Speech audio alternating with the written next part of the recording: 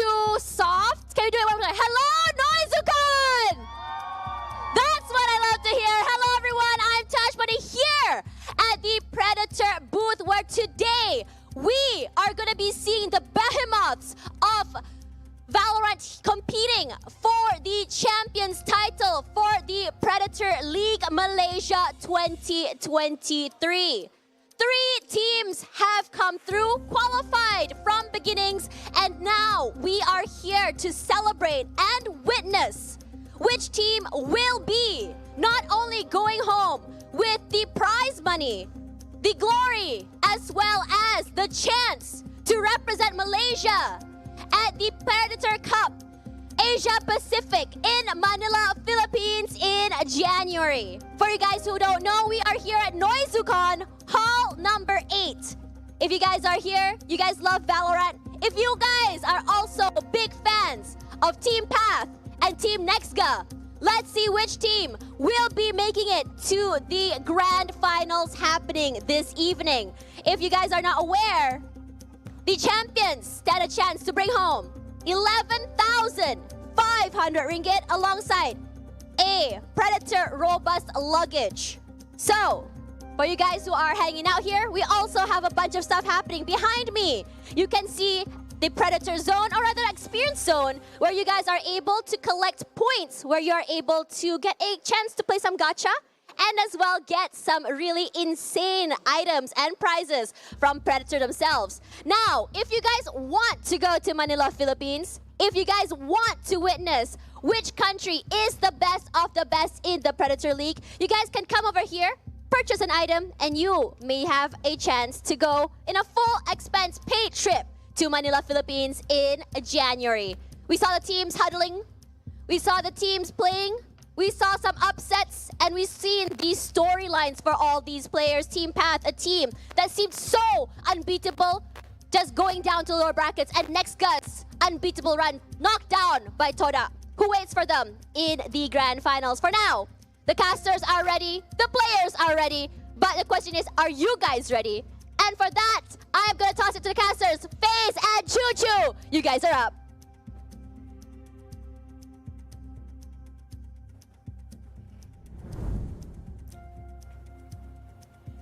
Thank you so much for a lovely host, Taj. It's always been fun watching you guys actually on ground, but we're here at home right now, but we actually been Noizu-con as well, yesterday and the day before. It's gonna be me, Chu, and FaZe. FaZe, how are you feeling for today? Feeling pretty good. I'm excited to see what these 3 teams can bring up here, because we know for a fact that NEXGA, Team Path, and Todak, they've been fighting it every single time to try to prove to Malaysia who is the better team, who is the best team out here. And I just cannot wait to see what they bring here today. It's gonna be a long day, best of 3 first game here for the finals. The grand finals are gonna have a best of 5, and well, you know, Sunset is available, so I'm excited to see if they bring out a little something for us. You know, it's gonna be a super long fun day, that's for sure, because we know for a fact it's gonna be one of the very first few major tournaments locally in Malaysia right now that actually use this latest patch. And not just that, after the VTT champions, right, we don't actually have any major tournaments or any broadcasted tournaments that features the nerf of Jet, the you know, the existence of Deadlock, including Sunset as well. There's so many reworks in between after the champions up till now. At the same time, you're going to play the latest patch, and this is going to be a bit of a sneak peek what's going to happen in the next major official tournaments of VALORANT as well. So I'm super excited to see what they have to offer for all 3 teams of Malaysia here today. And speaking of which, Malaysian team so far, from the birth of VALORANT and up until now, we don't really have is sort of a very solid team that kind of stick with the roster. So far, we have been swapping in and out, including like how Team Path, I mean, we have new roster on Team Path lineup. NEXGA, this is going to be up and rising team here competing today, but we do know for a fact NEXGA players pretty much a veteran themselves, so it's just a matter of fact having a new technicalities or new mechanics of the game, because they have been in FPS like yourself, FaZe, has been here almost forever. Yes, ma'am. Yeah, these teams, you know, as you mentioned, they have been going through a little bit of a roster shuffle. You know, for Team Path, they had 2-3 players leaving the team, and they have their replacements, but, you know, their replacements are pretty good. We will announce them later on. But Todak, I think they've been one of the teams where they've been pretty consistent with their team. But nonetheless, we're going to be moving on, guys, because we have a little bit of something special for you guys there on ground.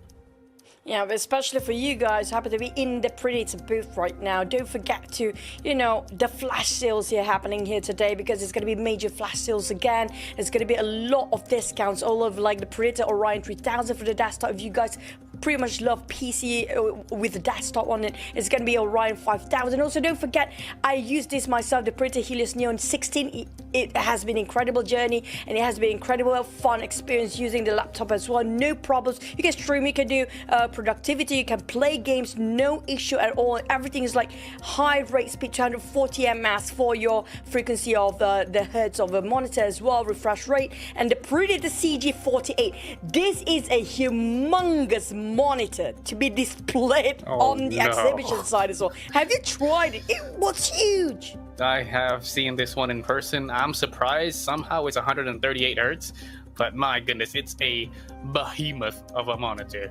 How big was it? 48 inch. I tried to play with the keyboard there. There's just too many things to watch. There's too many corners for you to check. I cannot play VALORANT on that. It's just too big. I get scared. I might get a heart attack. Imagine playing a scary game on that monitor. You'll pass away. I might actually punch the screen on that. But nonetheless, ladies and gents, this is the all-exclusive road trip tickets to the APAC Predator League Grand Finals in Manila, Philippines. So you just buy and win. You have a chance to win these or other smaller prizes, other things from Predator themselves. But if you get the chance to go here, that would be amazing. Not only do you support the Malaysian team, but you get a exclusive paid trip to Manila. Things are pretty cheap there. You can go on a shopping spree if you'd like. Yeah, it has been amazing. The food in Manila is just amazing. The people are very welcoming, very warming. Feels like home. When when I was in Manila, everybody's like greeting you like they're your mom and dad or your aunts and like your neighbors. Like you don't even know them, but they treat you like they known you forever. But speaking of this ticket as well, maybe you might as well treat it like your honeymoon. Why not? Take some vacation, take some days off. A lot of VALORANT players actually full-time office worker or something else that you've been doing, your real life jobs, and like including yourself, Ace. If I'm not mistaken, you do have a real life job, like day job as well. Yes, I do. So if I win these tickets, which will definitely be unlikely because I'm here and I'm not purchasing those things over there, but it's in Philippines. So if you do end up winning it, you can still plan your leaves, allocate your annual leaves, and maybe even some emergency leave, or MC for a week. At least this is for us. I mean, we might actually be sad that we're not actually on ground here today. We don't actually, but we've been the Predator booth yesterday, the day before. It's been 3 days of NEXGA. But also speaking of which, you guys at home, including us, hopefully we can actually partake in this as well. It's going to be the live stream giveaway, not just the ticket, the round ticket trip, which is going to be a major prize. For you guys that actually didn't make it for the major prizes, okay, we do have more than enough for the consolation prizes. The jersey, the new jersey is epic. I love the design, and I can assure you the quality when you're using the jersey is, you feel robust yourself. Even though you just a starter when it comes to playing any sort of games, including VALORANT, when you just put up the gears of Predator, you feel like, hey, I'm a pro, It's okay. Yeah, exactly. I mean, look at that jersey. It's looking pretty clean, and I've got one myself, but it's the older version, so we gotta do a little something too. Yeah, we need the new one. We need the new one, that's for sure. But you guys should definitely check it out, guys. But guys, for those who are at home, we do have some giveaway questions, a quiz, for you guys. You gotta make sure you like, share, and comment on the live stream and respond to these 3 questions below. What fan technology keeps the Predator Helios Neo 16 cool in intense battles? ? What is the display resolution of the Predator XB253Q gaming monitor? And where is the Predator League 2024 Malaysia Qualifiers being held? I mean, I don't know. That last question, hard, that's really tricky because I wonder where. Is this? Yeah, I don't know. It's like the Malaysia Qualifiers final being held. We have no clue where.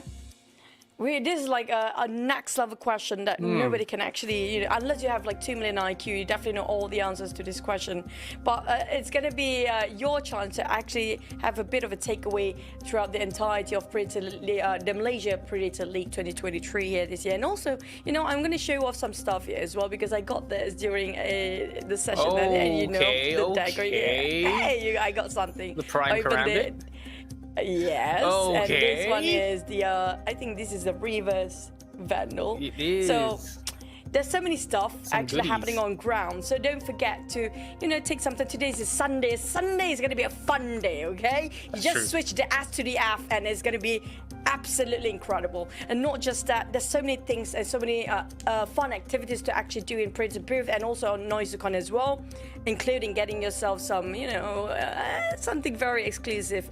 And I think you're pretty jealous right now. I guess you didn't get any of this too, right? I'm going to show it off. I didn't go to the proper booths, I guess. I went to the wrong booth, but nonetheless, guys, we're going to be here until 7 p.m. We've got a lot of time. It's still early days. It's still 11 a.m. in the morning here, so get ready now. Get packed. Head over to the KLCC Convention Center and, enjoy some Valorant games and get yourself some nice goodies here from the booths at NoiseCon. Yeah. And so far, we have been talking about prizes for the audiences, for the live stream audience, for the on-ground audience. What about the players? They need to win something as well, right? True. This is what they get here. First place, 11,500 ringgit worth of cash, worth of prize pool with the Predator robust luggage that Tash Bunny was talking about earlier. Second place, 6.9 thousand plus the Predator gaming chair, which I think is going to be a great addition to your setup. Third place with 4.6 plus the Predator Gallia 350. Fourth place, 3680 plus the Predator t-shirt and the cap. Oh, well, that's okay. Everyone else gets the Predator t-shirt and the cap.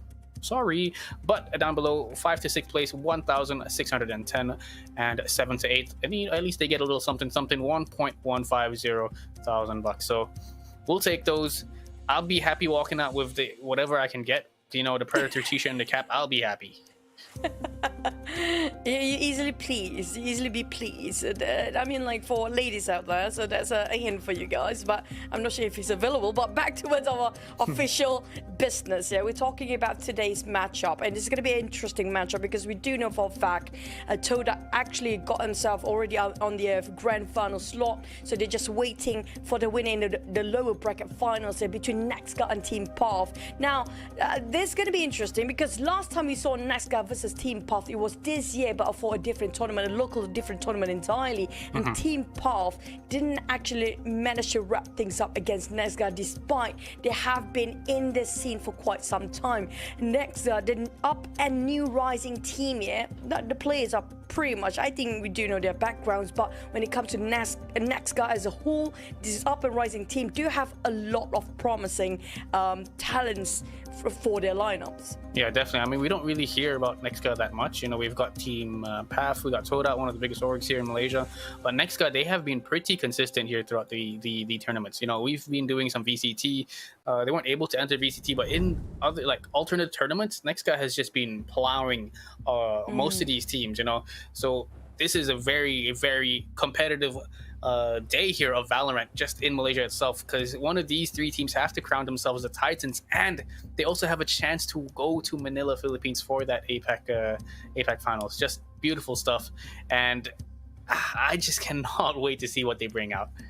I agree. And speaking of NEXGA lineup, yeah, I agree with the fact that we don't really have any sort of history regarding this team as well, but we do know some of the story behind it as well. And so far, I think the thing about the Malaysian teams, mostly, we're going to be frank about this, right? They have this sort of a trait. They love to swap and being flax around all the roles. It's so hard to predict what they're going to play in this new patch. It's not just that. We do have Sunset. We have not seen any tournament using Sunset by far. How they want to use, what kind of agent they're going to pull out from the cards, and how they want to place themselves across the humongous open space of site for Sunset is. I have a feeling we might actually be looking at veto later. A lot of players might actually taking Sunset out of the equation. But if Sunset is not the case here, then we do have the rework of Breeze. That is true. Let's have a look. We're going to be heading into the map vetoes right here, right now, ladies and gents. It's a best of 3 series, by the way. Oh. And the first 2 maps here, NEXGA instantly getting rid of Ascent. Team Path going to get rid of Split, and Team Path going for that Lotus map pick.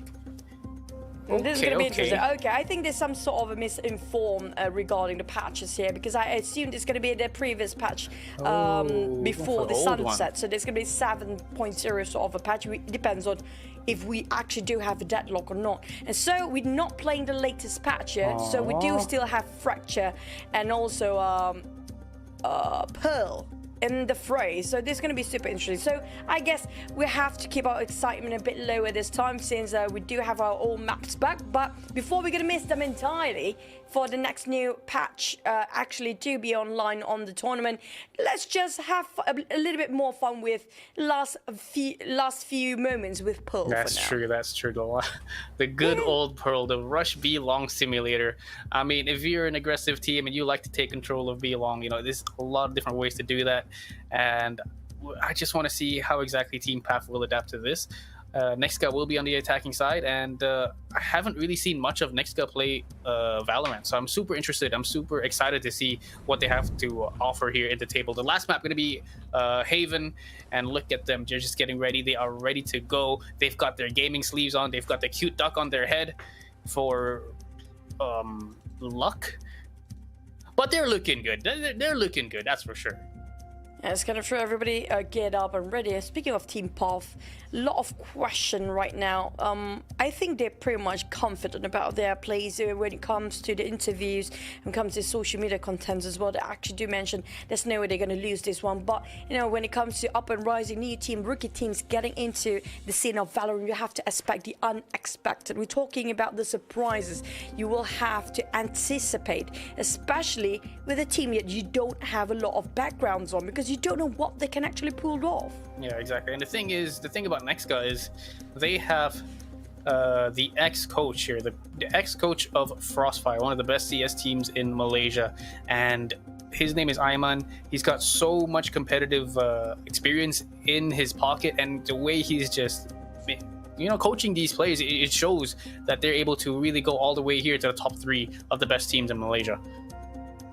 That's kind of true. I mean, a lot of coaches have been jumping up and down, and like a lot of teams have been swapping coaches. I feel like Ayman is pretty much in every team in Malaysia right now. Yeah.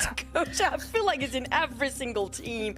But when it comes to Team Path, we can see they are very confident, they are very comfortable. But regarding NEXGA, they definitely have a lot to prove here. We're talking about so far when it comes to their lineup, we have Moses, or being called as Ribeye in this tournament, Simon Neo, we have Mojo, TJ, we have Haka, we have Kale, and so far the one actually having a bit of a fixed role here is going to be Ribeye with the duelist, and as well as Haka as a main controller. Now, surprisingly, if the NEXGA is actually an up and rising team, Path have been going in the path of their journey where they do flexing a lot. If you remember the split 1 of VCT, they've been trying to mix and match with their lineup, with their agents.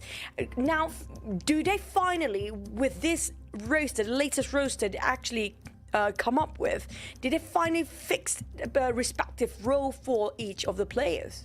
Yeah, that is the question. We're just gonna have to wait and find out, because they've added some great members. They lost even better members, but these 2 replacements you can see, which is going to be Zeke and Riza, it is just going to be phenomenal to watch. They do also have an additional member of Miko, so that's 3 different players from Team Path already. No. Miko, if I'm not mistaken, is actually Wrath. That's Wrath. Oh, who's Rexy? Yeah.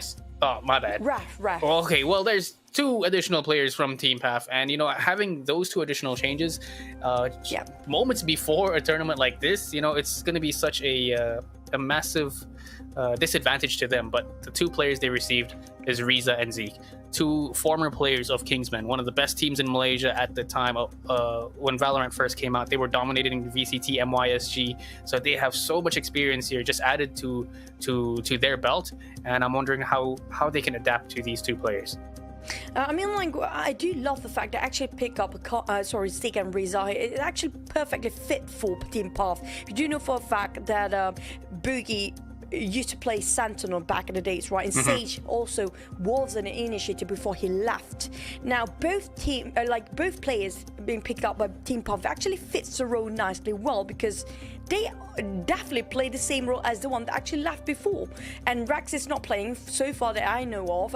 Rax actually being trained, still in the position of being trained, being benched out for now. Maybe he's a secret weapon that nobody knows for now. He's a, you know, the wild card that nobody can actually read out. But Miko is actually Wrath, so he it's just, you know, sometimes you feel like, you know, Wrath is not really that kind of name that I want to use anymore. Miko feels a bit cuter.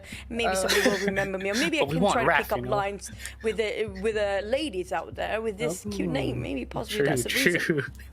If I'm not mistaken, I think Miko is the name of their team hamster or team cat. I'm not exactly sure which one it is, but you know, still alive there. I hope so too. I hope so too. You know, us gamers, you know, we're really not great at having pets. But yeah, that's going to be the first game. We saw the lineups, just beautiful stuff. It's going to be a great game. I think I just cannot wait, because Lotus is one of those maps where you can get aggressive towards Rubble. You know, you've got the Sky Flash, we've got the Raze, and it's one of those games you just have to always take control of Rubble. There's so much map control being held because you have the line of sight all the way down towards the site, towards stairs. Super important. And I think lurking as well for either one of these, either Zeke or I think it was Kale on the Killjoy for NEXGA, is going to be very important. Nonetheless, ladies and gents, we're going to be heading into the first game here of the lower bracket finals. I mean, this could be it right here. Best of 3 series, Team Path versus NEXGA. How will this go? They've got a Viper wall here for Kai. Okay, we don't normally see the Viper coming out, but Path actually have the double controllers being played. Yeah, but speaking of, you know, I was hoping for somebody to actually pick Fate so we can actually, but there's something that we do know for a fact, that if you have a Raze, you have to be extra careful. You talked about around the Rubble area is super crucial for the teams that are actually playing defender, and in this case NEXGA have to make sure they cannot even make a way into the side of Rubble, but they can actually force it out with the paint shells if they need to. And so far, NEXGA have been defending A, very solid, very nice, but the patience on the Team Path side is just incredible. Ooh, look at that wrap around already. Simon Neo does take down Reza, who's trying to lurk towards that Rubble position. They've got the man advantage. No, so actually it's equalized here. The trade did come out, and it's just a full-on 4 players here from NEXGA just trying to hold things off. Path, they're going to be able to find 2 here. Can they make this work? Look at Simon Neo just holding the smoke with ease, but Zeke is just ready and waiting. They actually make their way in towards that B side, and Toggle will finish things off here, catching off Kale. What a patient play, I think, from Team Path. They took Rubble control, and they just held it down. They waited for the aggression from Simon Neo. They played the numbers advantage and just made it work. I think that's a bit of I guess, a bit of an early greeting between themselves. A bit too early for the side of, I feel like NEXGA actually use all up their utilities straight off the bat. So that's kind of have nothing left on them when they, you know, Team Puff actually make an entry to a side of Rubble. Now, this time it feels like they're a bit more interested, might be committing to a side of C, but how they will hold their ground, because C is quite vacant. The only thing that they can have any sort of information over that value is going to be that one turret. That's it. No other things, nothing. But the Viper's coming up to a side of Waterfall, but I'm not sure if they can make it on time here. Yes, a full-on retake setup here towards C. And, well, they're going to be making their way in pretty much soon. It's going to be a free entry, free real estate. They should be able to get the plant down. And we're just going to see how much damage NEXGA can actually do. But look at this. Rotations. 3 players already hovering towards that C side. And Team Path, they kind of have this read. They're trying to pull the rotations from both of these 2 sites. And, well, it is just making things, well, work. Yeah, that feels like a bit of interception. The VALORANT inception kind of screen here. In a screen, you can see another screen. But back to a side of Team Path, I have to agree. They have been very patient. It just shows how experienced, well aware about not taking things too reckless or too fast. Take their time. They do have a lot of time, 30 seconds on the clock, but they already start to plan. They're going to go for post plan right now. But at the same time, they got no challenge getting into the side. Nobody's actually guarding B when they actually enter in. Yeah, that's a great pick there, coming in from Kai, being able to take down the lurker, trying to make his way towards that B door, but just did not work. Nonetheless, they do have one more flank coming in from the side of NEXGA, but can they win things out? Toggle has the Bulldog in his hands, going to be able to slowly close things out against that fight. And the rest of the team, you know, better guns versus an anti-eco. You're just able to kind of just sweep them off their feet with ease, keeping 4 members alive, keeping the, money very well built here for Team Path. Well, still, it was a 2-pistol round coming up from the side of NEXGA. Now, this is going to be the real round. Those 2 rounds early on that you watched just now is just warming up between those 2 teams. Now, this is where things get really dicey and really serious now. Everything is real here. Now, can they actually finally score 1 for the side of NEXGA? It's going to be detrimental if they cannot actually secure at least 1 round in the first 3 rounds early on. And it's going to be just dragging it all the way. So far, Path is going to be still a bonus one. Ooh, so much damage done on towards Kai, instantly falling back, leaving A main. Does not want to give away just the numbers to the enemy team, but they do have the Sky here. They've got Riza on that Sky. They're able to heal him back up with ease. Nades coming out, and it's just a full-on execution. Great paranoia. Just forces Kale to go back, and it's going to be a retake here for Team NEXGA, a 5v5 retake. And might going to be 1 flank on the side of Team Path. Going all the way to the speed, possibly. Yeah, look at that. They make it looking so easy. It's just flawless run for them. Not even breaking their sweat to actually go for the plant. Right now, trying to force out from the back line. Wow. It's Nexa approaching, but the guard coming up from the back. Oh my goodness. Zig is just so good at defending that spot. That is a Spectre from long to medium range, taking down 2-3 players. Just crazy mechanics there coming in from Zeke. Kale is able to take down 3, but, you know, with Kai still being alive, the fact that there's going to be an orb, the snake bites that he's got to worry about, yeah, he's instantly out of here. That is a bonus round win from Team Path. Such a strong presence towards spawn. They had a great positioning.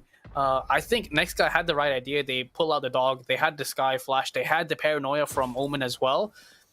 Getting those 2 players towards spawn, but somehow Zeke, with his teammate, was just able to mow them down. 3 players towards spawn. Incredible. The trait was incredible. It's just so crucial, Zeke, to actually just stand at the back line, just make sure he can guns everybody down. It was so big value on the side of Zeke just to hold those ground. But the problem is that I'm looking at NEXGA here.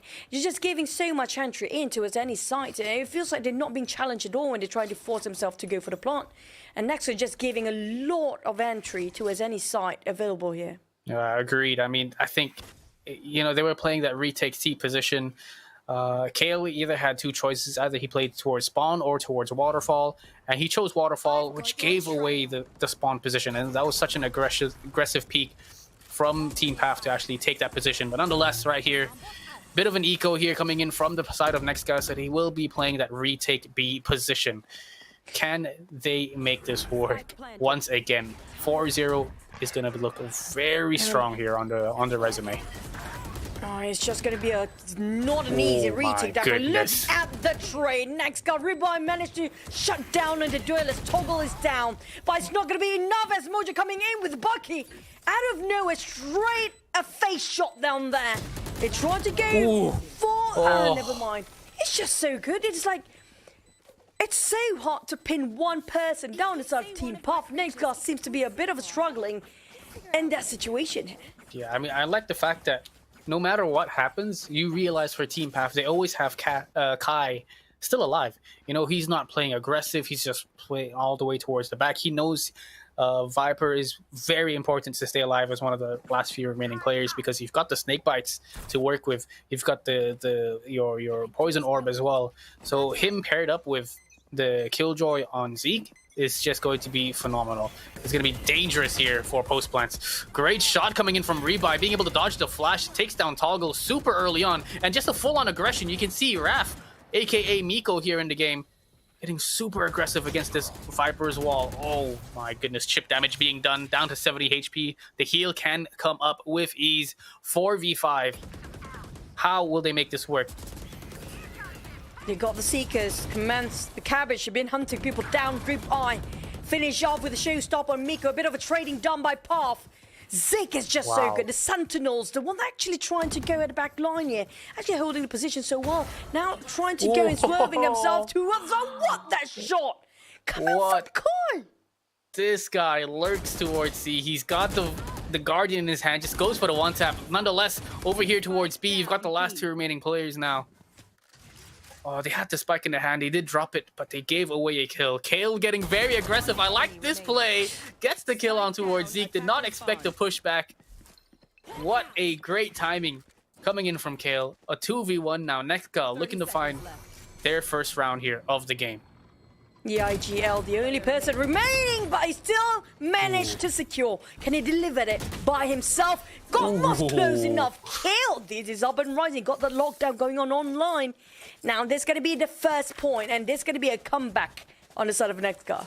Wow, what a round. That could have been anybody's round. A bit of a misplay from Team PAF to rotate towards that B site when, you know, Kai has already gotten that C site. He's already cleared it. I guess they wanted to get a takedown one of the rotators, but it just did not work out here in their favor. They did end up dropping down the spike. Kale was able to take down 2 towards B, and they were just able to win that 1v1. A very expensive round nonetheless here for Team NEXGA. They're going to have to rebuy 4 rifles.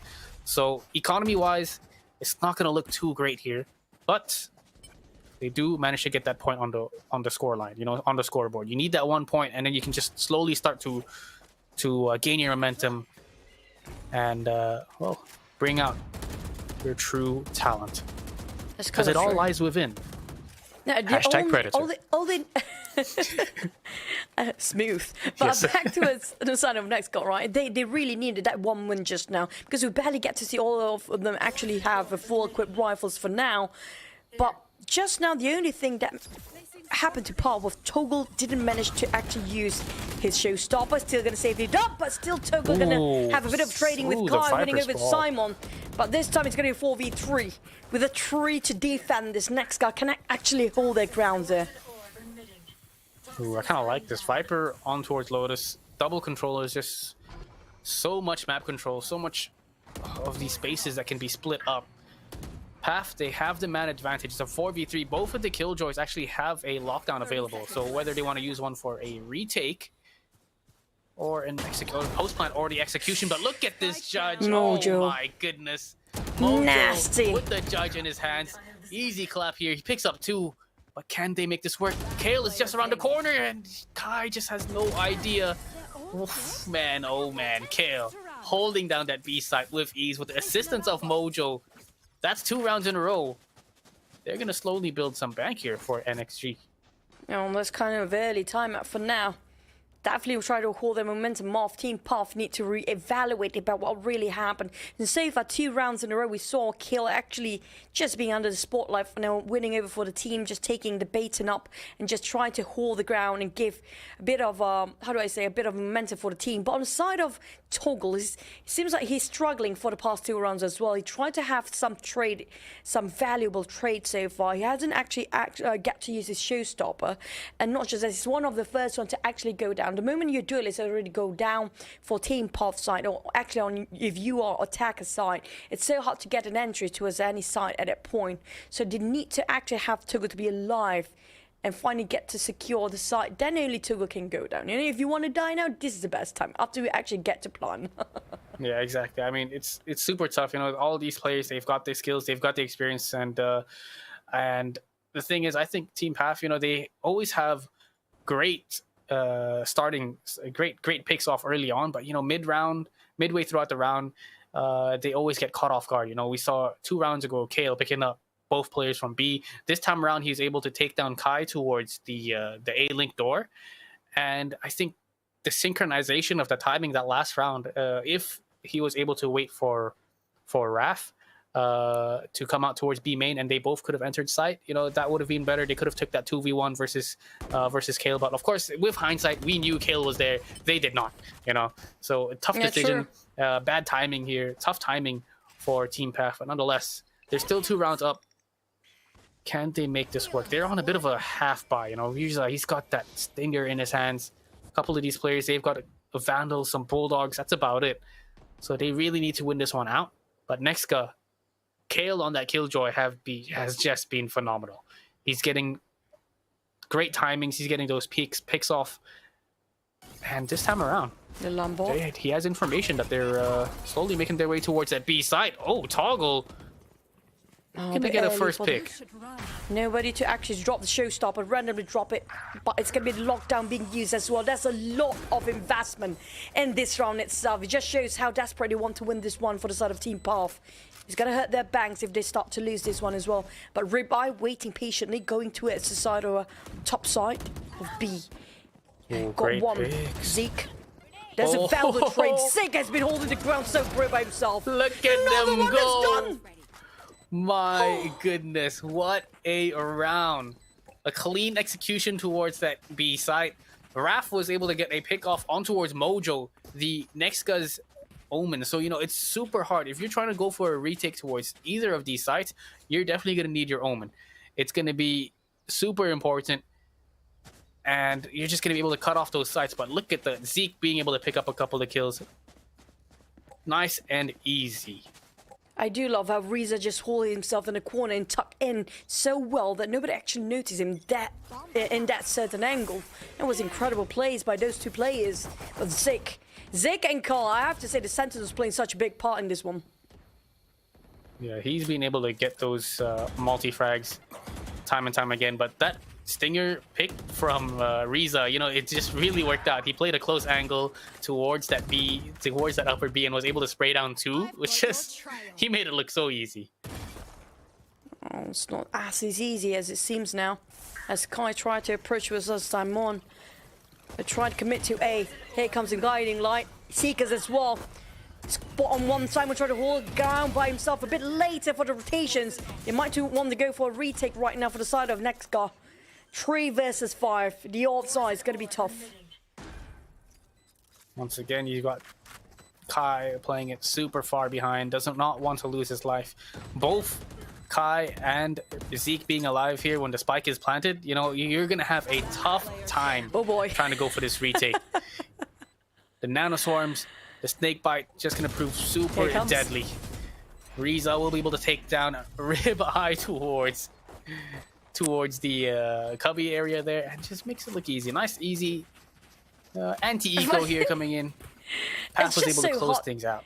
It's so hard to watch just now for Ribeye with that only Sheriff in his hands, and not just that, is being aggressively abused at back drop just now with those nanoswarm. Tried jumping himself and then go back down and then just finished off by the Vandal right in the face for the side of Team NEXGA just now. It's just difficult. They cannot afford to let an entry at all for Team Pop. The moment Team Pop managed to get an entry just now, it was just ridiculously hard for them to go for a retake. Definitely. And once again, slow and steady. Both these two teams, they should have the rifles out and about.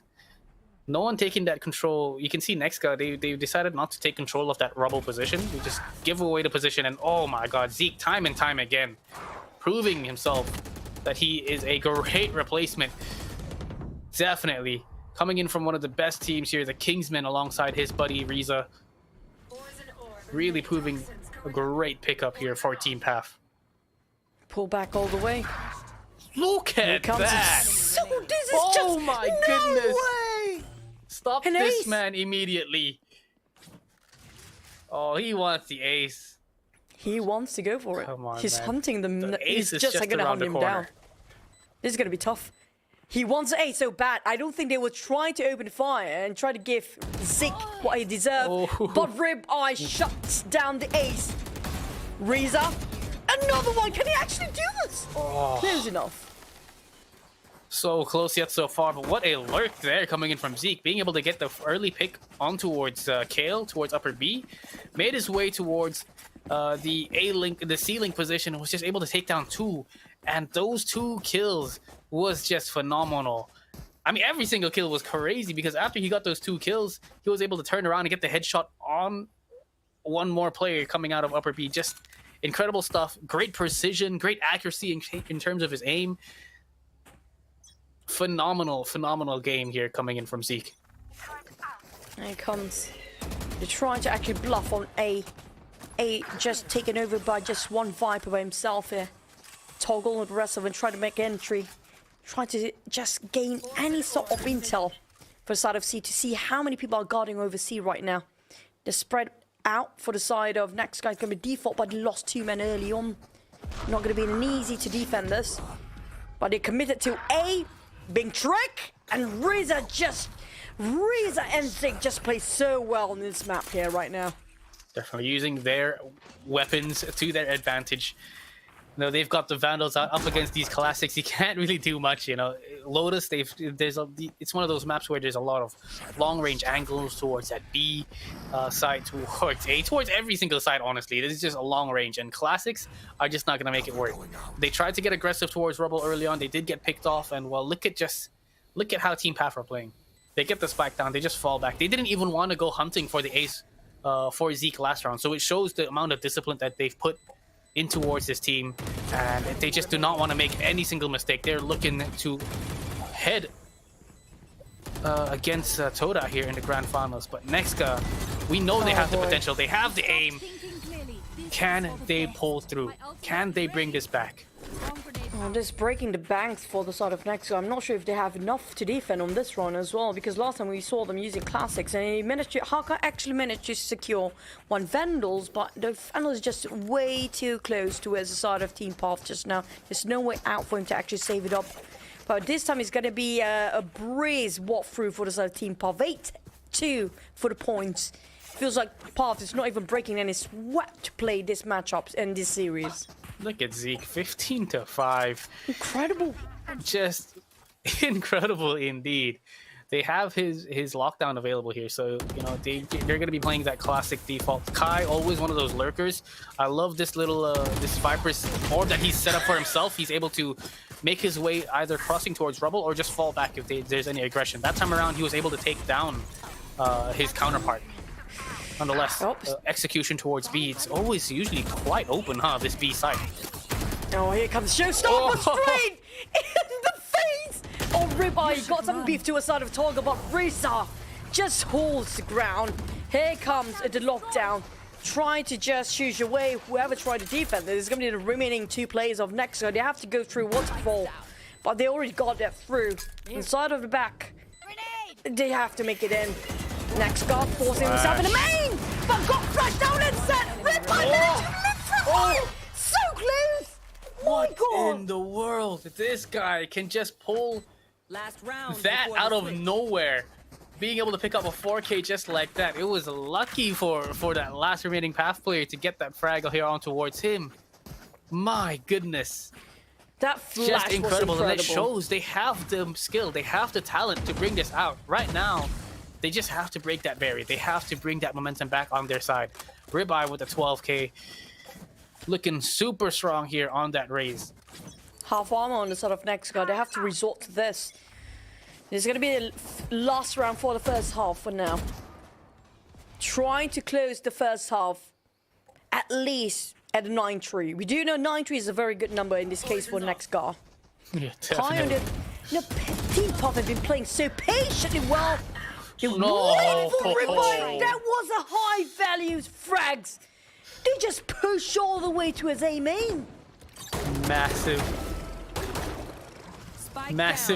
kills there coming in from Kai. Mojo is able to take down 1. Does he TP himself out of here? He's got the ult to work with, but he's in a very dangerous position. He's got so much information. You can see Team Path instantly just legging it, running it down towards that side. But do they expect him? Do they get the frag here on towards him? They do. They catch him off guard. Don't expect the second. A 4v2. Viper's Pit down. Haka has the Viper's Pit to work with himself, but can he find the initial pick to thin down the numbers? He's given away his position. Both these 2 players, they have given their exact location, so they know exactly how to work things out. Path gonna be able to spot down Kale, looking for those 2v1s. The trade does not come in just yet. Oh, so good. 1-tap from Kale. The lockdown is here. Here it comes. Even though there's no more Viper's Pit, that's gonna be the enemy's Viper's Pit. It's gonna be coming out from Team Path, but he doesn't have enough time. Clock's ticking. Time is not on his side. Wow. But valiant effort come out from the side of Kale, even though he managed to detain on 1, but It's still going to be a big win for side of Team Path. I don't know if you realize, but he put down the Viper's Pit. Yeah. Just moments before the Killjoy lockdown was to be able to detain him, to give him that line of sight towards Kale himself, and get the frag on towards him. I mean, that's talent. just incredible lengths of Valorant. That's just next level instinct. That's why they are the pros. They are very talented players. But I have a feeling NEXGA can go further than this. It's just they need to start to read out. Maybe they do prefer attackers, who knows, right, in this case.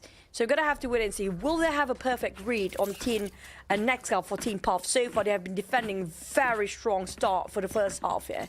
10-2 as a start in the second half.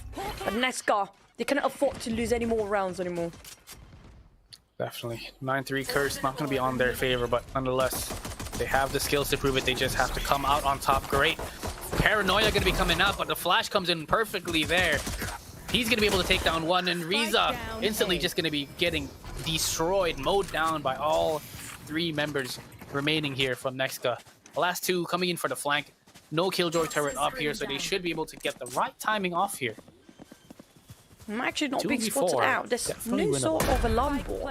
And the turret was a bit too far for them to be detected here, but they definitely secured well enough in case somebody coming out of staircase, drop taken by the side of Vipers. Zik discovered out. There's going to be high valuable intel coming up from side Team Path with that alarm board just now. They know exactly where these guys coming through. Alka spot them out. One more down. Staircase going up. It's been left with only Zik here to clutch this by himself. 4 versus 1. Can he do this? I don't think so. Oh my goodness. Does a bit of damage there on towards a few of their players, but just not getting able to close any of them out. Nonetheless, a great round from NEXGA, just keeping 5 players towards lobby, getting those two early frags, 3 actually, 3 kills early on towards that rubble position, and just took the numbers advantage to their side and just ran it down towards that A site. So great stuff. Very, very dangerous peaks coming in from Path early on, but nonetheless, NEXGA, if they can build up the momentum, if they can lose as little members as possible here and keep this momentum rolling, keep this game competitive, then might just have a game on our hands. They need to take advantage right now. Definitely. They are in the winning side here in the second half for now. They need to make sure there's no guns provided inside Team Path. They have to make sure they win this one. Kai hits quite a number of damage, soak it in the bullets of Mojo. It's not going to be easy. They try to hold their grounds, try to clear up, try to find any sort of valuable information. Well, they do have their lurker Vipers on the side of A, giving a bit of false information with those walls just now. Having 3 players getting over A on the side of Team Path is not great, not going to be enough. But only 1 Viper. Look at how Haka managed to do so much work. But unfortunately, that's a bit of a whiff in the very last minute. Yeah, definitely. That classic just proved too strong. That gun is free, by the way. They are going to be planning to hit this C site. They do spot out Kai. And there it is. They get the entry. They get the site for free. You know, Team Path, they should have been able to pick up that Bulldog here. So I'm not exactly sure what they can do. Maybe they can pull off just the all-together execution. Everyone run it down towards this site and see what they can do. But nonetheless, very, very passive. Nano Swarm, Paranoia going to be coming out. Great stuff here. Utilities coming in hot.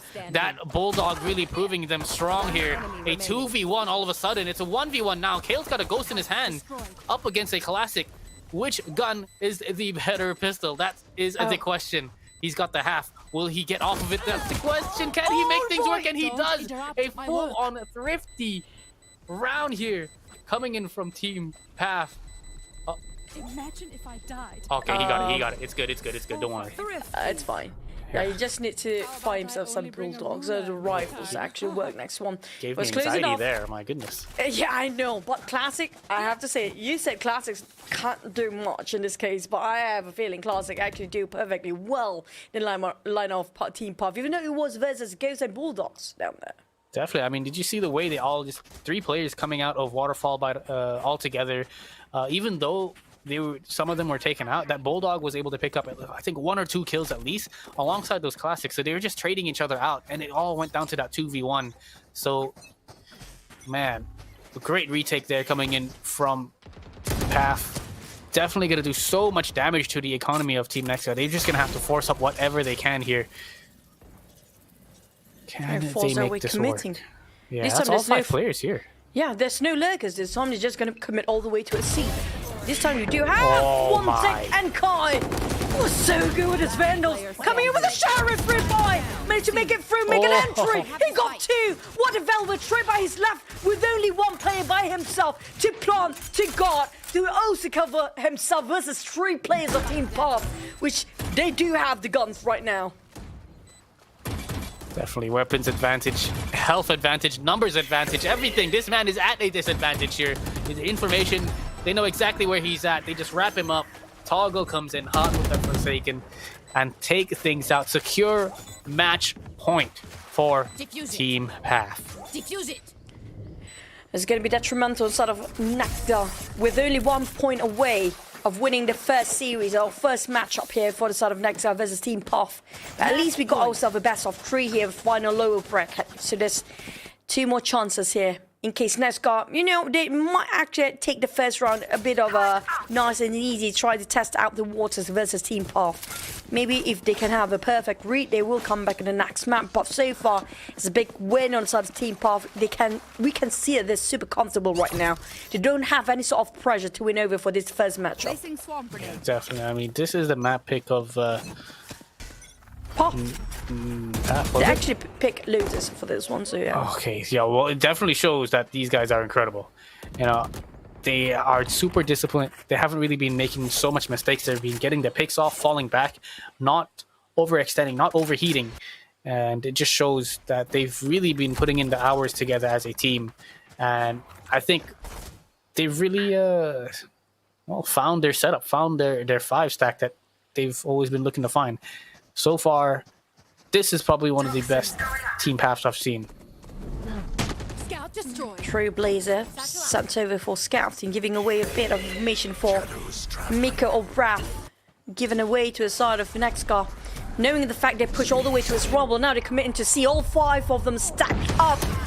But Kai, he tried to hold the ground through the snake bite just now. The poison actually chucked down a bit of HP to his play of NEXGA, managed to actually get into the site and plant it over. So with a 4v4 for now. Trying to place himself in a post-plant position, but Waterfall is overcrowded by only 1 player so far. It's going to be Zik holding this ground for himself, but the rest of them taking out the back line. Oh, Very man. patient players for Team Path. Definitely. 4 versus 4. Just going to wait for everyone to get to the position that they need before they start executing. And there it is. The flash is going to be coming out, checking every single corner. And look at this. A 1 versus 2. NEXGA. Mojo, he's all by himself. Doesn't really have much to deal with, but he's got the positioning. He's got the HP advantage, and he does get the 2 frags. That's Miko and Riza down and dusted. A quick 180 to just clutch things out, to keep them alive here in this series. Still breathing. They're not willing to go down without any final sight of Team NEXGA here. Closing off Mojo. Finally start to show up. Pulling off weight. It has been a lot of kill fight just now, but Mojo, when it's critical, he gives them a bit of a fresh air, a bit of a last few breather. Can they push all the way through? Mounting up the pressure, where they cannot afford to make any mistake at all for Team NEXGA. Definitely. I mean, you can never count out either of these teams because, you know, I myself have been down 12-2 and still managed to come back. You know, so 12-4 ain't too bad. NEXGA definitely have the skill to prove it, to show it, and to win things out. They've given away this A site for free here. So they have to just hold down this post plant. They got the Killjoy lockdown as well here. It is a bit easier for them to actually play retake on A instead of C. So that's why, I mean, like, we have to go heavily to a C just to avoid them from entry in. But there he plant himself. Ooh, what a nade. Locked down but the stairs. What a nade. A great pick as well there coming in from Zeke. Just super aware that someone could be close by. Not falling back at all. Riza has given away his position, but does he expect one to be behind the Viper screen? Not at all. Kai does manage to get that quick shot here. The one tap here. Oh my goodness. They're just slowly mowing things down. I think that's going to be all she wrote here. It's all Kale. That is all. That's going to be the first game here of the day of this series. Team Path taking the 13-4, ladies and gents. Wow. And look at the cheers coming from the side of Team Path. First win for them. Still going to be 2 more maps to go. And next one, going to head into none other than Pearl, which is going to be NEXGA team's choice of map. But so far, Team Path, that's to be expected. They do prefer Lotus and they played it well. I love the fact that Team Path, despite they are more veteran and scene itself, they taking such high discipline plays in there. We saw how patient they were when they're playing as attackers, not rushing recklessly and taking their own sweet time, waiting for a NEXGA to take the bait and start to push aggressively into their trap. It was well done and well played, especially Zeke. That was incredible Killjoy. We do know for a fact that Zeke is very comfortable playing with Killjoy. The way he plays just now, the way he actually lurks around, the timing and the instincts coming up from these players. Lineup Team Path right now, I have a feeling this might yet be the strongest lineup by far. Yeah, definitely one of the strongest variations here of the team. You can see they're looking pretty happy here together. You can see Megat here on the screen themselves with the ducky on his head, supporting the boys out there with the rest of the squad here from Team Path. I'm sure the venue is super fun. And look at this, they've got Kai on the little plate there. The fans are out. I love it. Great atmosphere, great community here coming out hot. And well, I have to say that was a very, very strong start to the day here for Team Path. I think Todak might have to be a little, shivering a little bit, quivering, waiting for them in the grand finals. Yeah, but I don't think they can actually assume there's going to be the previous path with a different lineup back to this or different players. But this feels like having a very good chemistry, even though we have recently just added in, for Team Path, just added in 2 more players recently. But it's just, they play so well together. It feels like they perfectly match up the missing puzzle between themselves. But for Zik and also Kai, it's just incredibly well how they just control the entire map, lurk around. I love the fact they're playing tag here for Team Path. Maybe this time you're going to go for lurk. And maybe next time it's going to be, the sky is going to lurk. It depends on who's available for lurking during that time. It's not, we have like one particular player to actually fix role as a lurker.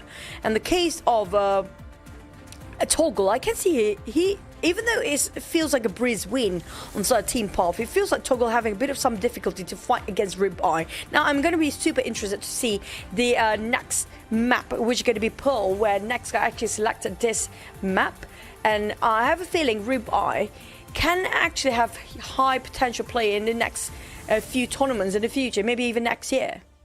Yeah, definitely. I mean, Ribeye was just insane. Mojo's got that skill as well. But in the end, I think this first map, Lotus was, Path was just a better team. We're going to be heading in towards NEXGA's map pick, Pearl. So it's going to be so much more interesting to see what they can actually bring out, what they've got set up here for this next map, and, to see if they can actually bring this thing back. It's a best of 3. It's a marathon and not a race. So you don't want to tire yourself out here on the first game, getting all those frags. So we'll see whether or not NEXGA, they were just cooking a little something. The stove is just warming up, and now they're able to cook up some Pearl. That's for sure.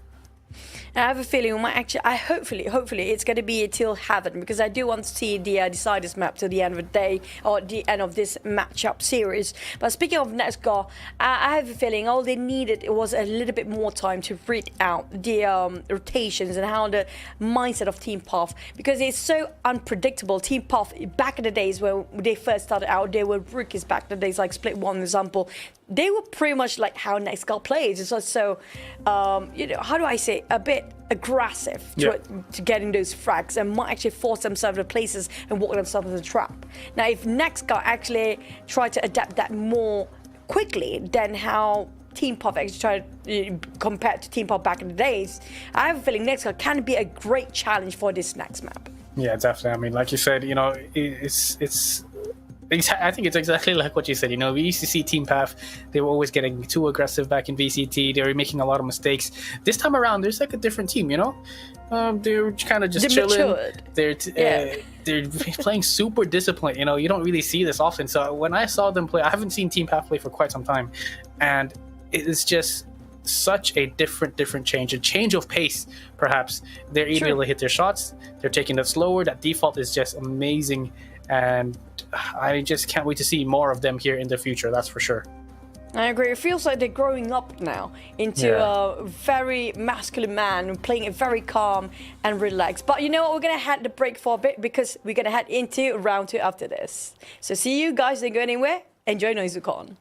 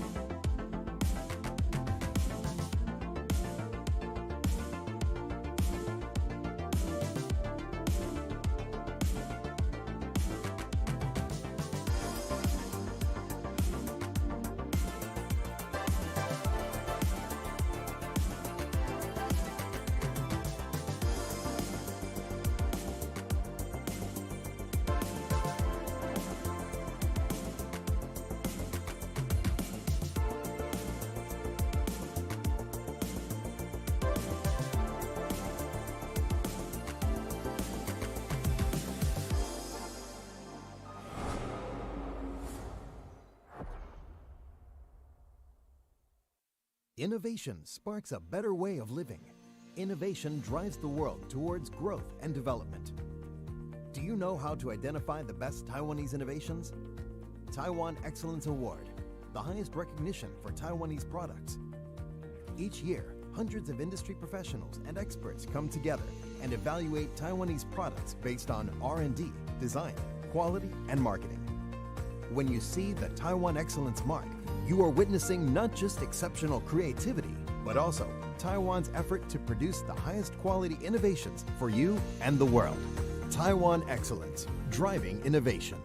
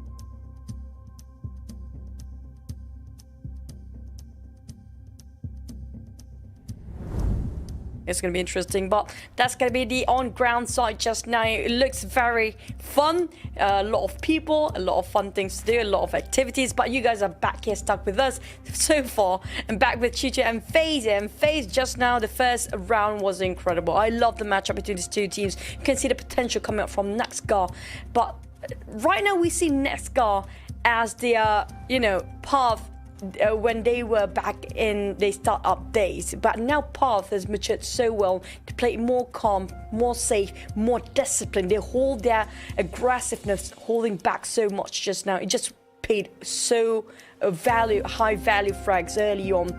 I love this version of Team Path at the very moment. Yeah, definitely. I agree as well. I mean, they have been super disciplined, and they're all grown up now. And I love the way they're playing. It's a bit more some international stands. Playing default across the map, and they're just able to get an early on pick, and they just decide from there whether or not. If Kai gets a pick off early on towards that A site or that C site, then they start to just turn things around, make the decisions midway throughout the round, and just make it look super easy. So very disciplined here. NEXGA, they just kept getting a little bit too aggressive towards that A rubble on Lotus, and just kept getting picked off. And if it was not one member, it was maybe 2, 3 even. Just massive amounts of bodies being given away, being thrown towards that A site, and it just did not look great at all. It was very tough for NEXGA to come in for those retakes or to just win out in terms of these numbers advantage. Nonetheless, we will be heading in towards Pearl. Yep. One of the maps that we did not expect to come out. One of the older maps, older patches. So this is probably going to be the last time we see some Pearl action. Hey, I'll be surprised we actually do have Icebox. Now that's ancient, okay? That's gonna be the real old definition. But yeah, I kind of miss Icebox for now. But we're gonna head into Pearl before it starts to disappear. So we get to see a few glimpses of Pearl in this matchup here. When it comes to map selection, if I'm not mistaken, it's gonna be the selection of NEXGA. Correct me if I'm wrong, sorry for that as well. But speaking of which, so far we saw a lot of highlights coming up from the side of Zik, especially. He's just such a high value player that been picked up recently by Team Path. It just shows how well they gel all together like a well-oiled machine, and you just complement each other. We're talking about Zik, and as well as just now, if I'm not mistaken, it was also Reza, right? Reza and Zik both being picked up recently, but the communication, it doesn't feel like they just add into the lineup of Team Path. It feels like they've been playing together for such a long time. Yeah, agreed. I mean, we just saw that the way they were able to I feel like looking at the way they played, they were so smooth, they were so flawless in terms of their decision making.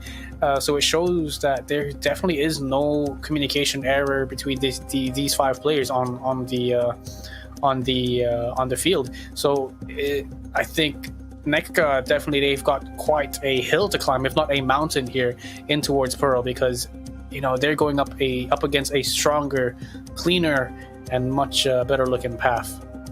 And not just that, we do know for facts, I don't really know what's the most efficient tactical strategy for now for each of the teams, right? We do know there's so many plays out there, like if you want to play double initiative, if you want to play double control, is always one of the most famous, especially in Pearl. Now, Harbor, I think, is going to be one of the agents who will be most favorite picks out there because of how well the dome is and how he can just wall up to go into, especially in B side. It's so easy. It's a straight line, not just that Gakko wingman is a perfect agents as well. Once you got those walls up, all you need to do is just put out a wingman and that's it. But the problem is, how do NEXGA respond with such mounting pressure now behind their back since they lost the first matchup or first round just now? So they need to come back to go into Haven, in which I think they're pretty much more confident in the OG map like Haven, because like especially Ribeye, we do know he got himself some highlights just now. He definitely prefers to play Euro in Haven, so I want to see if they can actually make through to the final the third match later on, but they need to win this one first. Yeah, definitely. It's going to be a tough hill to climb. And in terms of agent comps, it's definitely difficult to tell what these teams are looking at, because, they could have the double controllers, they could have the double duelists. Harbor is one of my favorite picks, but if you want, you can go for the Viper Astra. There's just so many different kind of compositions you can go for as a team. This is the agent lineups here down below. This time around, we've got Kai going to be playing on the Sky himself. Simon going to be picking up that KO here for NEXGA. Not a bad pick at all. You know, KO. Oh, interesting. Ooh. Okay, I do want to. Then Jet? Are they playing double duelists then? Because Toggle might actually go for even a raise if he wants to, but he's actually going to go for the Phoenix. Great. I think they're gonna have a lot of walls for this one. Instead of going for double control for Team Path, they're going to go with the duelist wall for the side of Phoenix. But NEXGA actually responded. It's not any at all sort of a mirror lineup. Is very different compared to each team's agents at the very moment. Yeah, I think you can see towards the left side, you've got a bit of a Paper Rex esque lineup here in terms of agent comps. You know, Miko, if he would go towards Astra, it's going to be a full on Paper Rex lineup, because we saw Jing playing on Phoenix, we saw something playing on the Jet, so just a full-on beautiful setup. Yeah, I guess they're gonna take one from the books here for Paper Rex, and towards the right side, NEXGA, the classic KO, some good old Jet, Fade, oh boy, Astra, and the Kayla as well coming on that Killjoy, so not too shabby. Double initiators here for NEXGA, double duelists for Team Path. Well, they're going to play what they feel like it's best for the team right now. It feels like they have some sort of a game strategy already lined up for the side of NEXGA with the final close-up ages. It's going to be Fate by Mojo. But I do want to see how they can actually fare well here, because it feels like a very aggressive lineup coming off on Team Puff. Paper Rex is sort of a feeling, yes. And it just shows they want to go really aggressive with that double duelist lineup. Not just that. Look at the flashes coming out from the side of Team Puff. That's going to be dangerous. Very dangerous. They can entry in easily. They can just defend if they want to. Entry in, you'll be blinded for life. Yeah, exactly. Non-stop by those flashes. Super tough. I mean, you're definitely gonna have to make use of the KO that you have on Simon. You know, that suppress is gonna be doing tons of information work, but also a lot of damage here to in terms of the suppression for on towards Team Path. But nonetheless, we'll see how this goes. These guys, they've got the talent to work with. I want to see that Astra make some plays here. You know, we see a lot of these rounds usually when it comes to that B long area, or when the spike is down planted, you've got just a full-on post plant, super passive. If anyone tries to go for the defuse, the gravity well would come out, the nanoswarms would come in as well. So it's going to be super tough for these teams to try come in for that retake, but I'm sure they can definitely make things work. I'm excited to see what Team Path has to offer. You know, they're bringing out the Paper Rex Asian comp, got the Phoenix, got the Jet. I want to see how well they work as a team. But nonetheless, NEXGA, it is down to them to really just bring things back. They got to dig themselves out of this grave. I have to agree with you regarding a lot of responsibility here for NEXGA, especially Simon, to play with that KO, to have to suppress, just to get some information. Not just that, making sure they will, with that 0 point suppression as well, to just make sure they cannot enter in as fast as they can. This suppression is just so crucial on the side of NEXGA. The only thing that can actually stop Team Path from aggressively pushing in all the way through the side. Definitely. Team Path going to be starting things off here on the defensive side. NEXGA, a great suppression there from Simon Neo, picking 3 members. That's all the flashes here from the side of Team Path towards that A site. Some shots being shot towards his B lane. Can they hold things off? It's just a full-on rush. Zeke is going to have a lot here on his plate. He's got the assistance here from Miko towards the back of B Hall there. They're going to be able to pick down 2 for 1 trade. Looking for the 3rd. Ghost in his hand with Simon Neo will close things out. Turn it into a 3 versus 3. Ariza slowly approaching. Hit the plant coming up from the spike here. Haka. Simon down to only 40% of HP left. Toggle's trying to find a little round. The players found him one. Tuck into the corner, but that one shot. Such a value, Toggle. My goodness. We can see he's very comfortable with the Phoenix here. Definitely he loves to play this agent. Yeah, I mean, Phoenix, one of those agents where it's super basic. You flash for yourself, you heal yourself, you Viper, it's not Viper, you wall them off. It is just very independent agent. And he just makes it look so easy. And if there's nothing else you can do, just aim. Just use your aim. So Toggle definitely has that on lockdown here. Decent effort here coming in from Team NEXGA. They were able to get the spike down, so, you know, a little bit of extra cash here in their bank. But they decided to just bring 2 sheriffs out here in this anti-eco. Feels like a rinse and repeat come out from Simon again. Try to suppress whoever tried to stand himself an A. Got himself some valuable information. Detected quite a number, but this time they're not rushing go to its B. That's a lot of damage. Just by picking out, just to check things out, you got punished instantly. Yeah, super dangerous peek there from Kale. Especially since he's down to just a pistol. Very, very slow play here coming in from NEXGA. They're trying to pull the rotations from that A site. They have to take down this alarm bot here, that's for sure. Spot that one out. Trying to take dominance over mid, but look how the push come up from that team path. The one that actually coming up from back line is B main, pushing all the way towards the spawn.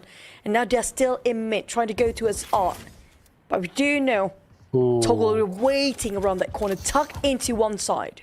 That's a great flash from Team Path Sky towards that B link position. Nobody's blinded, no information at all. So that means they're most likely heading towards A. So Team Path have the ability to just push on, push out the flank towards this A site. Already wrapped up in their hands, in the little pocket here of Art. Everyone just getting shut down. My goodness. He got blazed up the wall and then he just easily abused it and trying to confuse NEXGA players. They were not aware that it's just tucked into one corner at the end of the blaze wall. It's What just a so rotation. good. Great rotation early on. Those 2 members from B-Long pushing up were just able to get so much information. The flash as well towards B-Link. They knew B-Short was clear. They had B-Lobby.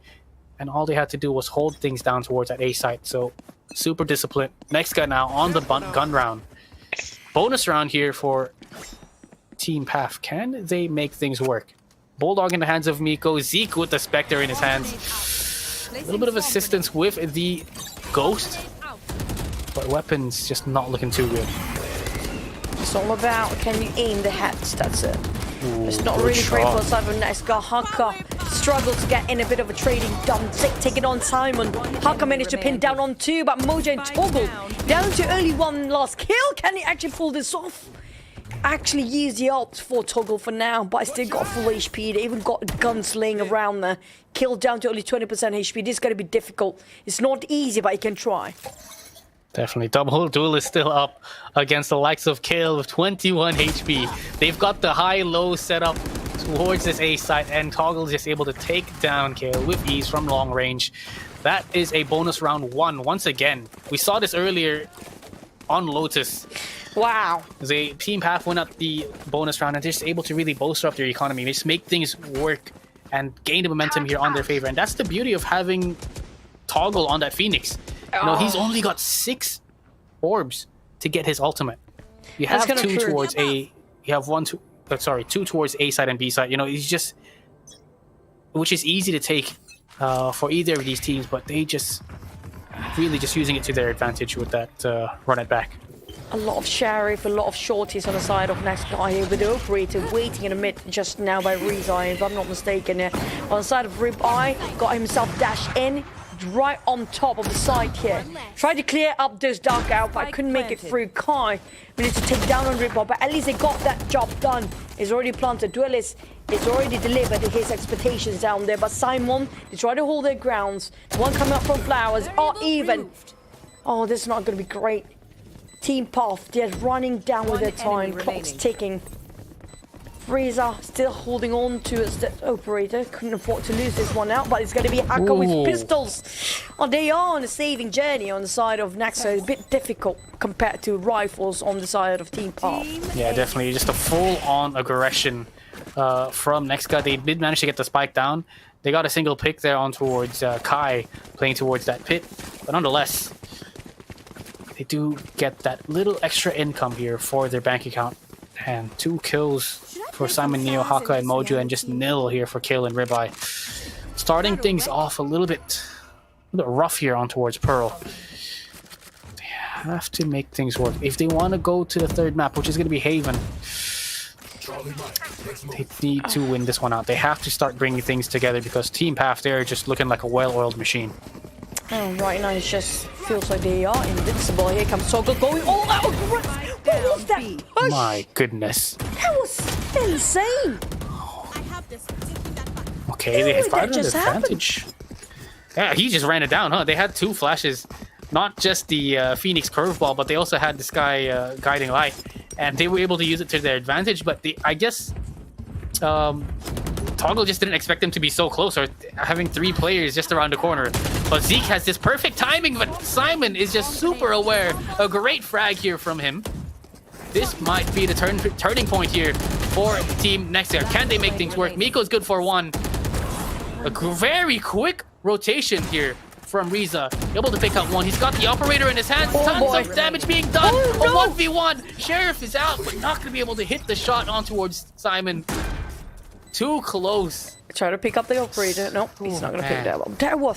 That was a very expensive from Kanya on side of Team Path. They will use a couple of ultis, including running back, lost themselves the operator, and they did not expect it. But I love the fact that NEXGA start to read out how the plays of Path for now. They know for a fact there's going to be some lurkers beyond. There's going to be 2 flankers trying to push all the way from B, so they are aware of that. And they're prepared for that as well. Definitely. Simon, I think he was able to pick up some great 6. You know, getting that lurk kill on towards Zeke was just phenomenal. I'm not sure whether or not Zeke made a lot of noise in terms of footsteps, but if he didn't, man, that super aware and very, very deadly. Flash is now being expanded towards this A lobby. He's got the information. There's at least 2-3 players here. Oh, with the fade as well. This is it. A full-on execution. They're going in hot here for NEXGA. Coming in with the Prowler just to track down whoever actually in the site. Try to clear the corners up. Ribeye, worry about the picks, but Cosmic Divine making it so difficult for them to actually see who's actually in dugout. Spot it out, Toggle, knock him down, finish him off. It's going to be Kai trading a bet. He got so much out of trade there. It's down to only 1 more player. NEXGA. My God, Zeke. Wow. Hello.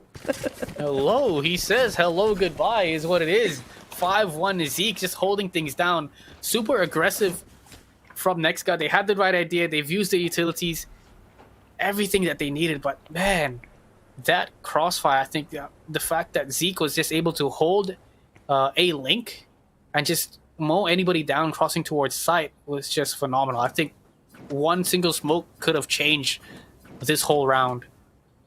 And they just did not have that, unfortunately. Yeah, that's kind of true. Sort of NEXGA is a bit risky with the lineup of team. This is Team Path playing as defenders. We're talking about their lineup will be well more aggressive if they are attackers. Here with those flashes going on with the double duelists on the side. And NEXGA, unfortunately, they have only 1 Astra to hold the grounds, but at least Astra's cloud smoke, I mean the nebula smoke actually lasts longer than the rest of the other smokes. So right now, I'm not sure if we do have the jet smoke being nerfed or not in this patch. Yeah. Because if we're playing the latest patch, it's going to be only cut into half time of that smoke that's going to be available. I think this is the latest patch, but we're playing the older maps because we see that Jet has a single updraft. Oh yeah, that's true. Yeah, that's true. That's what I was trying to figure out as well during the first few rounds. Yeah. I don't think we had a Jet last game, didn't we?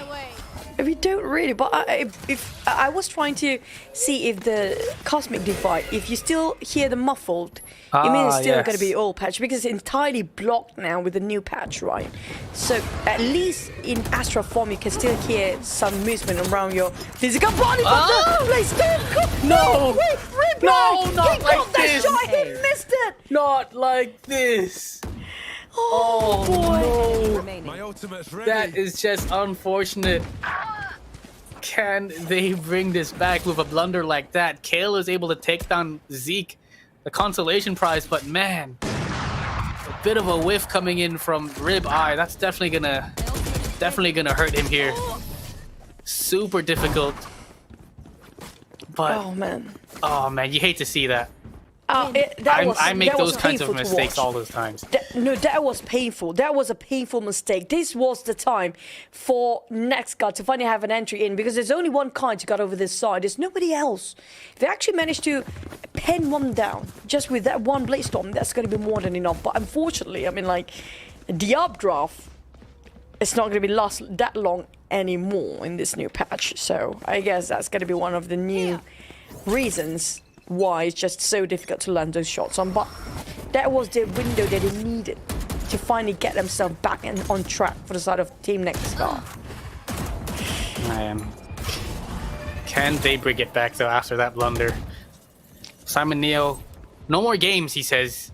He's going in hot. Gets the first pick. Oh, a second as well. He is just so aware. I love this by Simon.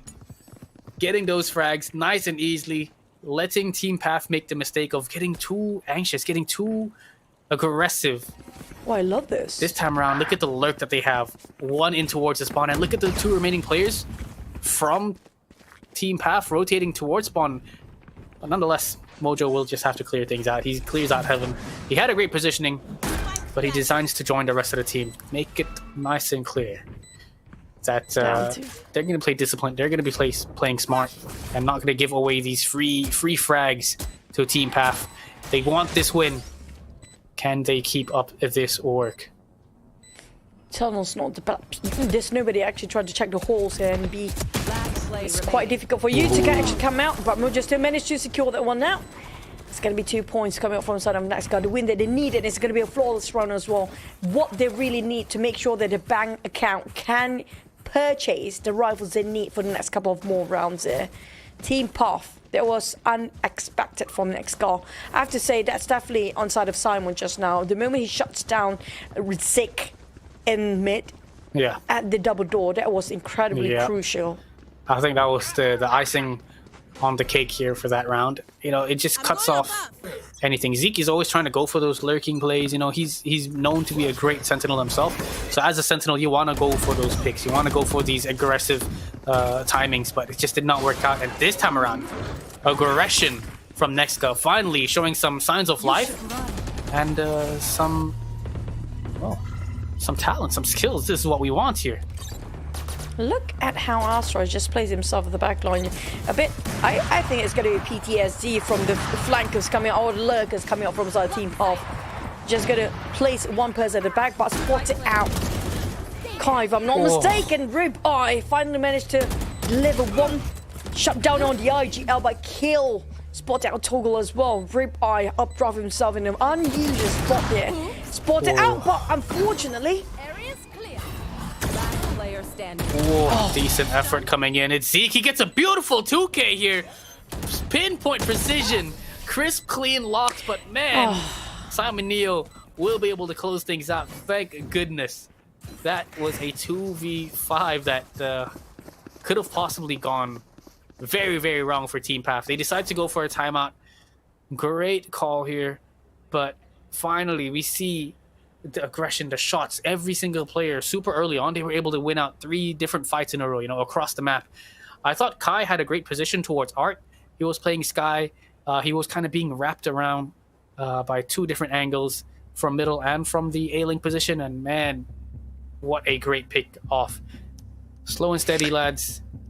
NEXGA just has to keep this ball rolling. I love how NEXGA tried to play it like a chess piece here. On the side of NEXGA, they just try to isolate one by one the players of Team Path, try to pick it off from the sidelines down there.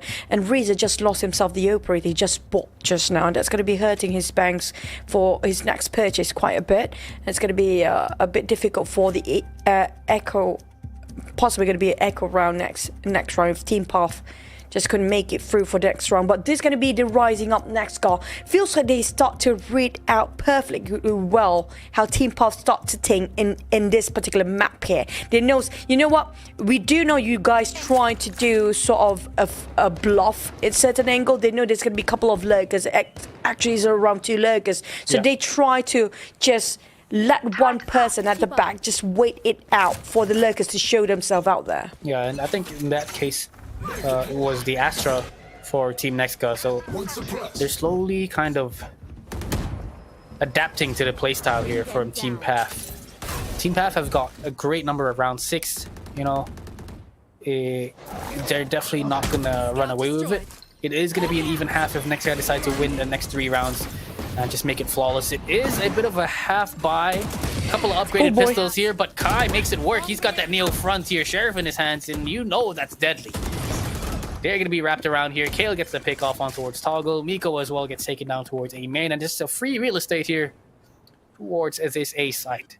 Spike should go down, and ooh, Riza actually has the Blade Storm up. Spike planted. Some of them make actually... some plays, get some damage done to the economy of NEXGA, 2v3. And they're saving up for this round too. They're actually half buying themselves, some of the players, some of them actually using Sheriffs only. If Riza not buying anything, using his Blade Storm, but it's just too close. Kill is just around the corner. And this is the momentum they've been needed for a long time for NEXGA, and that pause just now did not break that momentum at all. Yeah, definitely. Great stuff here coming in from NEXGA. Able to get aggressive, able to get these picks off, and they just slowly reading them, kind of making it look easy here. Nonetheless, they have the operator here on the hands of Riza on that jet. He's going to be playing towards that B long control. He wants to get that first early pick, but if you realize NEXGA, they don't exactly just run it down every single time. They kind of take control of this mid position.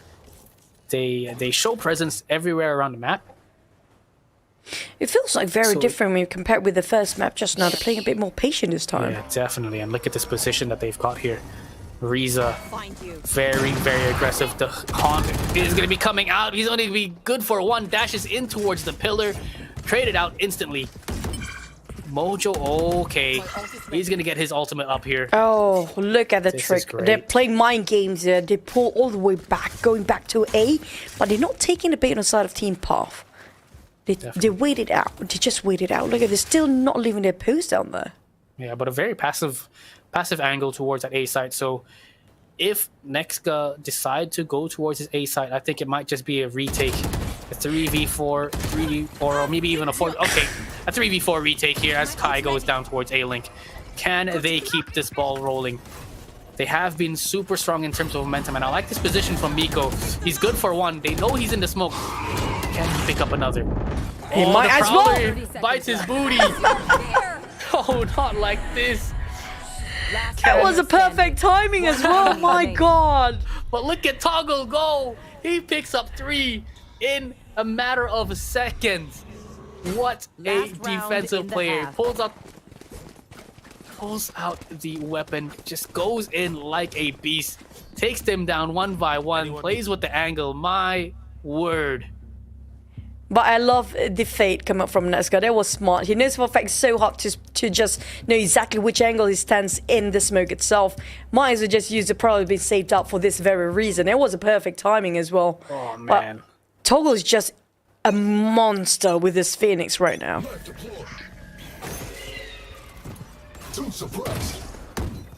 Rinse and repeat. Rinse and repeat. It's always going to be the same spot here for NEXGA. Okay, you're just going to toss that blade at the very exact angle. Definitely, it's either that A main position, A main push, or it's towards that art position. But look at this setup that they've got from Team Path. They decided to keep 4 players from Team Path towards this A site, 2 towards art, 2 towards his A site position. They've got Zeke all by himself towards B, and they kind of have read that they like to spread out, they like to play default, but in the end, most of these rounds, NEXGA will most likely end up hitting towards that A site, and I like this decision from Team NEXGA. They're going to decide to hit this B site nonetheless, and Zeke is going to have a lot of players, a lot on his plate, that's for sure. Astral ult does come out.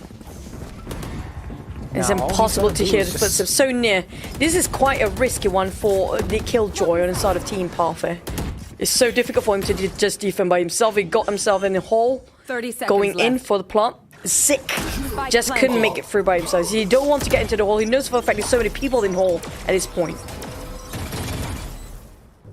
All by himself. He's just got to wait for his team now. They've got a flank. Riza is coming up right behind towards B long. Simon Neo, he's got a very aggressive angle. Unfortunately, he does not have any flash to work with, and look at Toggle go from the heavens, puts up the run it back, just runs it down, drops, and well, they just make it look so easy. The defuse is on, but he does get, they do manage to get the gravity well out. This is just insanely difficult here for NEXGA to hold things off. The Cosmic Divide was up, they can't hear anything, and well, in the end, they shut things down 8-4. It's not just that. The Cosmic Divide opens up so much entry to his side of B, that's one thing. The running back not being punished at all. He even got 3 frags using that running back and still not finished using it by the end of it. And he managed to just toss one more molly from anybody to cross over the Cosmic Divide in the very last minute. It's almost impossible for NEXGA to do anything about that. Yeah, especially since you can't hear the spike being defused or how many players are just around the corner. True. It's so difficult to work with. You almost definitely need to always have someone coming in from B link, you know, coming in for the flank. But man, that was such a brilliant retake and a tough hold there for NEXGA. But 8-4 is not a bad scoreline. True. They can definitely still bring things back. I love, look at how aggressive they're pushing B Mania, going all the way to his lobby of B.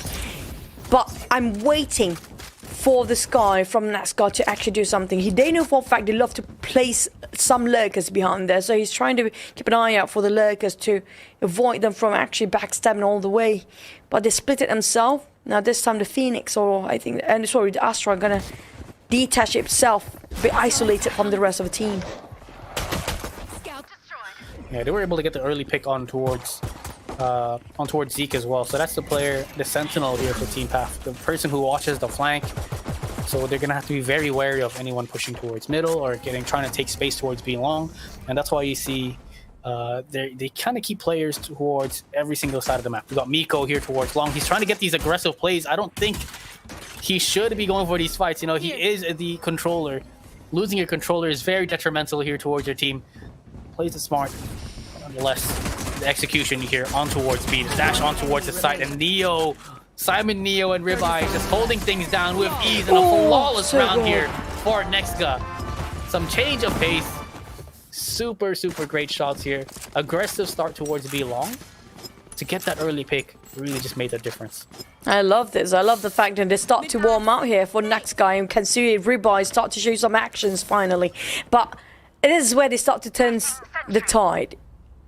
We're looking at the second half here, and we can see if they're a bit more comfortable this time or not. But at the same time, Team Path, they did not expect the fight back coming from NEXGA at this very moment. If you compare it with the last match, this is a very different NEXGA we're talking about. Can they keep the ball rolling? They've got the Bulldogs, they've got the Guardians, these long-range weapons towards this B long position. Last map, after losing Pistol, Team Path was able to win out a Thrifty with classics, you know, Ghosts. It was a lot of classics. They do it again? A lot of classics. I think there's just one Ghost, if I'm not mistaken. Not even barely a Ghost. They might actually pick up the Ghost actually just lay on the floor. But Kai with that Sheriff. These guys, you give them Sheriff, it feels like they're using Operator in their hands. You know, a lot of people say it's down to the skin. You know, Neo Frontier, that's one of the A-tier skins out there. Maybe even S-tier. So it depends. But nonetheless, does Kale get the timing here? That's the question. He does find one. No trade towards middle at all. Miko just around the corner. He's got a classic, if I'm not mistaken. Yes, he does. The right clicks prove super strong. A 4v3. They pick up a 30 seconds left. Bulldog here. 1 HP. He's definitely going to have to pass this off to someone else. My goodness. Another Bulldog towards B long, and look at who's on towards side. It's all Ribeye by himself. 3 players going to be coming in. He's got their Guardian. He gives the information. Can he pick up the kill on towards Miko? Yes, he does. 14 seconds left here on towards the clock. If he can get the pick off on towards the planter, that's going to make the difference. Somehow still alive here. The rest of the team going to be coming in. A 3v2 retake. They've got the weapons in their hands. Zeke picks up 2 and picks up the 3rd. And of course, this man is the one to clutch things out. A Thrifty round. That was with classics. And a lot of pistols for the round team pop, but it was so close for Ribeye. It was so close that he just need to move literally 5 millimeters of his mouse to track down that last play. He kind of whiffed in the very last minute, but he did so much work by Ribeye by himself. It almost cost the entire team. Man, oh man, I mean, that Guardian, very, very dangerous. But for me, I'm the kind of guy who won't hit my taps. You know, I'm just gonna spray and I'm gonna pray. And Zeke just made it look super easy there with that Bulldog. And once again, another thrifty after the pistol win by NEXGA. So definitely very difficult here for them to come back, especially since they bought 3 rifles. They bought a Guardian, 2 Bulldogs, bringing it in towards that second round after winning pistol. So their money, their economic situation is just going to be so tough. Down in the dumps, that's for sure. 9 to 5. Sure. Ribeye gonna look very aggressive, trying to get the early picks off, but Kai has a better weapon, has the better aim. Gets a shot here on towards him. Now going to Azay, forcing it out. A bit later for the KO. NEXGA slowly detach himself. Picked off 1 by 1 kill around the corner, just around stop side. Could hold much longer. Down to in last KO, who happened to be a bit later into the party. Now still finished off by Reza. And the purchase coming up from the side of NEXGA just now was a bit difficult with only pistols, but the gift path with classics still can deliver. I mean, it's just, you know, mechanical wise, you have to give it to Team Path, but give a bit more time for the side of NEXGA. I'm looking for this team to be one of the best in Malaysia one day. I have a feeling they do have the potential. Yeah, they definitely do. Simon Neo, he has been incredible on this KO so far. I would like to see him what kind of damage he can do on a duelist role, but Flash going to become enough. Great execution to take that early A main control by Team NEXGA, but look at the rest of Team Path. They're just running it down towards B. They've got Zeke kind of playing that mid lurk, the rotation killer, you know, towards middle, but so much information being gained. The trades do come out. 10 to 5 and it's a 4v4. Can they hold things off? Of course, Simon Neo takes down 1. They have the information that he is towards upper B. And just look at them, just slowly thinning him down. It's exactly what we need, but oh! My disgusting shot there coming in from Zeke. A 1v1 now, Toggle. Run it back. Can he make this work? Okay, he is going to use a running back just to bait out the last play of NEXGA, but problem is that KO were not willing to even pick out. They're going to go for the save this one. They can afford to lose even 1 rifle, but Simon's still going to have a bit of a shot down there. Just try to pick it out. Don't have any utils. Toggle is just way faster. This guy's a beast on this thing. I'm like, I don't know why he's a different version of Toggle. He might actually toggle in and out. He's actually using Phoenix, but this is just detrimental for NEXGA. Indeed, super difficult for NEXGA to take control. Simon Neo was able to get a couple of frags. You know, try to turn it into that. He turned it into that 1v1, but nonetheless, at the end, he was just not able to find that last frag on towards Toggle. You know, Toggle, he used his ultimate to run it back. He wanted to grab the spike, but the risk is if he went to grab the spike, Simon Neo, he could fall back down towards that B hall position, catch them off guard, and as the run it back disappears, he's going to be able to take down Toggle. So instead of going to run for that spike, he falls back. He just holds his position to make sure that Simon Neo is not able to take him out. But nonetheless, very, very aggressive plays. Great stuff here from Team Path. You see how they decided to change things up. Instead of taking it slow, instead of playing it default, going towards B long, having Zeke go for that lurk towards the B-link position. Just able to catch one of those players off on rotation. Just detrimental stuff. And it just goes down to that 1v1. Super tough for NEXGA to lose that. But it's the name of the game. You just have to hit your shots, win out those clutches, and keep it going. Yeah, NEXGA, the moment they start to... they thought that they actually have the perfect read on Team Path. They switched it gears up for a bit. It's just making it so confusing for NEXGA. Even me, myself, are looking at... if I were the players, I'm so confused which side they're actually going to once they try to pick and kill, try to get those frags going on. But Simon is always a bit later because you don't have any sort of information. They don't have any sort of valuable information. And Kill just lost entirely early, and the Nano Swarm still flying. We actually went down. Oh man, just this is the start. Well, this is the start of the beginning, I would say. True. Early pickoff on towards that B site. The Skies Dog Trailblazer just coming in hot, taking down Haka, getting that concuss, and they're just able to get a free early pick off. And they're just slowly falling down. Numbers 4 versus 3. Look at Ribeye. He had the right idea, he had the right timing, but Team Path fully aware of what's to come, who's around the corner, and they're looking to secure match point.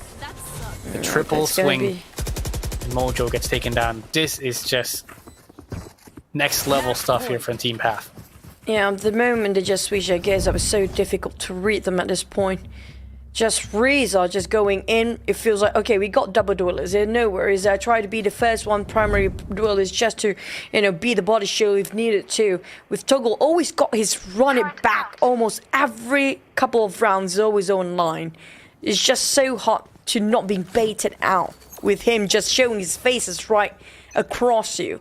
Try to force you to show yourself. But it's going to be match point here.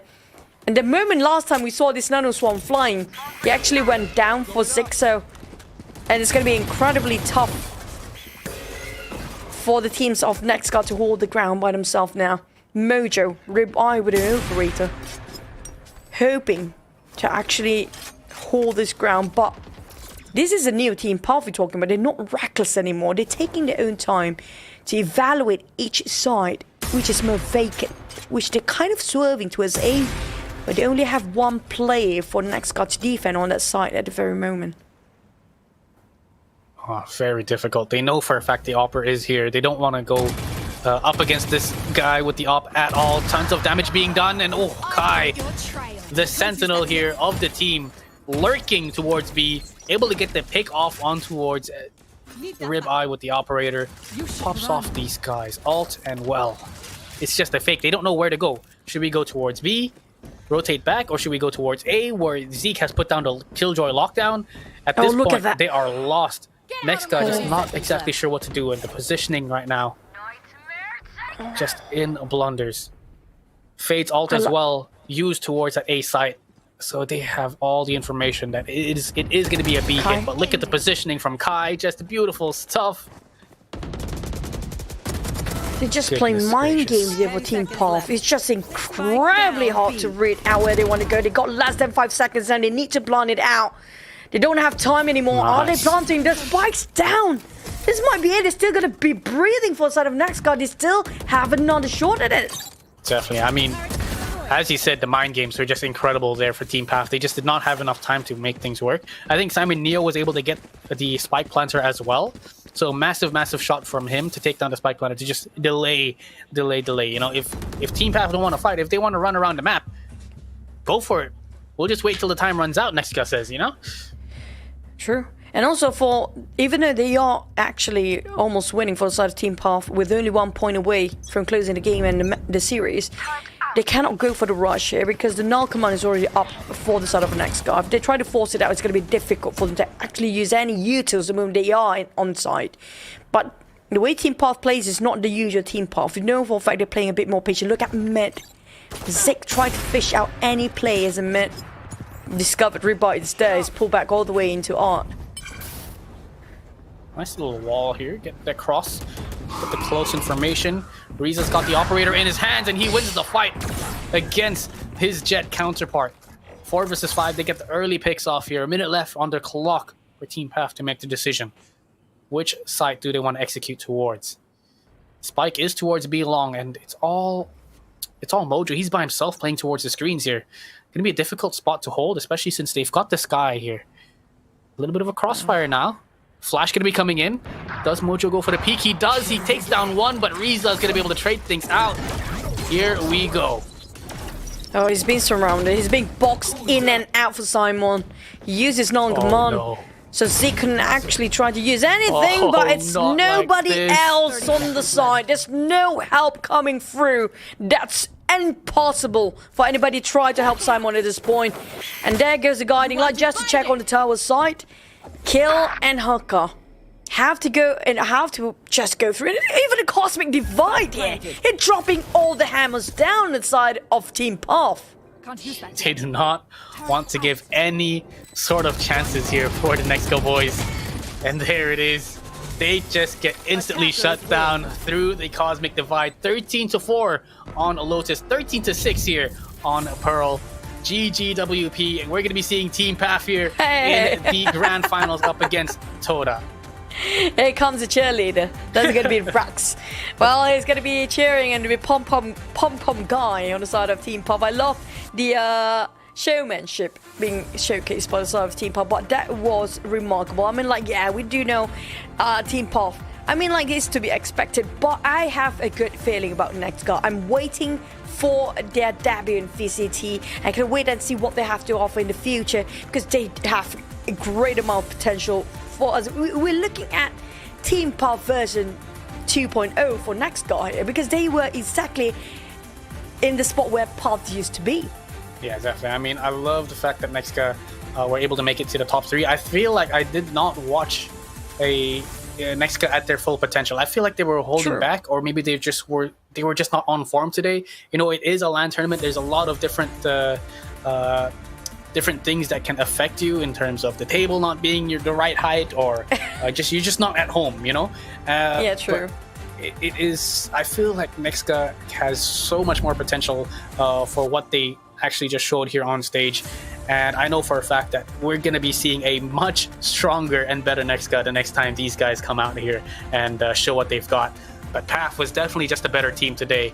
And I think Todak definitely have to do a little bit of counter-stratting while they're waiting for the break. And that's why they needed the break. But at least Todak do have an upper hand. They already watched the strategy, how they actually plays, and there's a couple of rounds for Team Pop versus NEXGA here. But for the side of NEXGA, oh well, I have a feeling we're going to see them in the very near future. It's going to be very soon as well. But coming up from the next matchup, you mentioned about Todak versus Team Pop, but back to it, what really happened just now. NEXGA a bit late warming up throughout the entirety of pool, but they managed to catch up in the middle of the map itself. But it's just they need slightly more time. But the moment they start to read out the plays of Team Path, that's where Team Path switched to a different gear entirely. It's so hard to predict how their movement like, how their rotation would be, and how they've been playing the mind games. Pull all the way back. They got pick kills on top of B before, and pull all the way to its mid and try to find any sort of information. Is there anybody guarding A? And just, you know, confuses Team NEXGA, and just making sure they just keep the mind games going. And just, it's so hard when you're being pressured by the fact that you need to win this round to go for the third map, right? Not just that, you're being confused by your enemy. That's gonna be some high-level mental strength on NEXGA to hold on till the very last minute. Yeah, the macro from Team Path, the way they moved around the map was just phenomenal. You know, it was some on another level. You know, something that I haven't seen them do before. I think with that kind of play style, I'm sure they're going to be able to keep upgrading themselves, keep leveling up to the point where, you know, they might just go all the way to Manila. I don't know. We'll have to see in the grand finals, best of 5. We shall see. But man, just an incredible game nonetheless. NEXGA, I hope to see them coming, you know, even more hot for the next tournament. I wish I could have seen how they played before, so I kind of have an idea of how they played, but I haven't exactly seen them. This is my first time seeing NEXGA, and I know for a fact with the players that they have individually, they have what it takes. You know. Yeah, we do know. Yeah. Yeah.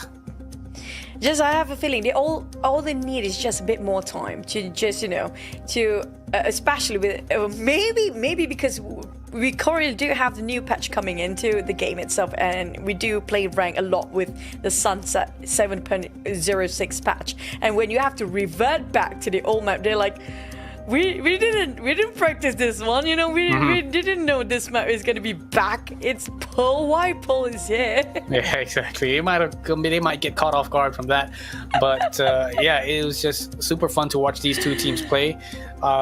Fairly one-sided in my opinion. Team Path was able to take the first map 13-4, second one 13-6. Todak, you know, they're gonna have to do a lot of brainstorming here within these next couple of minutes, because I think as I mentioned before, they might be quivering. This team path is looking very dominant. I mean, well, with Team Todak lineup, we do know for a fact they have new player coming in, which is going to be Crims. I do want to see what Crims have to offer, because he's possibly going to play Sentinel, right? Because it was Aduka before, and Aduka played Sentinel, but he is a bit of flex player, playing a bit of a duelist sometimes. And Zik, who left, was also Sentinel, who Zik happened to be in Team Puff. Now, this is going to be interesting. It's a bit of rivalry, a bit of a drama for next matchup.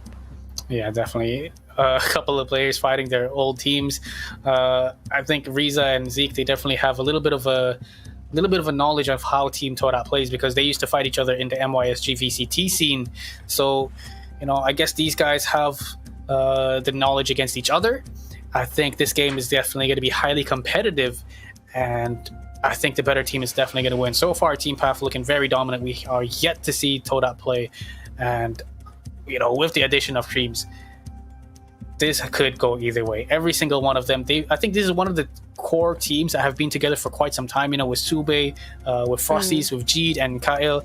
Not a lot of roster changes were made for Todak side, so I think the chemistry-wise, you know, it might be a little bit better. And there's Riza and his parents, the beautiful stuff. It's just so family. Beautiful. I love how the family is just so supportive, coming over all the way from their comfort zone. You know, parents don't really know what's happening, but they're still putting so much effort to just support the passion for their children down there. That's you know, that's parenting. There's different version of love entirely, a different tier of it. But if you guys have no clue what's happening, it's going to be the Predator League 2023. Malaysia qualifiers is going to be in KLCC Convention Center right now. If you happen to be free here, and on a very good day Sunday. It's not cloudy, it's not raining outside. It's a perfect time, perfect weather for you guys to go to NEXGA, where a lot of good stuff happening down there. You can meet up with the pro players, you can have so much activities, you can try to use all the devices there. I can see an Omen and a Neon at the back. They don't have that yesterday. I wish we are there today. True. And then, well, still early days. We have another best of 5, another series, a best of 5, the grand finals, Todak versus Team Path. So if you guys are free today, you have no idea what to do with this Sunday fun day, head over to KLCC. NEXGA is there, along with other events. You know, there's cosplayers going around here, and you just gotta drop by. You can have a chance to win a exclusive round trip to Manila, Philippines here for the APAC region of the Predator League. And man, oh man, if you are not here, well, you're boring. You're missing a lot. You're boring. Get a life, man. Come on. Now I'm just insulting chat. I'm sorry, guys. Sorry, not sorry. But speaking of which, we have our next very nostalgic plus. This is where we get to see the caliber of. Since Todak don't have that much major changes of their roster, we get to see, is this really the most optimized version of Team Puff, where it really be the first ever tough challenge for them to see, will they make it or will they break it with this lineup? Yeah, definitely. We're definitely going to have to see. I'm excited to see what they can bring up, because Todak have been a team that's been kind of glued together for quite some time. They've got Jeed, the clutch meister. Every time he's in a 1v2, 1v3, it is so dangerous, because he always had that ability to just go crazy and hit his shots. They've got Frosties on that duelist role, who is just mechanically gifted. You know, he is just on another level. Have you seen his TikTok? If you guys haven't, go check out Frosties on TikTok. He is just making these nasty plays, making the enemies look like a bunch of bots, and he's playing in Radiant lobbies. So mechanically, that's a pure duelist mindset. You know, that's what a duelist do. The duelists don't really change different roles. You cannot flex too much, because you have this one different mindset that is so different from the other roles down there. But I'm looking for Sube, if he's going to play Sova, or he's going to play a bit more like a flash sort of agents. We do want to see, since I was looking for Sunset so much, a bit disappointed by today, but it's okay, it's fine. But we get to see what they are planning for different maps down there. We want to see what kind of agents with Crims actually be playing, because we don't see ever Todak with Crims yet. We want to see how well Crims actually gel with the rest of Todak. Yeah, definitely. I mean, it's one of those new players. We're gonna have to. This is kind of like the testing ground here for him. So it's a make it or break it, like you said. If he doesn't do well, we're finding someone new. Kidding. Oh, wow. I'm kidding. I don't know. That's up to Todak. But guys, make sure if you guys are on the venue itself, we're having some crazy sales here. You can save up to $2,250 and win a pair of tickets worth $10,000. This is gonna be the last day today. So if you're at home, make sure you drop by the venue. $60 for the ticket. If you're there already, guys, listen to my voice, follow the sound of my voice, and head to the Predator booth down there. Lots of peripherals, PC stuff. There's laptops, there's monitors, there's that 48-inch monitor you were talking about. You said you had a chance to try out. How was that? I mean, I do prefer to play with like Xbox, because if you actually use a joystick, you need the distance between you and the screen, because it's just humongous. When I try to play with a keyboard, it's like I cannot see everything on the screen, because it's just too close. It's too close, you know. It literally like you're playing in front of a TV. Yeah, exactly. I think that's great. I think that's a great analysis, because having a keyboard and mouse in front of you, playing on a 48-inch monitor, I think you'd have to stand up to look at the map at the top left corner. You know what I mean? True. And don't forget, there's going to be another reminder for you guys. Don't forget to, buy and win, because it's going to be a one-time chance, because we never do this before in Predator League, in any Predator events, but it's going to be a round-trip grand prize for you guys, all expenses paid, which is going to be the trip, round trip towards Manila. You guys get to enjoy the time, enjoy some good Valorant, and get to see some Predator League, who's going to be the best teams in APAC, and it's going to be a one-in-a-lifetime experience. I promise it's going to be super fun, because I've been there. It's super exciting. Yeah, definitely. I mean, if you guys do not actually win out on the ticket,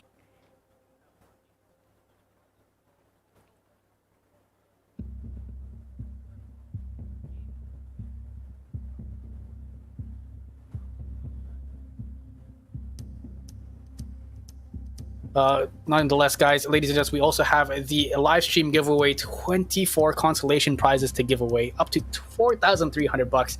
The jerseys, got the mouse pads, great stuff here. So all you guys have to do is head over to the live stream and just answer a couple of questions. Make sure you like, share, comment, everything, guys.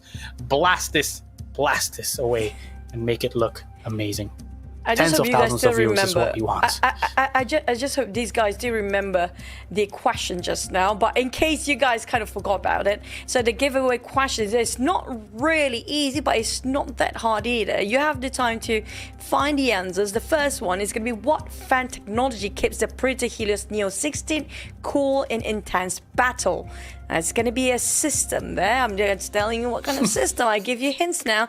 And what is the display resolution of the Predator XB25 3Q gaming monitor? So there's a lot of K's down at the back, or is it just a P at the back? And one last, where is the qualifier for the Predator League Malaysia Qualifier 2023? I mean, like, if you don't know, I don't know what else to say. But speaking of which, I kind of miss Tash Bunny with her random jokes sometimes, which is unpredictable. So we're gonna toss it back to Tash, who's having fun on ground. Take it away, Tash.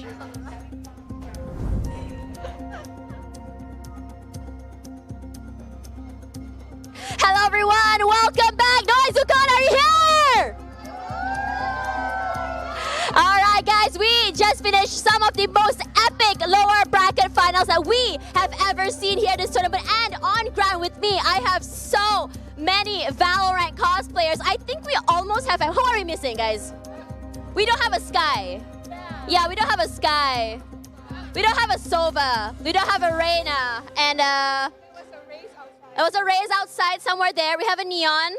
What else is there? There's a lot. But anyways, guys, we are here at Noizukan Hall 8 KLCC, where we have just witnessed the lower bracket finals, where we saw Team Path versus NEXGA. Team Path a very, very slow start in the beginning of the qualifiers, and they finally managed to overcome that bump. And as for NEXGA, their undefeated run now is just twice knocked out of the game, taking their 3rd place. But before you go anywhere, this tournament is not quite over yet. We still have the grand finals coming right after this in a best of 5 between Todak as well as Team Path. And the winner not only bring home some prize money, some Predator merch, and also the chance to represent Malaysia at the Predator League Asia Pacific happening in Manila, Philippines over in January. And speaking of that, for you guys who want to witness that with your own 2 eyes, you guys will be able to do so by buying anything here at the booth and also getting a chance to win that from the claw machine. And if you guys are also here, come meet your favorite players, your favorite cosplayers, and of course, Chamber. Yes, Chamber. So don't go. Here we go. We have our race. There we go. Woo! That's what I want to see. So guys, we're over here, Hall 8, Noizukon. Come on over here, hang out, because when are we gonna see the Valorant community hang out like this? We're gonna go for a quick break. After this, the grand final. See you guys in a bit. Bye!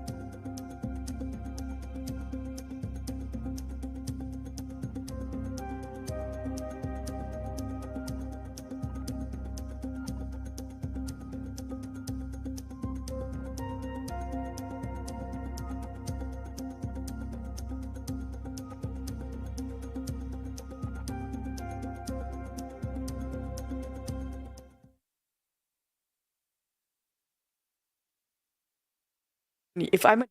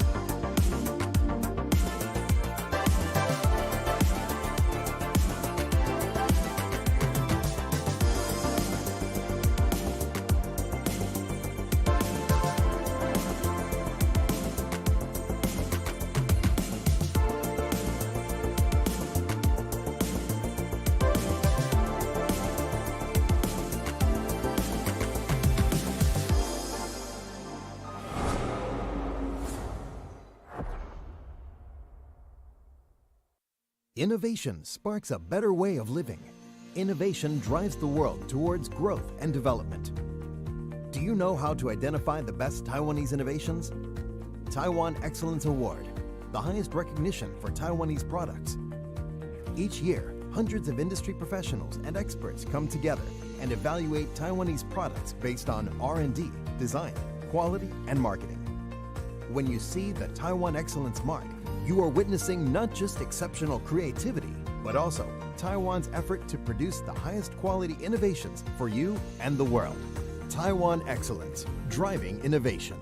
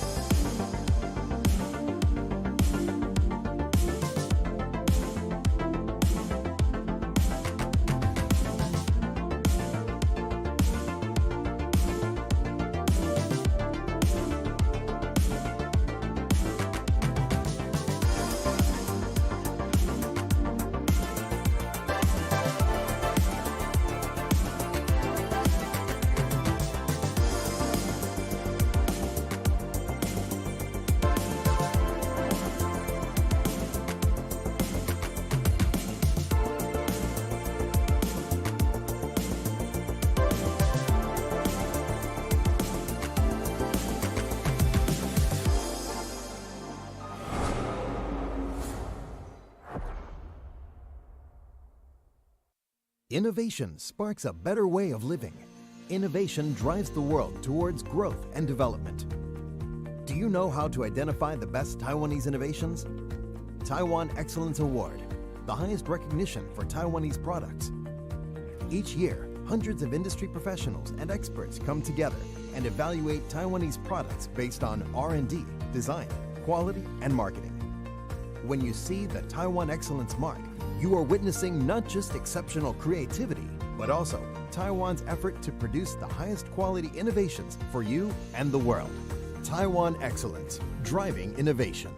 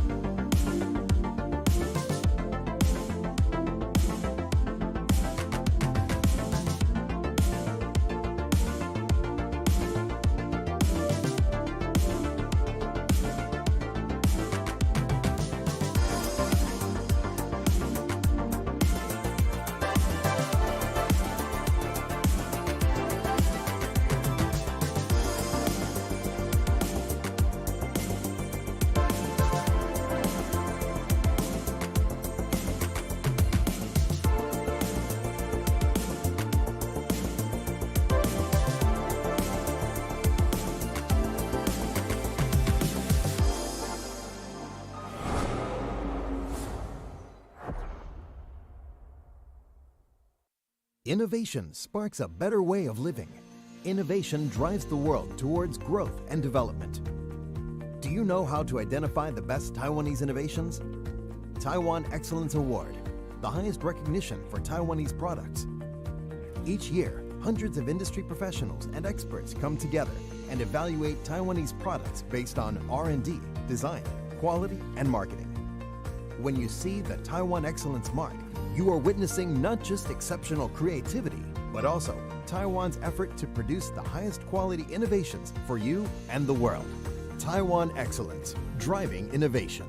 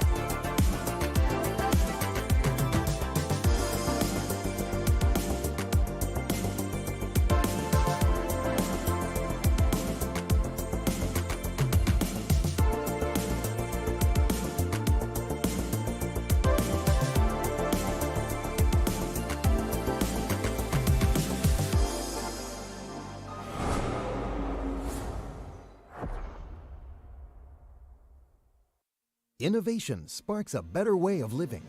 Innovation drives the world towards growth and development. Do you know how to identify the best Taiwanese innovations? Taiwan Excellence Award, the highest recognition for Taiwanese products.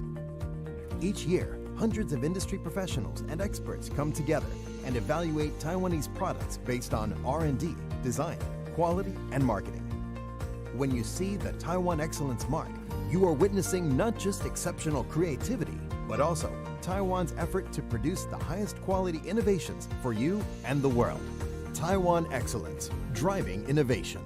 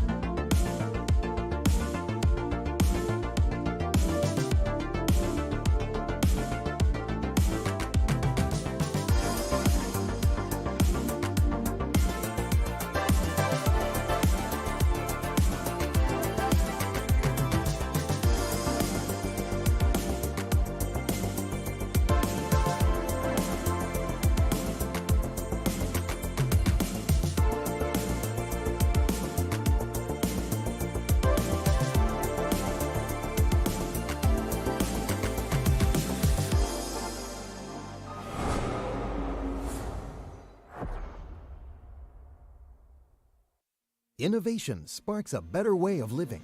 Innovation drives the world towards growth and development. Do you know how to identify the best Taiwanese innovations? Taiwan Excellence Award, the highest recognition for Taiwanese products. Each year, hundreds of industry professionals and experts come together and evaluate Taiwanese products based on R&D, design, quality, and marketing. When you see the Taiwan Excellence mark, you are witnessing not just exceptional creativity, but also Taiwan's effort to produce the highest quality innovations for you and the world. Taiwan Excellence, driving innovation.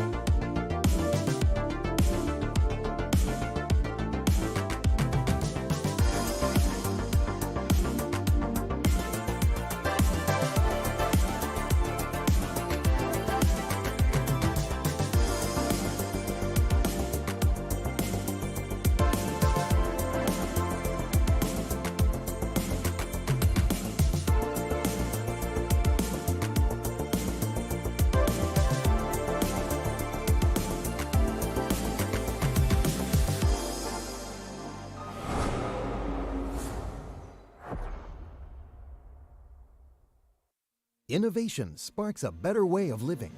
Innovation drives the world towards growth and development.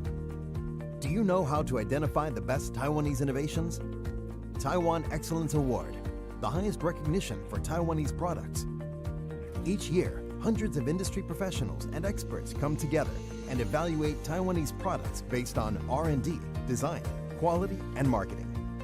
When you see the Taiwan Excellence mark, you are witnessing not just exceptional creativity, but also Taiwan's effort to produce the highest quality innovations for you and the world.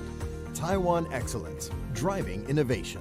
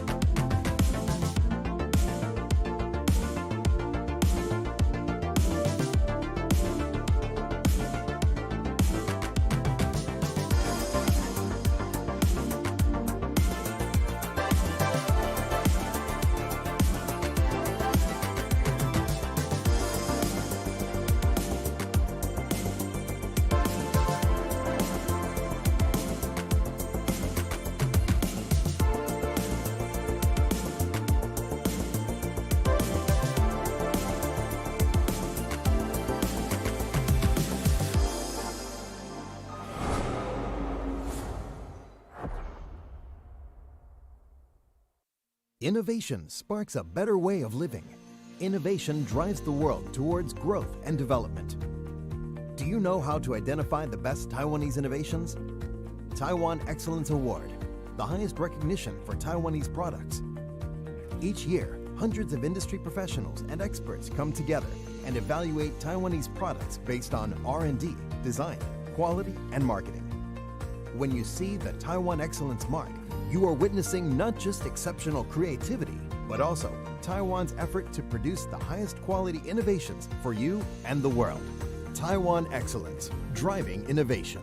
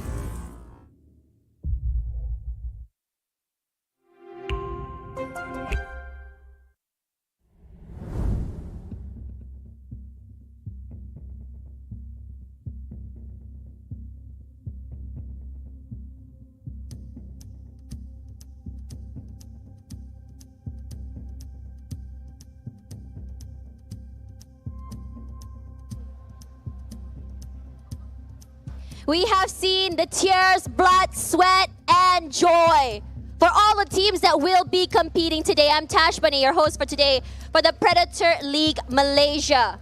We are currently on the grand finals. And what's most interesting is that these three teams who have been competing today are currently in a sort of holy trinity with each other. NEXGA had an undefeated run, knocked down by Team Path in the lower bracket finals. And Todak, despite the unbeatable or the shaky start from them, we saw them knocking down NEXGA's undefeated win. And now we are down to our final two teams. And this situation is critical because not only is the champion title on the line, but also a chance to represent Malaysia at the Predator League Asia Pacific in January in Manila, Philippines. Now, as we see these two teams come around, Todak with everything to prove and Team Path a chance to come back to the top spot in Malaysia. To my left, Team Path!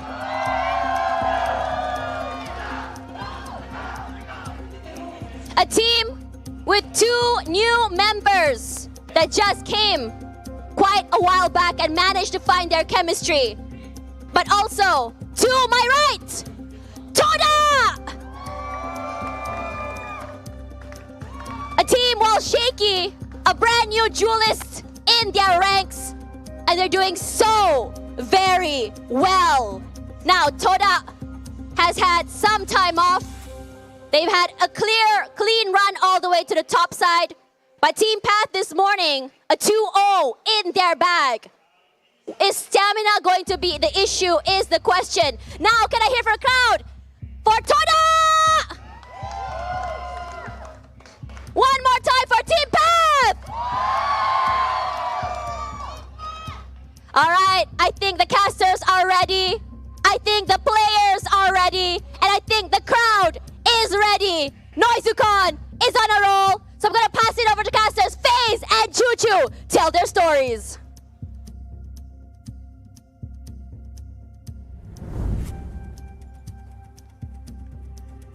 Hey, welcome back, ladies and gents. I'll tell you one story, right? I know the cheers for Team Puff right now is a bit louder than Team Todak, but I do know you guys are sitting out there. We'll change the chair halfway through if things happen to be on the other side of a team, right? Like, suddenly we're cheering for a different team now. Hey, lalang duduk diam-diam, eh? You just take off your shirt, and then you actually have a Team Todak jersey under your Team Path jersey. Tash, can you check out for any of the audience? Do they have double layer jerseys down there? Just in case, just in case. Now, this is gonna be the behemoth, the titans fighting against each other. If you guys have no clue, these guys, they go way, way back. And back in the days, Team Puff got smashed down by Team Todak. Now, this is the time for Team Puff to prove they are worthy to stay up there. Yeah, definitely. I mean, these guys have quite a bit of history, especially in the VCT. Todak, VCT MYSG, Todak was able to kind of stay up there towards the top 6. And unfortunately, Team Path was actually pushed down to the relegation series, and they were not able to fight themselves back up. And I think ever since then, they've really been grinding it so hard and just being able to show that what they're worth. And it shows that the hard work and grind pays off for them to make it all the way to the grand final. So I really am excited to see how these two teams play it out. We will see whether or not Path can get the upper hand here. You know, it's a best of 5 grand finals. It's all about the marathon. It's all about how well you play it out against these 5 games. It's not a sprint, so you do not want to waste out all your energy in the first couple of games. Now, speaking of, you talked about it's going to be a marathon, so we're going to play best of 5. It means we're going to ban out the map veto. Only 2 maps we will not be playing. It's so crucial for the teams to actually align the map strategically well, so they don't get exhausted. They want to put one of the maps they feel is the most difficult for them to be one of the first few, or maybe at the back, just to have the confidence of the lead. Now, speaking back about, since we're not playing Sunset, yeah, we're complaining a lot about that. So I know you guys there are complaining we want to see Sunset, right? But at the same time, I do want to see how both teams have, especially Team Puff, have major roster changes we mentioned before. But how well Todak align with Creams here, because we don't have any history on Creams yet. Yeah, I agree as well. I mean, Creams, I hope that he can actually pull his weight together. I'm sure they chose him for a good reason. You know, I'm sure he's crazy, he's cracked. You know, with the assistance of Frosties and G, these crazy clutch meisters, these crazy fraggers on the team. I think they definitely have something to fall onto. You know, if anything happens, if they are 4v5 or 3v5 down, these 2 players, Frosties and G, are always able to kind of come up with multi-frags. So that's something I think Team Path have to watch out for. These sneaky lurk plays, these crazy shots by Jeet, especially in that 1v3, 1v2 situation. He's a crazy clutch meister, and if he is on his game today, it's going to be a little bit troublesome here for Team Path. But hey, Team Path do have the family buff. We do know for a fact you have the family support. It's going to be just automatically you have this adrenaline rush to be the best out there, right? Because your parents watching, you want them to be proud as well. So I'm shouting out for all the parents down there who actually just go all the way to KLCC just to give support. You guys are amazing. But speaking of which, we just witnessed Team Path gameplay just now. They were so different. It's just way different compared to how they were fighting against Todak back in the good old days. So are they now well prepared. I have a feeling they might actually have taken this. They might actually do have a shot at winning over Todak, because Todak, it depends. Sadly, I have to say, Todak, you guys are amazing, don't get me wrong, but sometimes it depends on their mood of the day. You know, it's not consistent. They can actually perform every single round. When they perform, it's going to be superb round, brilliant. But when it comes to days that don't really feel that well, it feels like there's a lot of multiple blunders.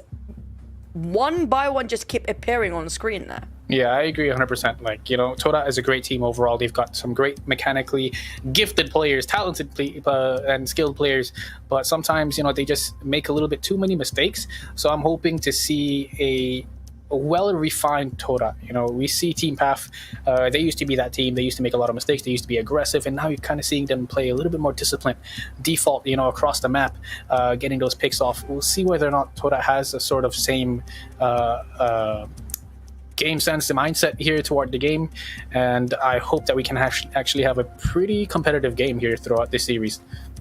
Yeah, I was speaking of games and everything else. How do these guys actually being so good at their games, right? Because they are using Predator stuff. Come on, guys, we have flash sales here today. Not just that, you want to win that prize, the grand prize of buy and win, where you can have the round trip grand prize. Don't forget, the flash sales is going to be amazing. Last time I went for flash sales, I mean, like, everything just sold out within an hour. I mean, like, this time you guys got a second chance at the Predator Orion 3000. There's also the Predator Orion 5000 if you're more of a desktop person. But if you like mobility, you love to do your work and play games everywhere, even streaming or even rendering stuff, I really suggest for you to try hands-on the Predator Helios Neo 16 and this humongous screen. I mean, like, the monitor is just incredible. I'd never seen high refresh rate at 128 Hz at 48 inch.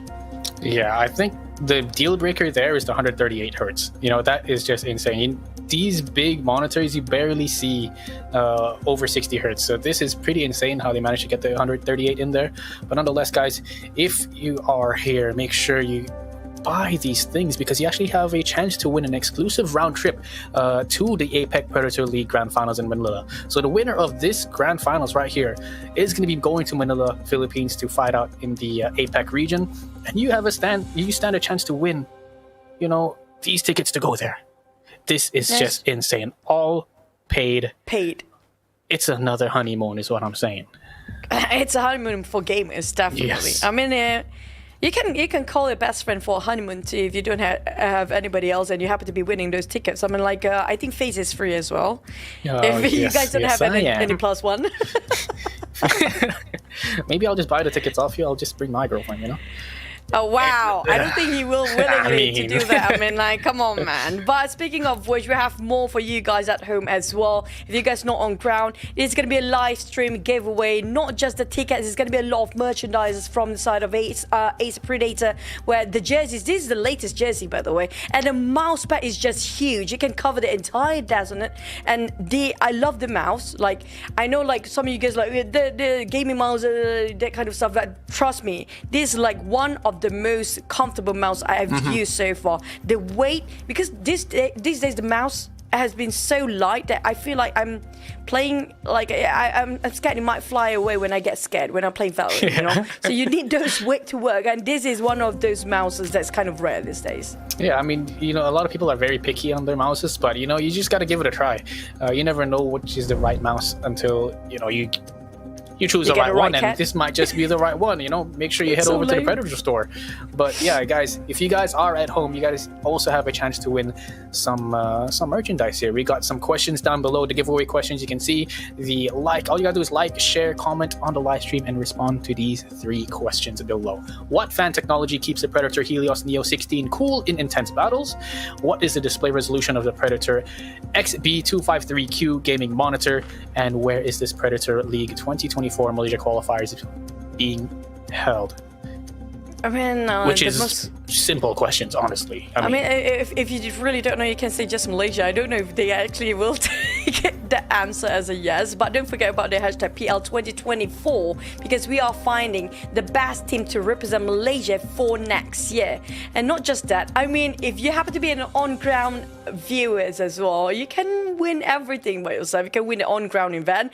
If you're watching, like, on ground, and on the chair, sitting on a chair right now, watching us on a big screen, and you want to win something more, you can also join in the giveaway question for live stream, because you can do that. Why not, right? Because everybody got their devices in their hands these days. Yeah, exactly. I mean, this is it right here. Win it all or nothing at all, you know? Just like these guys right here, they're trying their best to win that seat, that spot in the APAC finals. But nonetheless, lads, we're slowly going to head into the game, and I'm excited to see what kind of maps that these guys bring up. And it should be 5 maps here picked out in total. 2 banned maps here.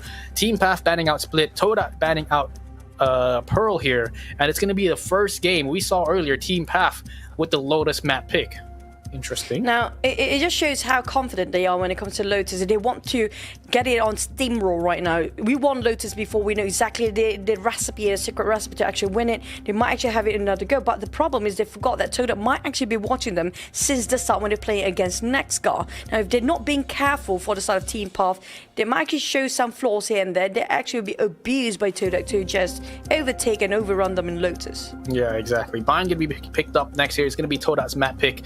And I think this is one of those maps where, you know, a lot of things, there's also different kind of compositions, you know, like, yeah, you might bring out the double controllers nowadays. This is what we're seeing a lot. Viper being picked up alongside Omen. So I'm seriously really interested to see what they bring out, because on Lotus, we actually have Kai on that Viper. You know, he's got that crazy flank. He's always holding out towards A or C and watching out those flanks, trying to get the picks off. But I think Team Todak, they should have this one on lockdown. You know, after reading the plays, after watching them play, I mean, there's definitely some counter strats being pulled off right now by the coach. I personally, I'm way distracted with how the players actually just sit themselves in the chair, and one of them actually from Team Path just recline the chair all the way back. If you actually play with that posture and you actually win, now that's something else entirely. No, there are some weird positions. You know, there's some weird players who have their knees up on the chair, who's got one leg up, and they're actually pro players. You know, they're slanted all the way back, and I just wonder how their posture is. You know, I just feel bad for their bodies. No, I feel bad for their backbone. Exactly. I just hope we don't age that much for gamers, okay? Be sure you guys are physically well, not just mentally well in the game, but we do have our draft for the agents right now. It feels a bit mirror, except for the Viper. I have a feeling it might be actually the same. So far, we do know double control is always one of the most popular options here when it comes to the newer maps we talked about. So Omen already picked up by Path. We talked about a double controller. Will they respond with the Arbor, or will they go with an Omen as well? Ooh. Feels like they responded to it just like a mirror matchup so far, huh? Everything is the same. It's just down to the duelists. It could either be Raze, it could be Jet. It's either one of those two. You want the ability to have that mobility, and Toggle is going to be picking up the Raze.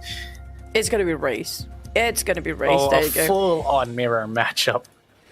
Because we do know for a fact, especially when you are defending in A site, before they enter into the rubble site for the attackers, you can easily just toss over your utils to make sure they caught red-handed, or if you have a fake, that's going to be even better. Like, even Deadlock will not be that bad with the grenade that slows people down, and you caught yourself in a paint shell trap. Yeah, there's nowhere to run. I feel like if you don't have that A rubble control, if you allow the attackers to take control of rubble, you always have the paint shells to work with to actually throw it towards rubble itself to just clear it out, help you out as a team, and they always have that ability to do so. And I love the setup here. They've got the double controllers.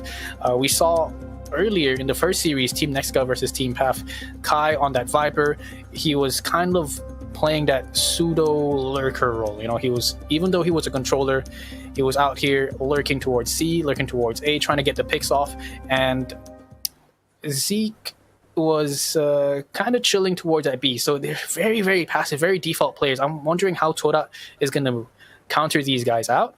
They've got Sube on that Killjoy, something a little bit different because he's really known to be a initiator kind of player, but you know, sometimes with a new addition of a new player, you have to change things up.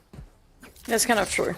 And we do have, this time, for the first time ever, the debut of Crims, but which is going to be called as Fragile here. And he's playing Duelist. I'm surprised the fact that they actually put him on Duelist instead, because I thought it's going to be around the Sentinel area or something like that. So Sube will go back to us playing KJ this time. But they definitely not going to go A. We do know how it's so easily read out when you actually go for A. But the A is coming in push for the defenders. They have to be careful about their backside down there. Yeah, look at that flank. Full on A control, A lobby control. They've got 2 players flanking here for Team Path. And the information has been given away, but look at all these players. 4 towards that C-long area, 1 towards B, just behind the door. Will they wrap him up? They have to go for the wrap, take down this Killjoy, and things should be okay. C-site is fully under control, and this 5v5 retake should be underway fairly soon. Oh, Spike my planted. So goodness. good. They're just so good. The smoke, there's always going to be somebody there. But the side of pace plan for Todak is not great. It's going to be 3v5. But Kai got 1. It's Kai's down. Another 1 down. It equal out the odds. It's 3v3 out of nowhere. Exactly, and look at the agents here. Oh, Zeke, of course. Zeke and Riza, the double combo. The 2 Kingsman players just coming in hot, picking up kills of their own. A 2v1, and it's all down to the newest player here of the roster, of the lineup. Finds one, gets the right click. He's got the nade. Can he make this work? So much damage done here on towards Miko. Oh, and the right click through the smoke. Oh my word. That's one way to make a statement as the newest member of the team. That's so broken. 1v3 clutch. How did you do it? Do you want to call that luck, or he did actually calculate every movement of whoever's inside of smoke? If you're running out of my paint shell, means you're right inside of a smoke. Yeah. They won't act. He's definitely see that one coming. Definitely, just calm, cool, and collected. 4 bullets, goes for the reload, comes back in. He knows that he might have forced someone in towards the smoke, like he said, and just goes for that easy right click. Thank goodness he was clearly on low HP there. A great retake from Todak. That's incredible. I mean, like, we have a lot of expectations of Fragile here today, but to this extent, I mean, this is a different beast entirely, and it's just being picked up by Todak, who's already strong enough in such a flex team, and they have another monster to deal with for Team Path. Now, good luck with that, but hopefully Team Path awakens and they just woke up. Hopefully they realize that they need to be aggressive as well, because Todak, it's a different play entirely against NEXGA. They've got a lot of experience under the belt. You know, they've played in multiple VCTs over the past few years, and you know, this is the moment for them to kind of just break through that top 3 team of Malaysia threshold. Can they pull it off? This is why they're here in the grand finals. Paranoia perfectly placed here from Miko. Can they hold things off? But oh, look at the double swing just coming out from both tree and the smoke, clearing out that A site with ease. Oh man, the whiff with those Sheriff really gonna hurt them quite a number. Kai playing around the rubble, ring around the Rosie. Super shot him down entirely. Down to 1 last player, Riza. It's gonna be with classics as well. Oh no, not like this. Fully blinded, and it's over. But just the anti-eco there coming in from Todak. All they did was lose 1 member, and they were able to you know, bring out whatever weapon he dropped up. Nonetheless, Sube so far has been hitting some immaculate sheriff shots here. So things, you know, so far the momentum of Todak really looking super strong. And remember, ladies and gents, earlier before this, Team Path was in a best of 3 series. So can you imagine what it's like to go from best of 3 series into a best of 5? I can't imagine playing 3 games in a row. 3 games in one night, I'm tired. Don't lie to us. Don't lie to us. We do know gamers don't only just play 1 game, we're done for today. No, we do know they're going to play like 10 to 12 hours straight. But here comes another one. I mean, like, don't lie to me, by the way. Fine. Todak. But, I mean, like, I'm surprised how well they just work around each other out. Because Frosty's always played the duelist all those days in Todak, and now he switched over to controller and give away his position to a side of Fragile, who perfectly just executes. Indeed. That is the scary part here. Very difficult for Sube to hold things off towards this B site. He does fall back. He manages to stay alive. It is a bonus round here for the side of Todak. So right now, Team Path have to make sure they try to keep as many players alive and try to win out this round. Honestly, it's going to be tough, but looks like the execution is now on the way. Kai gets the quick taps here on towards Fragile. TP comes in, and look at that, the Viper's orb just comes down. Beautiful stuff. Oh, so close yet so far. The tap's not coming in hot. And it looks like they've got the man advantage here. Riza on the side, 8 bullets in the Vandal. Can he make things work? 6 now. He does have a little bit of assistance here. And with Toggle, and there it is. It's all down to Sube. Yeah, it's an easy task there when the moment they just shot an outnumbered than 1 player extra. I mean, that was really tough. And I love the fact they start to read out so fast this day for Team Path.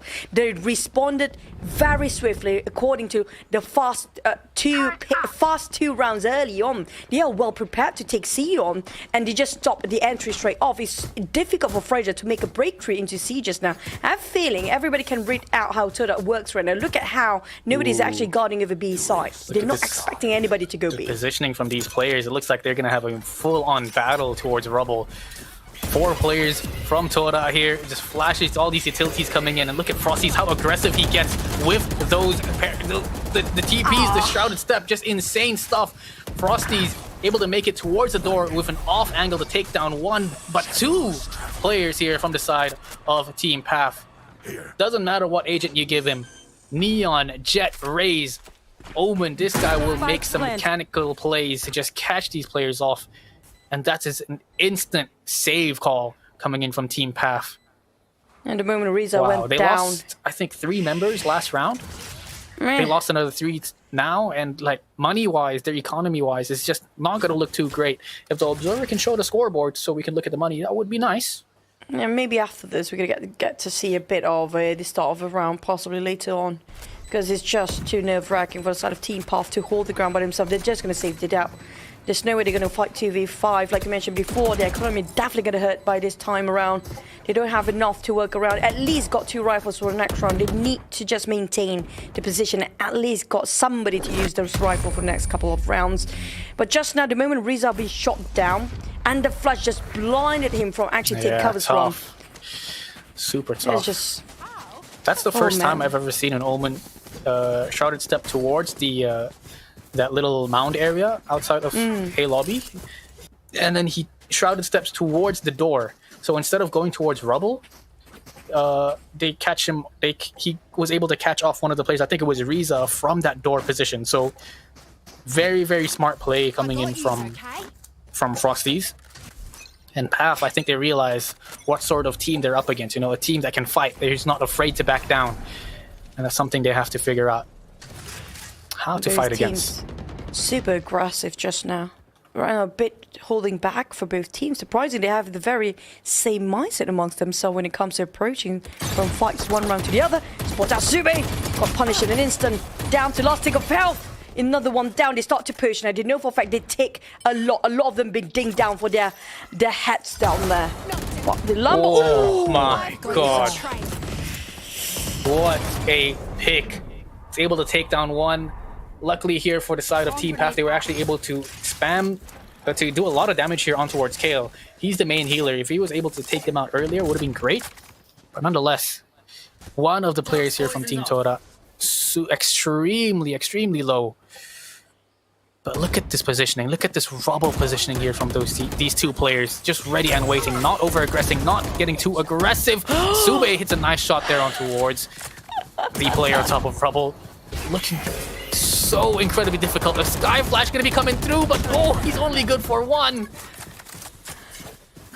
Oh man, Path. So close yet so They've far. been tricked. They've been tricked so many times. That was smart play with those sachet calls by Sube with their dwellers just now. Down to 1 last player. Oh. 10 seconds left. Can they afford to buy for the next round? That's the purchase for the next one. Will it be enough? If even Kais goes down, spot out Jade. Information. 2 players are incredibly low. Sky, if she has the heal, it could definitely do a little bit of help here towards Todak. That's 1. Oh, almost gets the frag on towards the second, but yeah, a great double peek coming from Todak. Super disciplined, playing it smart, using the numbers advantage, and just closing things out here for that round. I mean, just this pick right here from Riza. Big kahunas on this man to go for the pick. But, you know, if you realize Todak have been playing it kind of slow. They pull the rotations towards B, and they're just super aware of these corners that they have to clear out and just winning out these fights. Very passive default kind of play from this team, and they're making it work. Very similar playstyle to how our Team Path played it out. against NEXGA. I mean, they know for a fact that Team Path, when it comes to skill-wise, you know the firepower is pretty much very strong. They're very aggressive player. Now, how do you tweak around that? How do you play around that?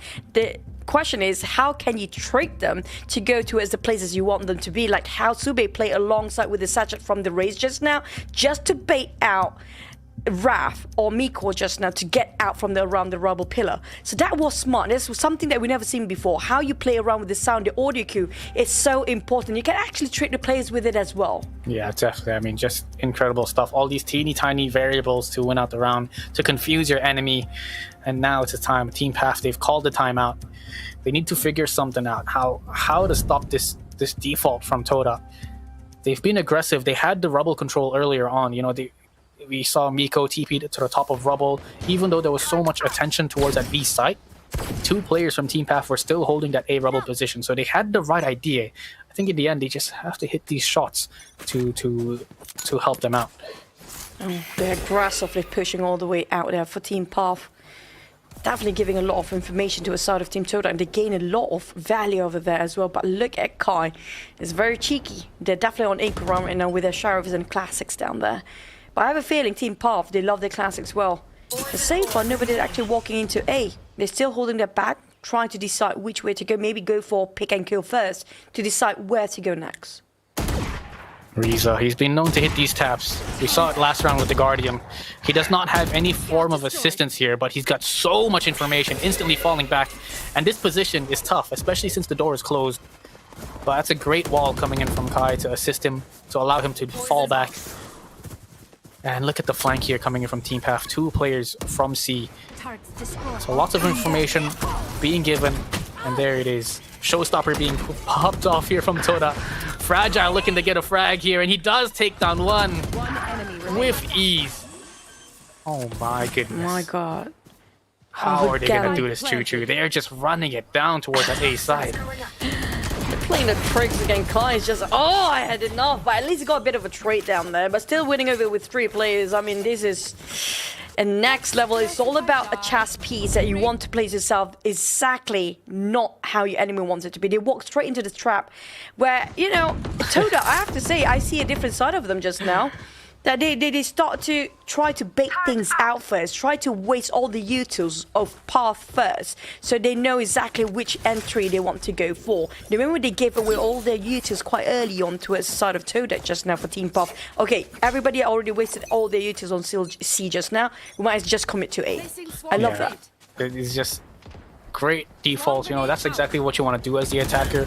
Allow the defending team to use up whatever ability they can. So by the time you hit sight, it's open, it's easy for you. Lots of aggression here towards C, and Zeke manages to fall back. He actually plays in towards the smoke as well, but Fragile catches him off guard. And the paranoia just hits him so perfectly, well timed out. He couldn't see the moment he just jumped straight into the smoke. It was perfectly well synchronized to the side of Team Todak, but Team Path, they need to come back. Their momentum here is so crucial for them to win this round. They are broken right now.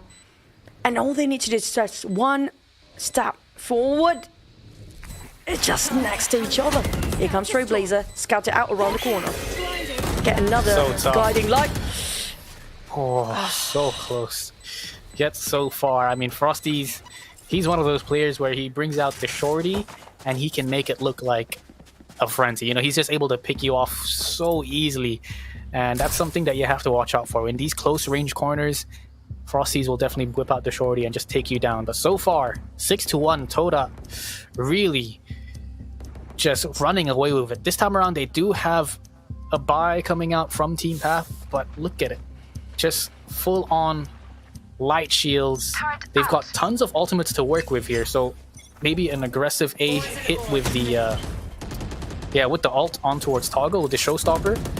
But I think Todak read this perfectly. They just show a little bit of contact towards that A site, get some information, and take it slow. Yeah, they're doing rinse and repeat all over again just to find themselves any flaw, any loophole, any entry of any site here. Comes in the Viper's pit, just to not giving them any sort of entry to a side of C, and they might even push out to C main down there. This is so scary. I mean, the fact that the Viper's pit is up towards C and they're still kind of showing some aggression towards that site, but this time around, Todak, they decide to hit B. Very, very easy rotations. They've already got 3 players here. Showstopper being popped off by Toggle, but will he make it out? Yes, he will. A 5v5 still left here in 40 seconds here on towards the clock, and Fragile actually takes down Sube, most likely trying to go for the plant, and it's just a blunder here towards this B site. Half able to win things out, hit their shots, and that might be the start of something new here. I have a feeling these two love to tango so much. Between Path and Team Todak, I mean, they just tango themselves along all the way. I love how they just counter-attack, exactly reading out perfectly well to the side of Team Todak. They're going to go spread out, playing a bit of default. They might as well just do the same. Since you got the mirror ages, we're going to mirror their tactical movement as well. That's what Team Puff had in mind right now. But if Todak decided to change things in a different gear, now that's going to be a bit problematic for Team Puff because they need more rounds to adapt to it again. So difficult. They just have to keep on stringing these rounds. And just make sure they don't lose too many members, you know. It's tough, you know. True. You can win out the round, but when it's down to the 1v1, it just heavily affects your economy. But so far, Team Path, they have been winning these shots. They have been taking it down to 1v2s, 1v3s, but it's just not enough. Incredibly difficult. Trailblazer are going to be coming out towards the rubble position, clearing things out. They've got full on a rubble position. 3 players here from Team Path ready for this counter-attack. Sube is going to be a game changer if he decided to just lurk around towards B and entry in towards the staircase, or even going all the way towards the back line of A. You have to be aware of that. While side of Zik, he's trying to find a lurker who can just missed him in a very tiny moment, but he got himself in B again. Oh. Sube. One enemy remaining. Puff winning it is over. Quick rotations here from Team Path. They're just able to lock things down towards that B site. And that's one of the things when you're trying to hit that B site. You've got so many different angles you've got to worry about. There's that B door, that revolving door between B and C.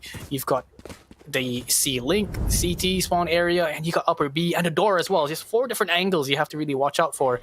And their Team Path was just able to kind of come in as a team and take them down with ease. Great shots from every single one. 6-3, still not a bad scoreline. And I think Team Path, if they keep this up, they can definitely tie things up here at the end of the first half. Yeah, so far they've been reading Todak like a book for the past 3 rounds and consecutively been winning so far. But at the same time, will they switch their gears over Todak? If they start switching their rotations and how they play, it's going to be quite difficult. But if Path keep playing a mirror game towards Todak, it's going to be winning game for them for sure. But on the side of Todak, now they just going to might commit to its A. Yeah, 3 players from Todak gave away their positions. So much information being given to Todak. As soon as they realize there's 3 players C, they fall back. They instantly rotate towards this A site, and look what happens. Kai just gets instantly flooded. Fragile getting aggressive with that showstopper. My word! Picking up the 3K, 2 with the showstopper. That is just pure domination.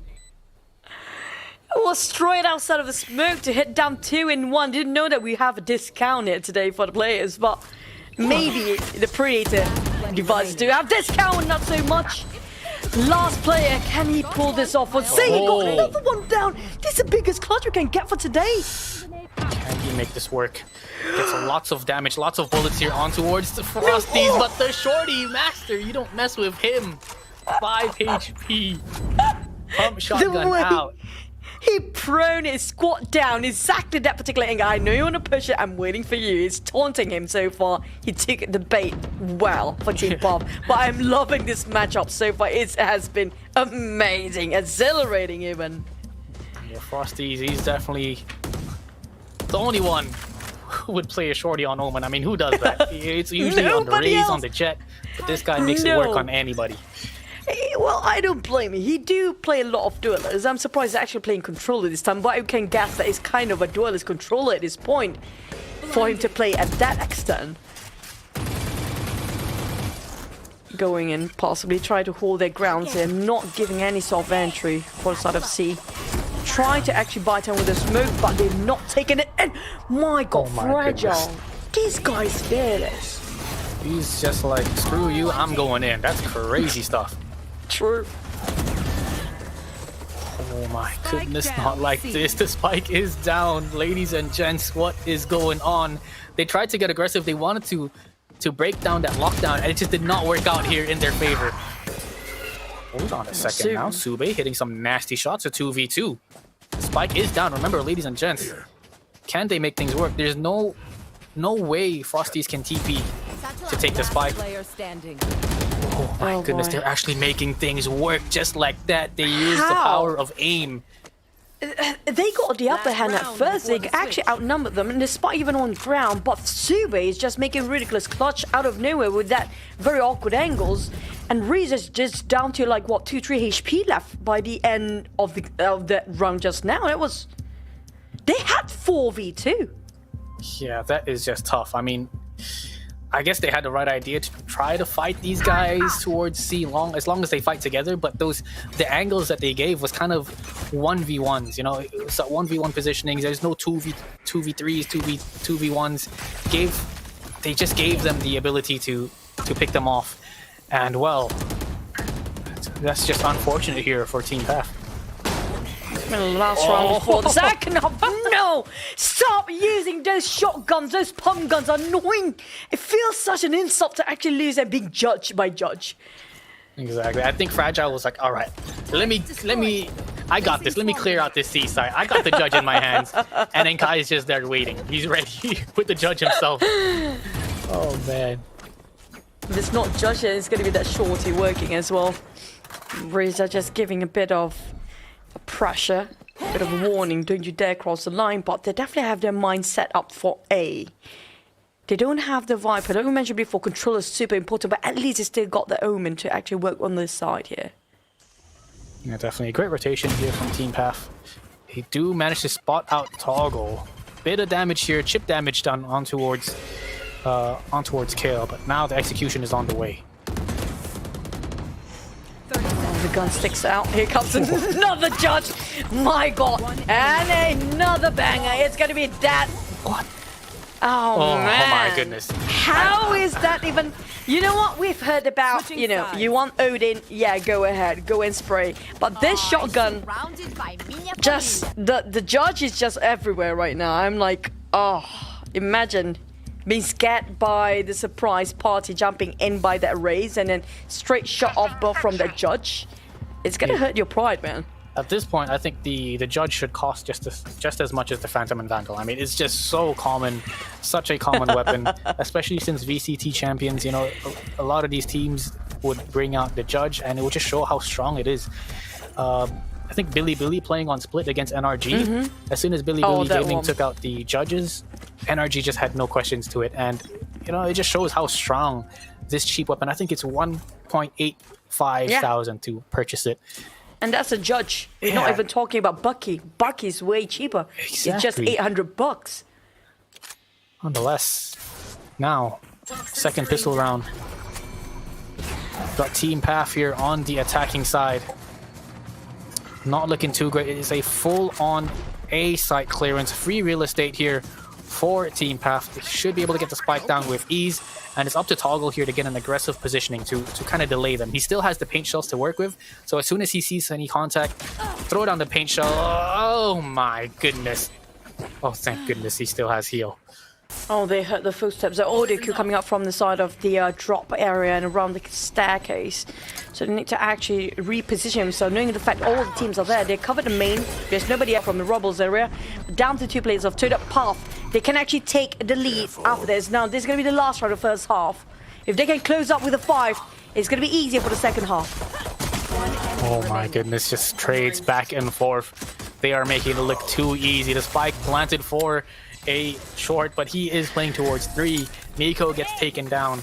And I have to say, this Viper's wall is crazy. It splits off the site and a rubble. So if there's anyone trying to lurk from the attacking side, it's almost impossible to see what's going on the other side, honestly. Yeah, exactly. We saw 2 players coming out from stairs, entering that A site instantly, and Team Path was just not able to hold things off. My goodness. I mean, they were outnumbered. It's all down to the utils and how down to the final small technical stuff that going on Todak's mind that changed so much of the game. They're always being outnumbered. You talked about the first few rounds regarding they couldn't lose so much men early on, but on the Todak side, that's not the case. Even though they are outnumbered, they lost quite a number of men compared to PAF early on. It didn't stop them from taking that round away. Yeah, I mean, this is just incredible gaming here from these two teams. Just a lot on the line. You've got, I think it was 11,500 bucks with some good old robust Predator luggage and a chance to make your way and show who you are in the APAC finals in Manila, Philippines. Kale, though, does manage to take down Zeke. Tons of damage here done towards Toggle. Nonetheless, slow and steady. These guys are known to win out these pistols, to win out these anti-ecos with the pistols. But I think Todak knows that. So they're not going to get too aggressive. They're just going to play it smart. Frosty's using whatever he can to just take down 3 players towards this B site. What do you mean they're not aggressive? Look at how he just pushed all the way to his B main just now by himself and just knocked out so many of them out of play. No, not like that. Why you do him like that, bro? Oh Not my like goodness. Not like but this. the fact that Team PAF swap over to the knife as well, just fight me, bro. I love that moment. Oh my goodness. Full on aggression. And when you see Frosty's playing like this, you know, super confident, hitting his shots, it's definitely going to be a tough game here for Team PAF. Technical pause being called out here for, I think it's Fragile. He's having some issues with his gear. Nonetheless, so far, incredible gaming here from Todak. Just amazing What plays. is going on? We're talking about every micro and macro matters so much in this matchup right now. It's not just about firepower. It's just not about accuracy. It's about how well you play with the utils at the perfect timing as well. Because it has been flawless so far. I mean, Team PAF, we see them on a different level now. They're definitely stronger compared to the previous version of them. And this is yet their best version of the lineup. And it's just, it feels like they are catching up, but the moment they catch up, Todak just left them behind again with some plays that are so tricky to fight against. This is definitely tough. I'm not sure if, you know, fatigue could be a factor here, especially Possibly, since yeah. they won Possibly, out the 2-0 against NEXGA. This is the third game that they're having today. Another Lotus, you know, it's tough if you're off form. You might be good. You might be on form for 2-3 games, and after that, you might just lose it all. But you know, they gotta find that the same Team PAF that we saw a couple of games ago on Lotus. Super disciplined, super smart. But Todak just finding the answers, finding the shots, finding the picks, pulling a reverse Uno card here. And not just that, towards Team PAF. The fact that Todak players are so flexible that it can actually put the duelist as controller, and the controller plays like a duelist, just like how we saw GD, if I'm not mistaken, just push all the way to his B-main by himself and just obliterate, decimate the entirety of half of a PAF lineup. It's just scary at this point. Like, the duelist is not just a duelist anymore. Even the controllers can be considered as duelists these days. And coming up from Team PAF, how do they cope with this? It feels like they do have their plan lined up, since we're already hitting off the second half here. But PAF hitting a bit of stagnant, no points gained that much so far. But if they can win this rifle round, half armor all the way, they have a shot at this. They definitely do. Great flash here coming in, but not going to be enough here. No one blinded at all. A 4v4 now as they trade each other back. And look at how aggressive Todak is going.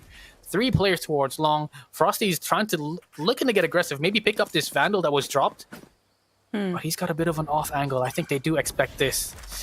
Oh, he finds the right timing. He actually managed to pick up the Vandal as well. This guy, the timing is just unreal. Takes down Zeke. Sube finding an opening pick on towards Kai as well. Slowly but surely, they're just falling down one by one. I feel like Todak is reading Team PAF like a book right now. Knows exactly where to look at. With the perfect timing as well. It was uncanny just now how he just shot him from the back. Exactly. They were holding out. They were holding the smoke as well, didn't you? Like, if we saw earlier, they were holding it. They were waiting for the push. But as soon as they turned around, I don't know, this guy, he's just got like sixth sense. Instantly, he picks up the Vandal, just runs towards the defender spawn, and is able to take down Zeke. I mean, just game sense. It is what it is. He wants to go for the plant, but he can't actually try to get at least one. There's going to be a lot of players on stairs, and he's going to do crossfire. The moment he picks out is a crossfire. There's no way you can actually pick out from there. Oh my god, this is scary. This is not what I expected for this first game to go. You know, we saw Path with a brilliant setup, brilliant plays on the first game against NEXGA. They were just able to take control of the map. They were able to get the early picks. But this time around, it's just a complete opposite. It's a different team we're watching at this point. But Todak really just some insane game sense plays. You know, Frosty's getting aggressive. But everyone kind of holding their own, you know, holding their own weight. That's kind of true. Everybody just really putting a lot of work in each of their role down there. I love the fact that the boss of Todak, Alan, is there as well. I spot him just now. He's just casually just watching him like, yeah, you guys did the right job. You guys did your job now. He's like so confident knowing the fact this lineup is going to bring something out. But Team Path, here comes the coach. He's giving a lot of input down there. The fact that, you know, Todak, they're just waiting for the bait to be taken. That's the thing. They don't really try to force it out too much. They play around with time. But like you mentioned before, like, how do you have those instincts at the perfect time? It's not just one shot thing. It has been happening the entire map here. Yeah, definitely. I mean, that was the coach earlier. You saw Click. He actually used to play for Todak here. Sure. And right now he's facing his ex-team. I thought maybe he would have some tricks up his sleeve. You know, maybe he would have a little bit of knowledge on how they play. But I think Todak, they've really just changed things up, especially with this Frosties on the controller role, being aggressive on that Omen, just kind of really put them off guard, caught them with their pants down. Now Path looking to execute here towards the seaside. Got an entry, but they're still trying to bait out, get any sort of valuable information at this point, but they're not giving any safe off for Team Todak. Team Path really want to try to force it out. They want to commit to this side, but look how they place themselves. Reza managed to shut down and Super. There's going to be valuable one, but to trade to one. So far it's down to only 3 players left for Todak, down to 2, but you know for a fact they are considered still a full team here, regardless of how they're being outnumbered for now.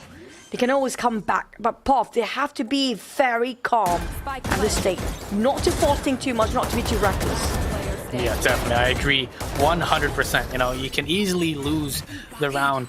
You know, 2v4, 3v2, you know, Todak have that potential to win out those clutches, especially since they've got, what, 6 rounds? A 6-round lead? They can go for something feisty. They can go for those aggressive 2v3s. They can easily risk it all. But now, Path, you know, they don't really have any breathing room, no space to make any mistakes. They just have to keep this default play going up. We saw Kai towards A lobby holding things out. A very quick rotation from Todak. If you realize, looking towards the map, they just completely leave that A site. So if Kai is able to find an opening, walk up towards that A lobby a little bit earlier, they might be able to rotate back towards that A site. Nonetheless, different setup here. Instead of having to Killjoy by himself, 3 players towards that C site. Todak trying to go for a read here. Just trying to get any sort of information where how many players in that site right now. Interesting enough, coming up from Team Path, Zeke slowly approaching to the side of B as well, just to gain any sort of information. But they pull back all the way for Team Path, and I think the respawn coming up from Team Todak is so super fast. They know for a fact if there's certain time limit they're not entering in, it means they're not going to enter at all. And look at the shift coming up. They already got himself to the side of A, and the information being relayed back. Going in with a showstopper, not finding anybody, maybe trying to clip. What? He finds the kill. He manages to find that kill in that crazy position. Your showstopper just heading towards you, hurling towards you, and he gets the headshot there on it towards Toggle. Just great stuff, great aim, but nonetheless, they've lost their initiator, so they can't exactly, it's not exactly an easy retake here for them. No more flashes, but they have to win out these gunfights, and they do. They find 1, they find a 2, and all of them just fall down in a matter of seconds. Headshots all across the scoreboard, and that's Todak picking up match point. And just to remind you guys, if I'm not mistaken, this is actually Path's choice of map. It's not even Todak's choice of map yet. And they show us this power as they've been showing off since the start here. And super scary to find again, it's not gonna kidding. Not even gonna lie, the fact that no matter what you do, it feels like they're being suffocated for Team Path. Everywhere they want to go, there's gonna be somebody giving some pressure there from the side of Todak. Exactly, and look at the scoreboard here. 17 kills, 14, 13, like everyone on Todak is hitting their shots when they need to hit, and they're just playing it super smart. But what I realized in that last round, during the rotation from C to A, the Sky player from Todak actually flashed towards A long, A rubble, and was actually able to find the information that Kai is lurking towards A. So they were able to kind of get that quicker rotation towards that C site. But nonetheless, just a very, very smart play. Great map control here overall from the side of Todak. Feels like they have the power of persuasion here. Try to force Team Path to take the path that meant to be laid down by Team Todak. They're just setting up the trap so nicely well. Like example, if they're going against what Todak planned for them, they try to force them out. And they took the bait anyhow. But the problem is you don't know which one is the bait for Team Path. That's the problem. Difficult shot to hit. Very, very dangerous position. Oh, gets caught off guard by Zeke. What a lurk. And that's exactly what we need. We need Kai and Zeke hitting those shots to be able to kind of come back here in towards this one. 7-round deficit. They've got to keep the momentum going here. Frosty's going to be spotted out. He should be able to get sprayed down here by the rest of the team. Yes, he does. And it's a 2v5. 7 rounds here for Todak on their match point. So they can go for this. They can give it a try. And they do go for it. But he's only good for 1 in that retake. Fragile taking down Toggle. And Team Path winning out. They're 6. Literally biting their skins here right now for the side of Team Path. Cannot afford to make any mistake here every single round since they are at the match point for Todak right now. A lot of pressure mounting out to the side of Team Path. One step at a time. After that pep talk coming out from the coach, I feel like there's some changes there. He's definitely noticed something out of it and give some valuable information to us lineup here. Change a bit of a gameplay from Team Path, make it a bit slower than usual. Just playing around the time, but time which they don't have. You need to plant the spike anyhow. Once again, the classic. Got Kai pushing up a lobby. Players from that C on toward that C side pulling the rotations, and look at the triple stack B main. They're gonna be opening up the door, trying to get aggressive. 4 players just pushing towards that mountain position, clearing it out. They've got so much information. Flash gonna be trying to find any information towards B, but they now have all the ideas. It's gonna be an A hit. A full retake should be coming in here for Team Todak. They've got the Killjoy lockdown. There it is. It's gonna be used here. And trying to go for trees and getting out of trees from those, you know, round doors. But at the same time, the drop is going to be immensely swamped by the rest of Todak. Even the lockdown's been finished off, nobody been detained. But Reza got a glimpse and got some valuable information to be shared with the rest of the team, knowing that so many players coming up from drop and stairs.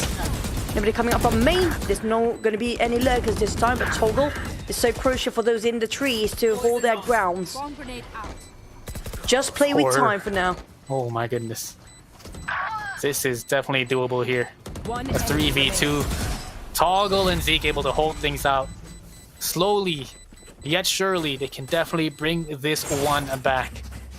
They've got a hill to climb, and they are making it look like it is definitely doable. Oh man, my word. So tense. I mean, they are literally on their last wire for this first round here to make sure they cannot afford to make any mistake. Not even a whiff can possibly be made by Team Path right now. But they're still taking one step at a time. One score, 1 point at a time. It's doable still to come back. They have to go for another 5 rounds here. No mistake can be made within that 5 rounds. Calm and composed. Look at their faces. Look at their faces. They're tense. Exactly. Not the same smiley faces from 2 games ago, huh? Sure. Team Path. Kidding. Banter. But you see how dangerous Todak is. You know, even though Team Path are playing that really slow passive play towards that C long position, they've got a setup. They had 3 players from Todak push towards that B main lobby, opened up the door, sent the paranoia out towards Mound, and that's the kind of plays that they have to watch out for. And that's the kind of plays that is going to turn this match point into an actual game-winning point here. So I'm waiting for the overtime to happen. I really want the overtime to happen to see. She's a believer. Oh, well, it happened before, why not? That's true. And this is Team Path, by the way. They did the impossible back in the days. So I'm not surprised they've pulled something out of their pocket, something unusual to play. Look at, trying to bait out. I love the fact that they actually leave out Kai back there. Commit to it. I feel like they want to go for one shot, just force it out with the Seekers as well. Just going to follow the Seekers to get into the site C. Can they make this work? Looks like they're making their way in towards the C side. Toggle getting a little bit of chip damage by not just the Viper's Molly, but also the Nano Swarm. I just had to force himself back out. While that was happening, Frosty was able to get the pick here on towards him. Kai has so much space on towards his A side right now. If he's able to clear out 3, he's able to push up towards Heaven, maybe in towards the stairs to catch the rotations. But it is a 4v5, so Todak are definitely not exactly worried. They've got the Killjoy lockdown here, so they can take as much time in the world to go for this position. But they're definitely wary of the lurk here towards that A side. Ooh. Viper's Pit. You can actually do it. It's doable. It's doable. It's still doable. But fragile. This is not some easy challenge for the side of Miko right now. It's unpredictable what Fragile will actually do. This guy sometimes just so hard to really go do something insane. And spot it at one out. Make it 2. They got a crossfire just now. Unfortunately, couldn't shut down on Fragile. A 1v3. It's all down to Kai. He's able to take down into a 1v2. Can he make this work? Shots being hit. That's a beautiful headshot. The sortie's out. And ladies and gents, they're still alive here in this first game. My God. My word. And the crowd goes wild. That was incredible. And the fun part, Fragile willingly jumped over to that shorty just now straight to his side. My goodness me. That was so close. Nerve-wracking even. I'm holding my breath all the way, just hoping it will happen. It might actually do. Doable. 8-12, one step at a time. Last time we saw Todak won any point, it was like, what, 5 or 4 rounds ago. Yeah, definitely. I mean, look at the buy that Todak has.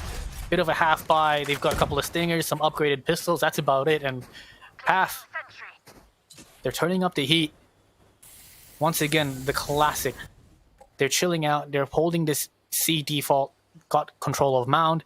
They now push up Fragile up towards A lobby because they know that this man likes to go for the lurk. And I think he might just be caught off guard. This stinger is incredibly dangerous, close range, but Kai gets the kill. 2 HP left on this man. Somehow staying alive. Yeah, the thing about Stinger is just the recoil is insanely hard to control. But you can pray and spray there. But if versus a Vandal, you do know the damage is going to be outweigh the other. The moment they got one, they just pull back. Although this is difference right now for back then, very rookie Path, and then now. They don't commit the moment they got the fight. And they got the pick. Ooh. Dangerous, this man with that sheriff. Just beautiful utility usage. But look at these sheriffs in the hands of Todak. Sube, he did manage to get 1 kill. He's trying to pick up that Vandal. He manages to pick it up, finds the kill on towards Kai, and he's making it work, using these angles to his advantage. He's only good for 1. A 2v2. Kale gets 1, looking to find the last one. 7 HP. 7 HP. He doesn't even have an ult yet. Well, there's gonna be a lot of mind games that he's just gonna pick out from the smoke. But no, it's so close. My Lord. Oh man, that was so close. But coming up from the reaction of Frost is just now, that was fast. He was not expecting that. He was expecting it coming up from the backline entirely. But the way he just tracks down towards his right lower side of the screen, that was fast. Man, oh man. I thought that Vandal could have made a difference. You know, the positioning of the weapon, the gun, when you're out there he was looking up towards a site. if Kai was able to find, no, sorry, no, it wasn't Kai. I think it was Miko. If Miko was able to get out of that smoke a little bit early, he might have found the timing, and Frosty's gun might have been blocking the view. True. Man, 7 HP, super difficult to deal with. Somehow Todak, they're just able to hold things out. The first initial pick from Frosty to take down Zeke towards B. The second from Sube with the Sheriff to take down I think it was Toggle getting a bit too aggressive. So that 3v5 was just making things work. Just incredible plays here from the side of Todak, winning out that first map. No, but their angles, the way they just hide themselves in a very safe spot to take down that particular entry, that crosshair placement is so crucial. The way they just got over the entry point without giving any sort of information to a side of Team Puff. But that was well played by Team Puff. They were at a loss before. I think it was around 12-4, 12-5. They actually hold their ground so long to try to drag it over to overtime.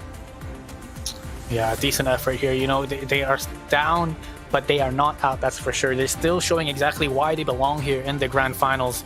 Todak really seeing really fresh here in terms of their aim, hitting these nasty shots. Frosty's just this hold towards B main time and time again. He's able to get these picks off and really turn the course, turned around here, honestly, but difficult enough. 12-5 was the scoreline, and they were able to bring it, 12-8 there earlier on. But it's just not enough here for Team Path. I love the fact that how Fragile uses the showstopper, and then Reza managed to trade before he went down with that showstopper before. That was incredibly fast coming from Reza as well. That was well played by both Team Path and on side of Team Todak. But coming from Team Todak, the mind games is actually real. I mean, like, so hard to predict what they want to do. But I love the fact that Team Puff start to learn very fast this time. They mirror out exactly how Team Todak plays. It's just not to fall into their trap. That's it. Don't play along how they play around you. Because Team Todak, I noticed the fact that just now how they play, they try to force you and manipulate you to exactly where they want to place their traps on. That's been taken quite a number of time by the side of Team Path, but they learn quickly. They adapt, they adjust at the moment. Click actually gave some pep talk just now, giving a bit of insight. They swap things so fast, they adapt it so well, they hold on long enough. Yeah, definitely. Maybe that timeout call should have came in a little bit earlier. Who knows, man? But, you know, we saw they were able to string out a couple of rounds, but instantly they were able to kind of Todak was able to kind of adapt to how exactly Team Path is playing. You know, they put a little bit more numbers towards that C site. They would play retake A, and they were always able to kind of win it out eventually. And in the end, man, those shots, you know, it was a half buy. It was just a couple of sheriffs, some stingers, and everything. It just did not work out here for their side. I agree. The loss was too much in the first half, and not just the second half. It was a bit difficult for the second half start for the side of Team Path. They're kind of costly for them for the entire. It drags out for the for the economy as well. So that's why it's so crucial, and that you actually giving out so many points regarding how well they can actually play around with their economy, with their how much they have left. Even though they managed to trade in 1-1, but by the end of the day, most of teammates went down. They don't have enough in their banks to purchase for the next round. It just drags throughout the entirety of the map just now. Yeah, exactly. It's tough because, you know, they're either in a decent buy or a half buy. It's really difficult when it comes to the Valorant economic system, you know, and you just have to play around that. You have to realize when to save, when's the right time to save. And Team Path sort of had that in the bag, but you know, Todak coming off as a very strong team. You know, this is one of the teams that love to play Lotus. In VCT, Todak loves to play Lotus. They're always going for these crazy aggressive plays. We usually see Frosties on the Neon, and I guess that's something that Team Path might have expected, some aggression with Neon. But Frosties this time, you know, bringing out the Omen, changing things up. They're able to have that paranoia to enter the site as well. And the way they execute on towards site, it's not just it's all these barrage of utilities on that C site. You know, we see the Omen paranoia towards Waterfall. We got the raised nade from Fragile towards that pillar on towards that C site, and they just have nowhere to go as a defender. And honestly, just a great execution from Todak. I agree. I mean, like the change of Frosty from duelist to be a controller, definitely it's going to be super uncomfortable for him because we know Frosty for such a long time that he definitely plays duelist almost most of the time. Maybe Sube sometimes change things up, playing a bit flex, but to have a new player to jump into and play as a duelist, there's a lot of trust and bonding to do between the players of Todak and Fragile. In this case, it's just perfectly well executed for the side of Fragile. It just shows why, for a fact that Frosty managed to willingly stepping down from duelist role and go into controller role and give it over to Fragile. It just shows why, because he just insanely got himself quite a number of I think he's the MVP for Team Todak just now. Yeah, definitely. 21 frags, that man. He is just incredible. Ladies and gents, we're going to go for a quick break. We'll see you guys right after this.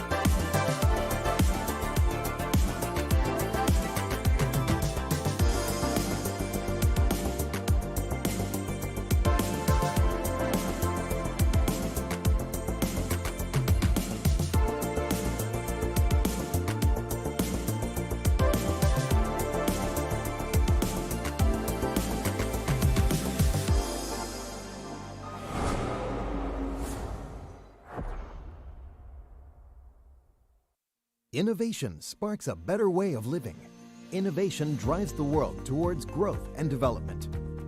Do you know how to identify the best Taiwanese innovations?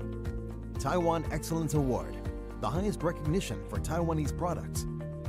Each year, hundreds of industry professionals and experts come together and evaluate Taiwanese products based on R&D, design, quality, and marketing. When you see the Taiwan Excellence Mark, you are witnessing not just exceptional creativity, but also Taiwan's effort to produce the highest quality innovations for you and the world. Taiwan Excellence, driving innovation.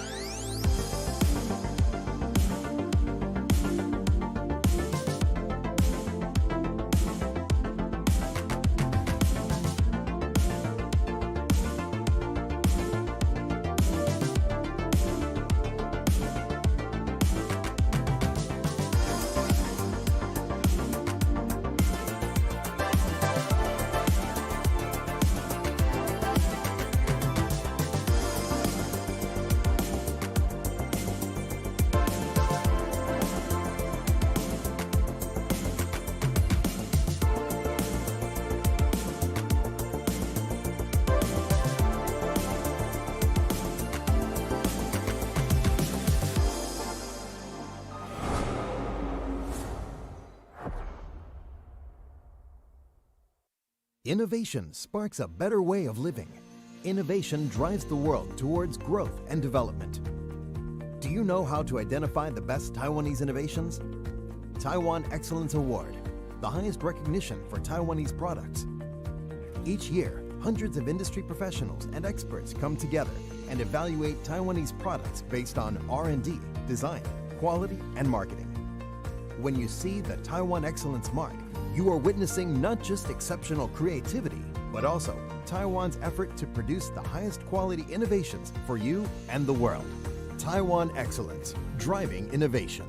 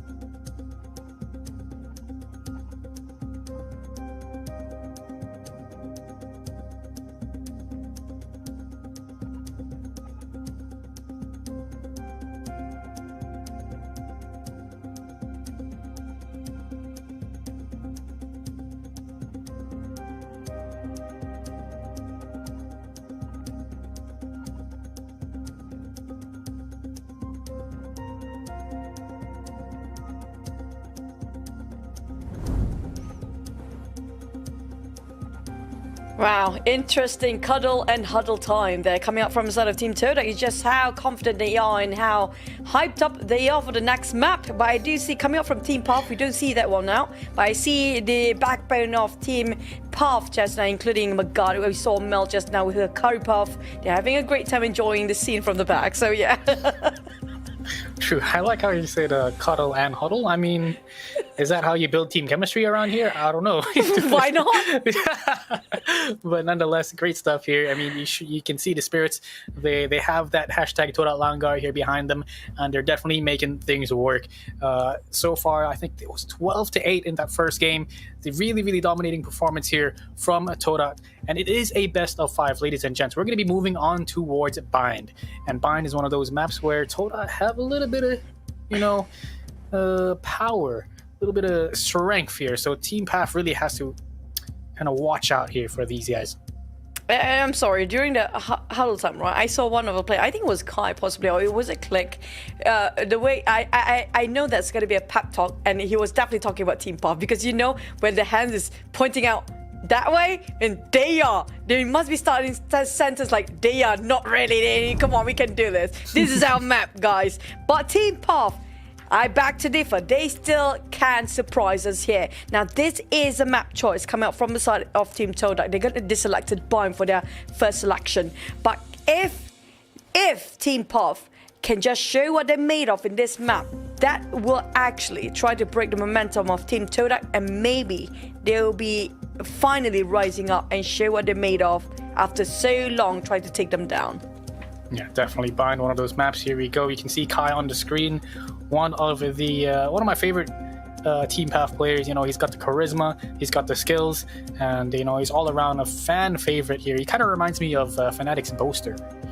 But yeah, these guys are pretty fun to watch.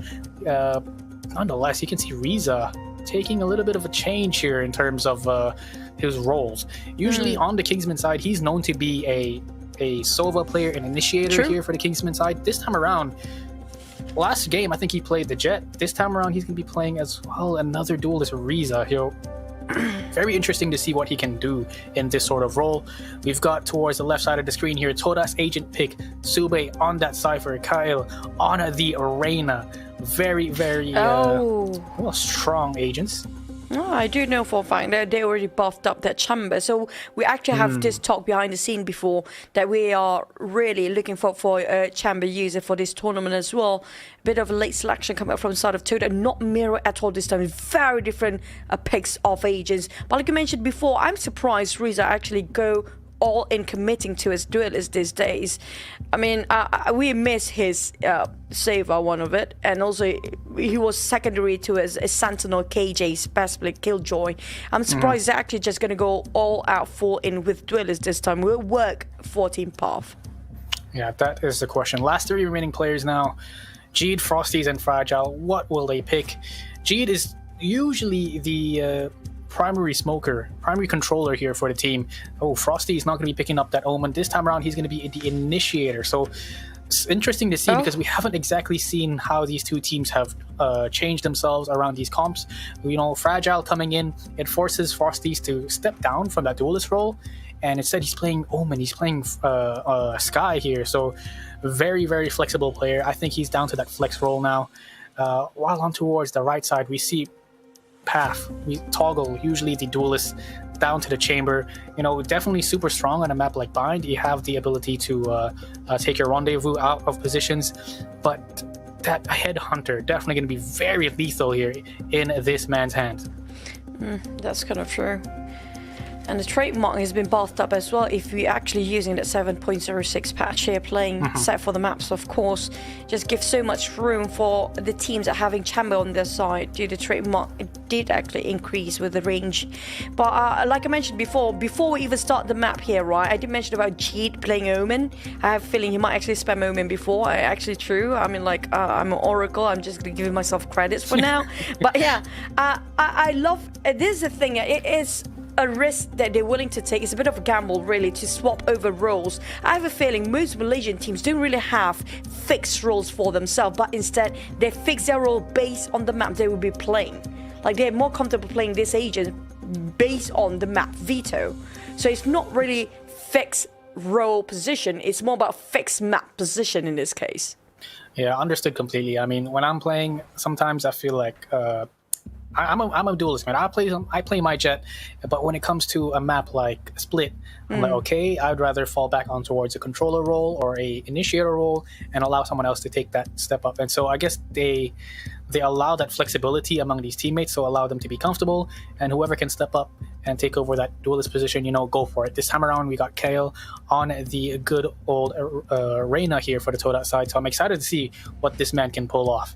And not just that, they do have double duelists. So far, we've seen Todak playing a lot of double duelists on this side. Previous map as well, they got a double duelist before.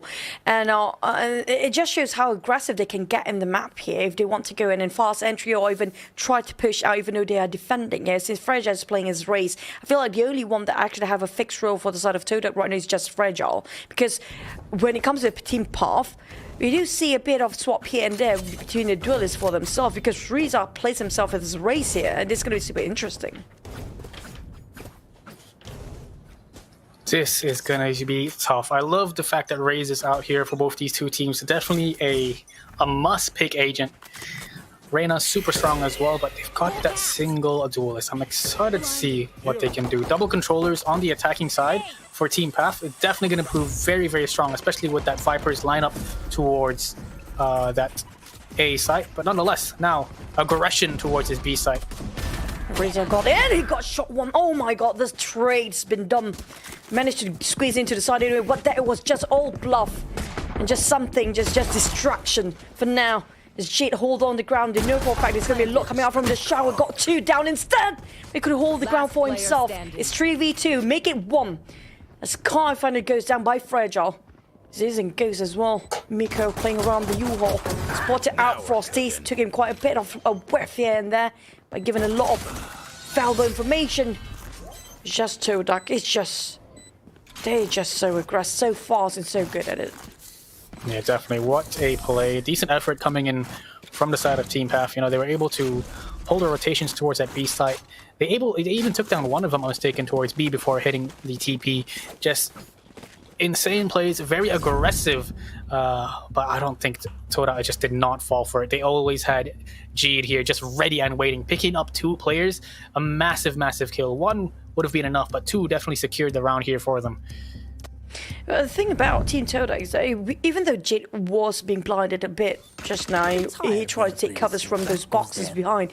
The fact he's holding the ground by himself, fighting 3 players or 4 of them, that speaks a lot. It just shows that every single player of Todak, even though it's 1v4, you cannot underestimate any player at this point.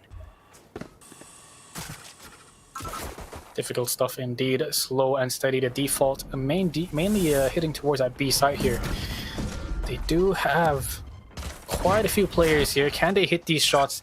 Frosty's going to get some sort of information. He does find 2 players towards. Long gets the shot off on towards Kai. And man, oh man, they're going to be going for these eco frags for sure. Look at them running it down, trying to go for these kills, trying to get those points on their ultimate here. Kale caught off guard, but he's able to get that quick flick here on towards the headshot. He knows there's another one. He hit the auto Q just now and got a shy bit point of it. Now down to Toggle. He's not playing a duelist this time. It's so hard to see Team Path actually winning the pistol rounds for a couple of maps now. They're going to be the usual path as we witnessed it before. It's just... They're so aware about the surrounding on the side of Team Todak, know exactly where they're going to pick from.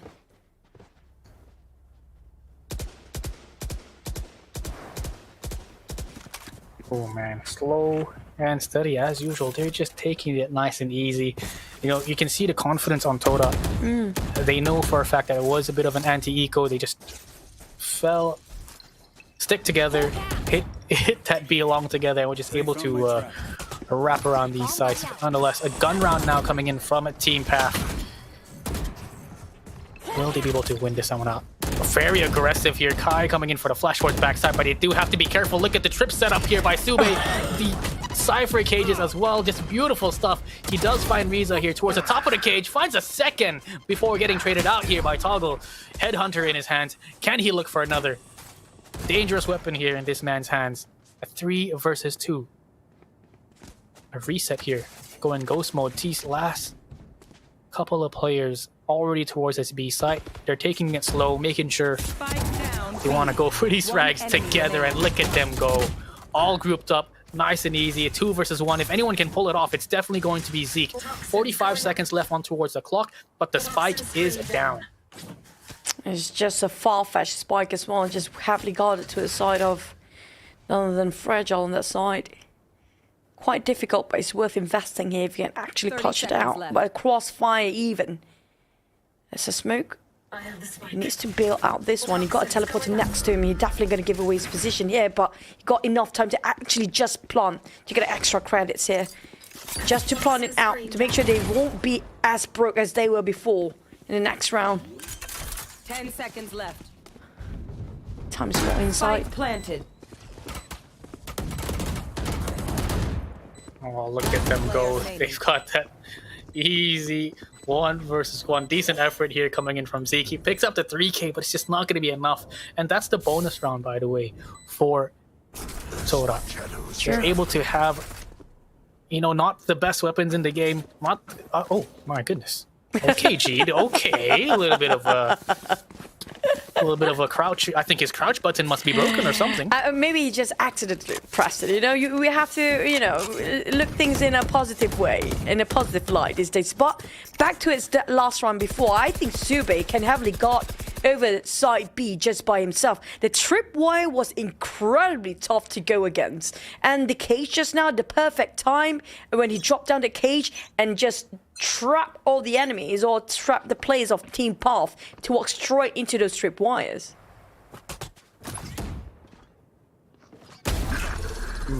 Whoa. A monstrous shot there by Toggle. Time to hunt. Hitting with that one-tap headhunter Scout with destroyed. ease. A massive pick as well. That's the Reyna. That is the Reyna. That is the one with the Empress up and available. This is a bit of an upgraded buy coming in from Team Path. So if they can win this one out, they can definitely do so much. Can really bolster their economy. Sube getting aggressive. The quick phantom frag here. Frosties was able to take down a 2, but Kai just making this sheriff look so easy.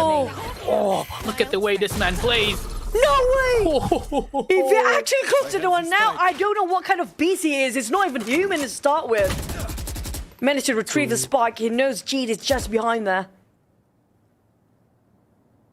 40 seconds on the clock. And look at the positioning from the player from Todak. We're just waiting outside of showers in case he decides to TP. So Jeed is just holding that B side by himself.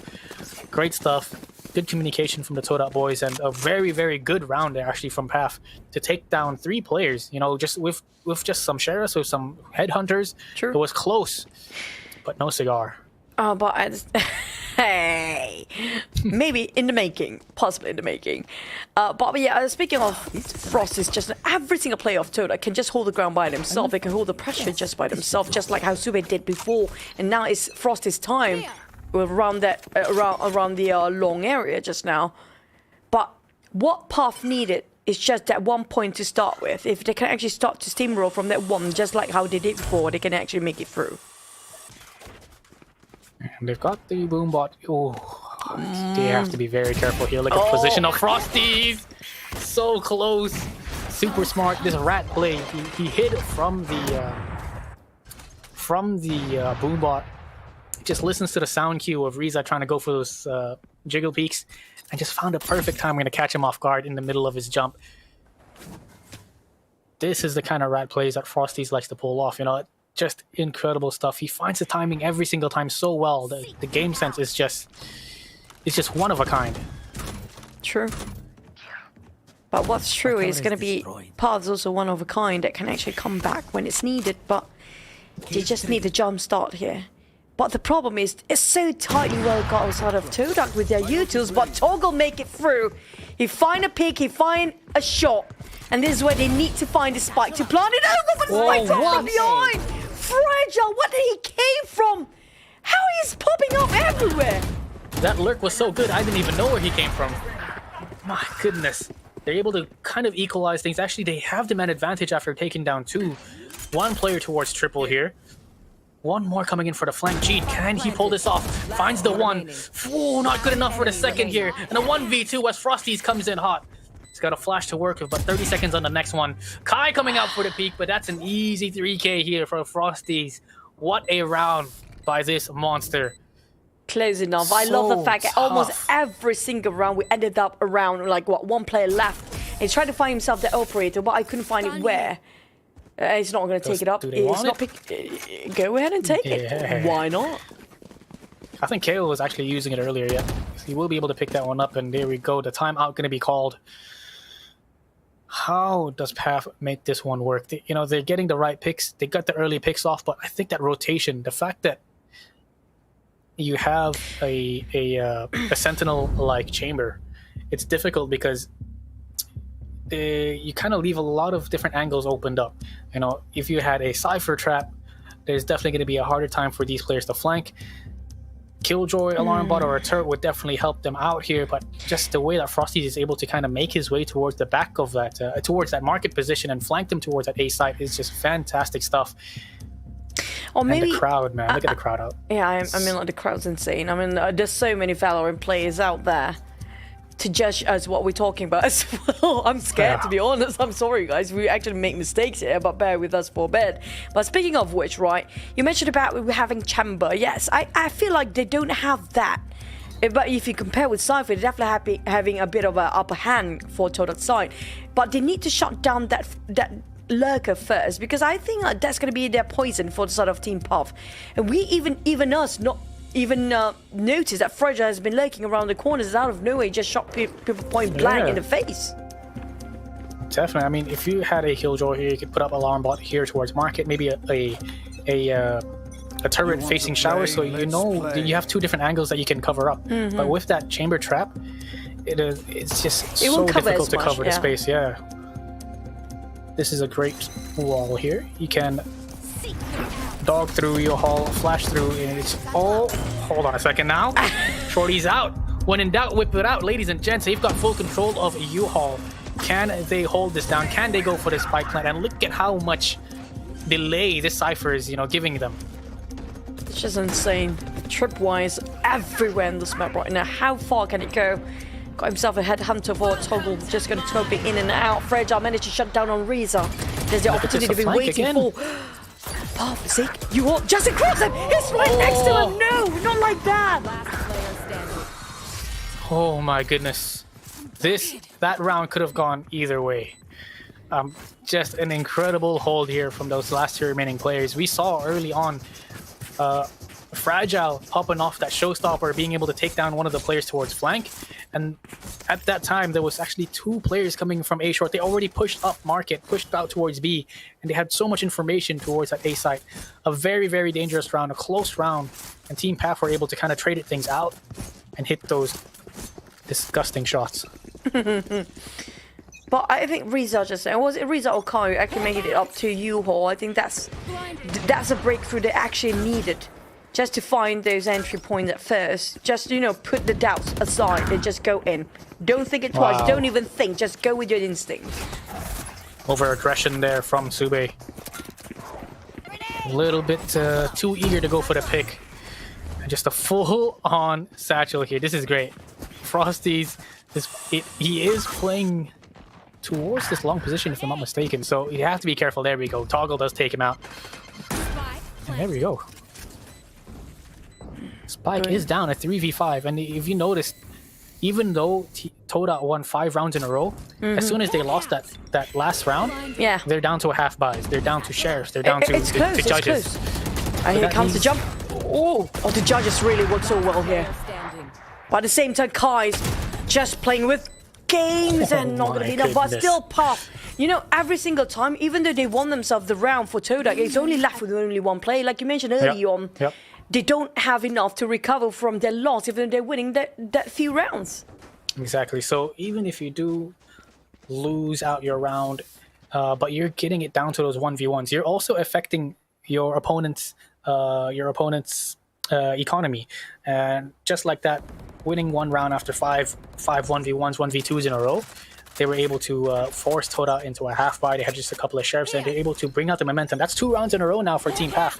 And momentum might be on their side. They're playing it a little bit more smarter. They're playing it super safe. They know for a fact that Todak likes to go for these pushes, so they really have to hold these defaults, get aggressive. And I like the fact that, oh, never mind. I was going to say they had the smoker here. The Brimstone was watching Showers push, but instantly he falls back. They just have so much information now. So I think what Team PAF has to do is just hold it out a little longer before deciding to choose where to go, because there's just so much map control being given here from Team PAF. But Reza is able to hit that shot with ease. Does he find Frosties? Yes, he does. It should be an easy shot here. Oh my goodness. Oh, he got himself an entry in, and it's going to be a clear one. Even though you told them to hold out, but I think they decided, you know what, we're just going to go with the guts right now, and got themselves Puck in. And they got a full control of B for now. They just need somebody around the backline, around the elbow side, just to be sure nobody's just going to lurk around. Yeah, massive opening pick there by Reza. Playing in towards that hookah position, it really caught them off guard. Frosty's was in a bad position as well, because while that was happening, the Sky Trailblazer was actually making his way and actually concussed him. Riza was just able to get that easy showstopper kill on towards him and forces them to save.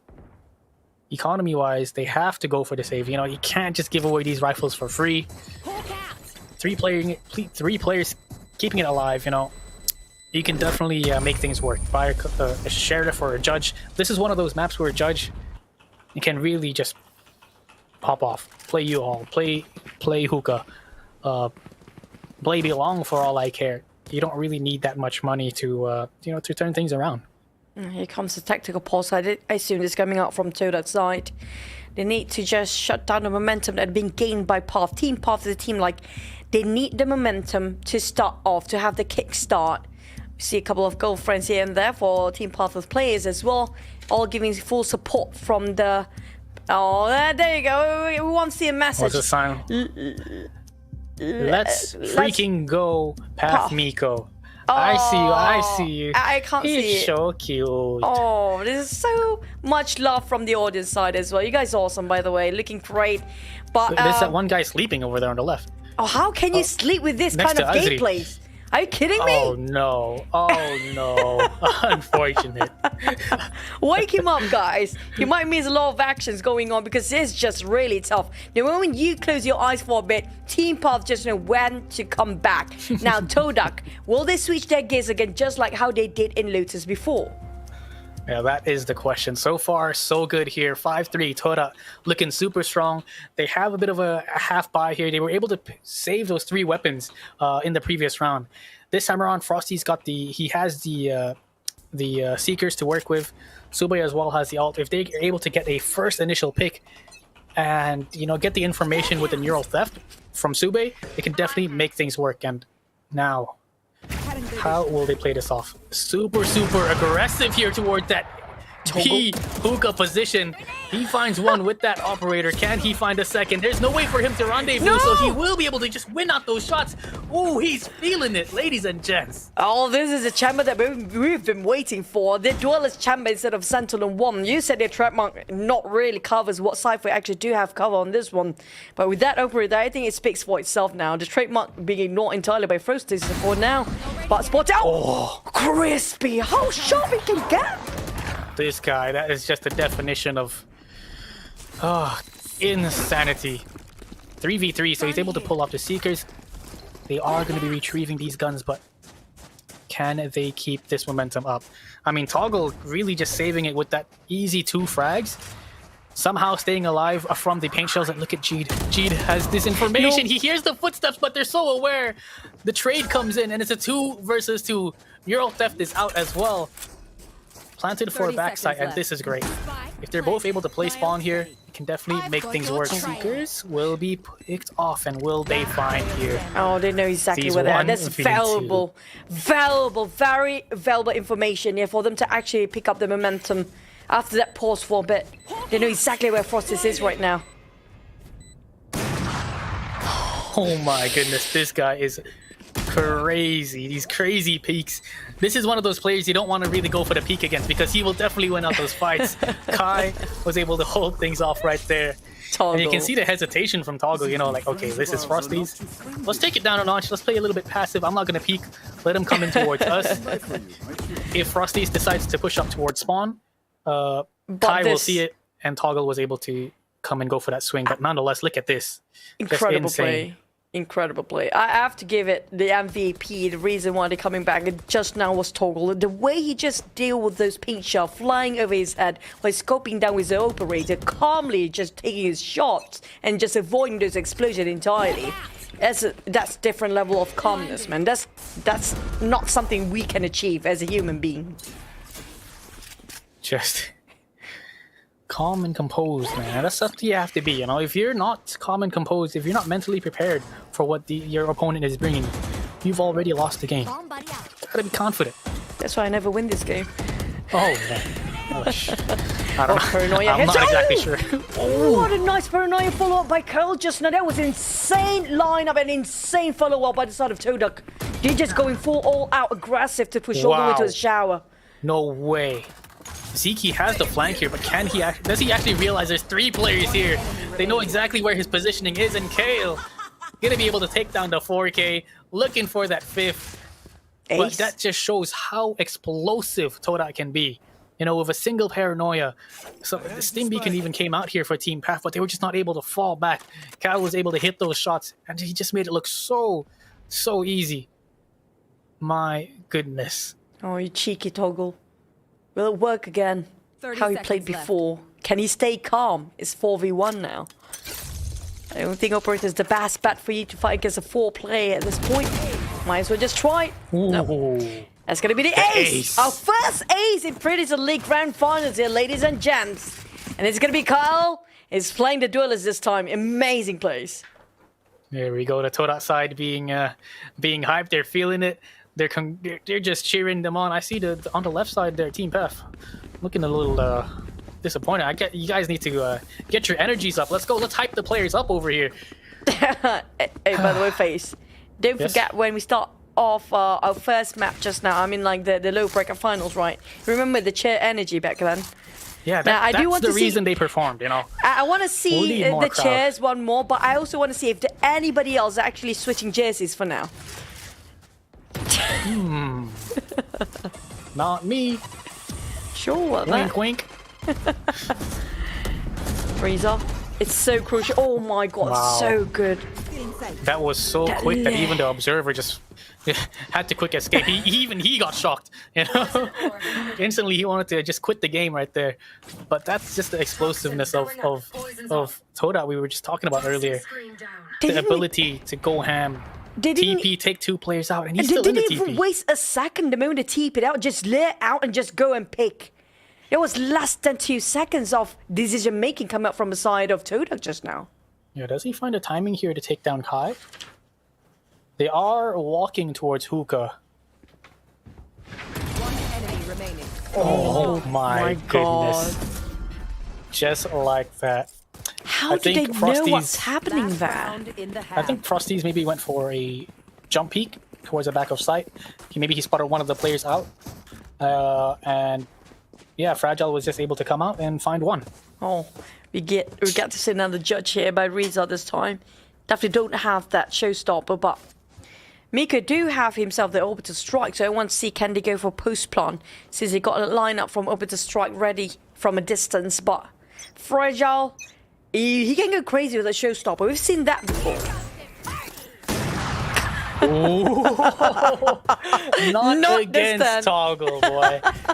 This man has been hitting his shots, and he does not plan on missing. Incredible stuff to find one. And it looks like Zeke finds a second one as well, trying to go for that aggression. He finds 2 towards Market there. Super smart. All down to Frosty's by himself on towards the site, and they're just able to mow things down. Wow, that was a very quick change of pace here. I mean, that's the parents, the mom of one of the playoff team, Pav. So cute to see. He's actually, I think that's his baby brother as well. Such a supportive player. Yeah, I mean, like, if your mom and dad tight, let them sit down and just, you know, pat you to sleep because it's nice. It's nice. Yeah, I love that. When you're older, you're going to be taking care of your mom, okay? So you better do the same thing. All right, love your family. They're nodding, yes. Dah jadi lecture. Pep talk. I see you, one of you is just, yes, we would do that. That's a nice, you're a nice son, buddy. I assure you, your parents would be happy and proud of you. But back to a serious business, and so far, feels like it's a bit of a tug of war between this Todak and Team Path right now. It's just so great that Chamber playing alongside with that operator before, but it's going to be second half. But now going in. Oh my goodness. Perfect timing. The aggression, man. This is just crazy. The knife comes in for Fragile again. That's the second knife he's picked up so far in this series. A 3 versus 2. Team Path now. They do have the man advantage, but look at the amount of HP that they have. Oh, very dangerous fight that Miko's going to take. They've got the spike down, and this one day could take them out instantly. They do find one, a 1v1, and Reza takes them down, a 4K. My God. Goodness. Okay, we're gonna recap what really happened here. All you see right now is 7-6, but we have to recap the fact that how they chased all the way from 0-5. Path was at 0-5 before. And now we're almost having a clean slate again between these two teams, back to square one. Oh my lord. Slowly but surely. 5-0. You can see the scoreboard here. The tab is open. It shows 5 rounds in a row by Todak. 4 rounds after that by Path, and they're just back and forth here. But look at the positioning. Look at the aggressiveness here of Toggle. Headhunter is out, and that's the head of Jeed down 6 feet under. Feels so satisfying to just watch that crispy yet so precise on the side of Toggle. I have to say Toggle playing so well with this chamber, but he got to have that operator to work. If you don't give him, you just give him rifles, he's not actually playing as he should be as a chamber. He needs the operator to complete the set. But Reza tried to force him out, not to get into A main for now. Ooh, tough one. It's a great pick, but you still have to be very careful, you know. Path, they're great at these anti-ecos. Even though they've got pistols in their hands, they can still win out the rounds. But this time around, Toda, the amount of firepower, the amount of skills that they have here, they can definitely do the same. And look at the numbers advantage. 1 towards Belong, 3 towards Hookah. There are 3 players here for the side of Team Path to hold things up. But the initiate, can they make this work? They fall in towards a crossfire, and Path mow them down here towards the B site. 7-7. That is all tied up. Are the Path fans celebrating? That is the question. I mean, I think that is a mum buff just now. We know for a fact that's going to be the mum's buff. The moment the camera just panned to as a mum, it's just a different story entirely. But I'm so surprised nobody tried to see a different angle entirely. The only one to actually look over that corner from long is just that one raise. And that was fragile. And the rest of it a bit too late the moment they noticed that, oh, somebody's actually around that corner guarding over that side. Oh man, it's a different game now. We've got another game, 7-7, all tied up. Path, they were down. We're slowly climbing back up. Subei's not been having a great game here. Almost catching off the Sky player here. Toggle getting very aggressive, actually losing his life towards Fragile. It is a bonus round here for them, but the fact that this game is getting a little bit too close, I don't think we should be making these kinds of mistakes. Nonetheless, retake here. Sorry, execution towards his B side. Yep. A side already taken control by the side of Team Todak for now. Dropped Spike, not even planting it down. They need to find Miko. He's actually playing around their smoke instead, taking advantage of the situation. Reza just popped out of the bathroom or shower. Subei prepared the back line, and Morley will try to force Jake to back off all the way. The lineups from Team Path, their defense just proving super strong. And the showstopper! No! Oh my goodness, it really did stop the show for Team Path. Brutal! Not like this. Straight in the line. For that showstopper, the finish of all of the other 4 players, 3 players, it got almost an ace again just now. That was insane. They ran away towards spawn. Tails tucked between their legs, and man, that showstopper. You know, we see a lot of Rosa alts. We haven't really been seeing much here in this league. So some crazy Raze players here on both these 2 teams. Oh man, it's just so perfectly well timed there. Then when they realize they messed it up with their positions, and like, we're kind of in a very small place here. It's not going to be enough for all of us to be in here when that showstopper arrived. It's just proven right. But Toggle, he needs that operator. We do know so far when it comes to rifles, it's not really a big fan of it. It didn't work so well compared to his operator. So the moment he got himself an operator for Team Path, that's going to be a bit difficult for Todak to just squeeze himself into the sides. Definitely a full-on buy round here for both these 2 teams. Vandals here all across the board. Who is the better team? It all comes down to this. This is just the second game here of this best of 5 series, ladies and gentlemen. We've got a lot more coming to you. Team Path, if they're able to win this one out, we're going to be moving on towards Haven, the map pick of Todak. Will they be able to make this work? And now, oh, Toggle's got the operator out. This is exactly what you were waiting for. Yep. You know, the only thing that I noticed regarding the first half just now, the only way to actually shut Toggle down, don't fight him in a flashy way. Just go straight forward in his face and it's going to be fine. That's what happened just now. Because when you try to square him down towards a corner and try to play a flashy play and try to catch him by surprise, he can calmly just shut you down like that. But for the players mounting up the pressure, especially coming out from Team POF, they lost the first series or the first matchup just now. They in a dire need to win this one out. A lot at stake here, including the slot to play in APAC later on next year. This is difficult. The tournament is in 2-3 months, and they've got to fight it out now. You know, if you win it out, you have 2 months to grind as a team to bring your best performance in towards Manila, Philippines. And right now, it's all down to this, whether or not you can qualify to the actual tournament itself. So everything is on the line here. A best of 5 series. Very, very difficult. It's definitely going to take a toll on both of these teams, Team PAF especially, since they had a best of 3 earlier on today. They've been here the whole day. It's going down to about 4 p.m. right here. They've been playing since 11. Yeah, difficult. It's about their stamina as well. This is where exhaustion starts to kick in. And it's not an easy game as well. We're talking about this going to be just the second game in the best of 5 here, but every single round lasted so long. And it's down to only one player, 1v1 by the end of the day. Even though they're winning, like we saw early on for Todak, like you mentioned, the economy affected drastically due to how many players been taken down before Team POF given away that round to us out of Team Todak. So it's still back to square one. Feels like, even though this is the selection map of Team Todak, but it's just POF do have better grasp about this. Okay, I'm down showers. I'm down in showers. Are we live? Outside. Ooh. Far.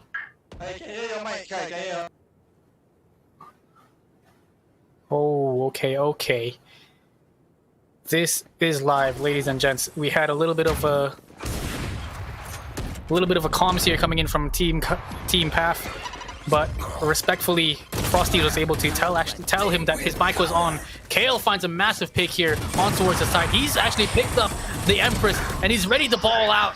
Kale finds Toggle, that's the second frag, and he's gonna look for another ace here, ladies and gents. Difficult to say.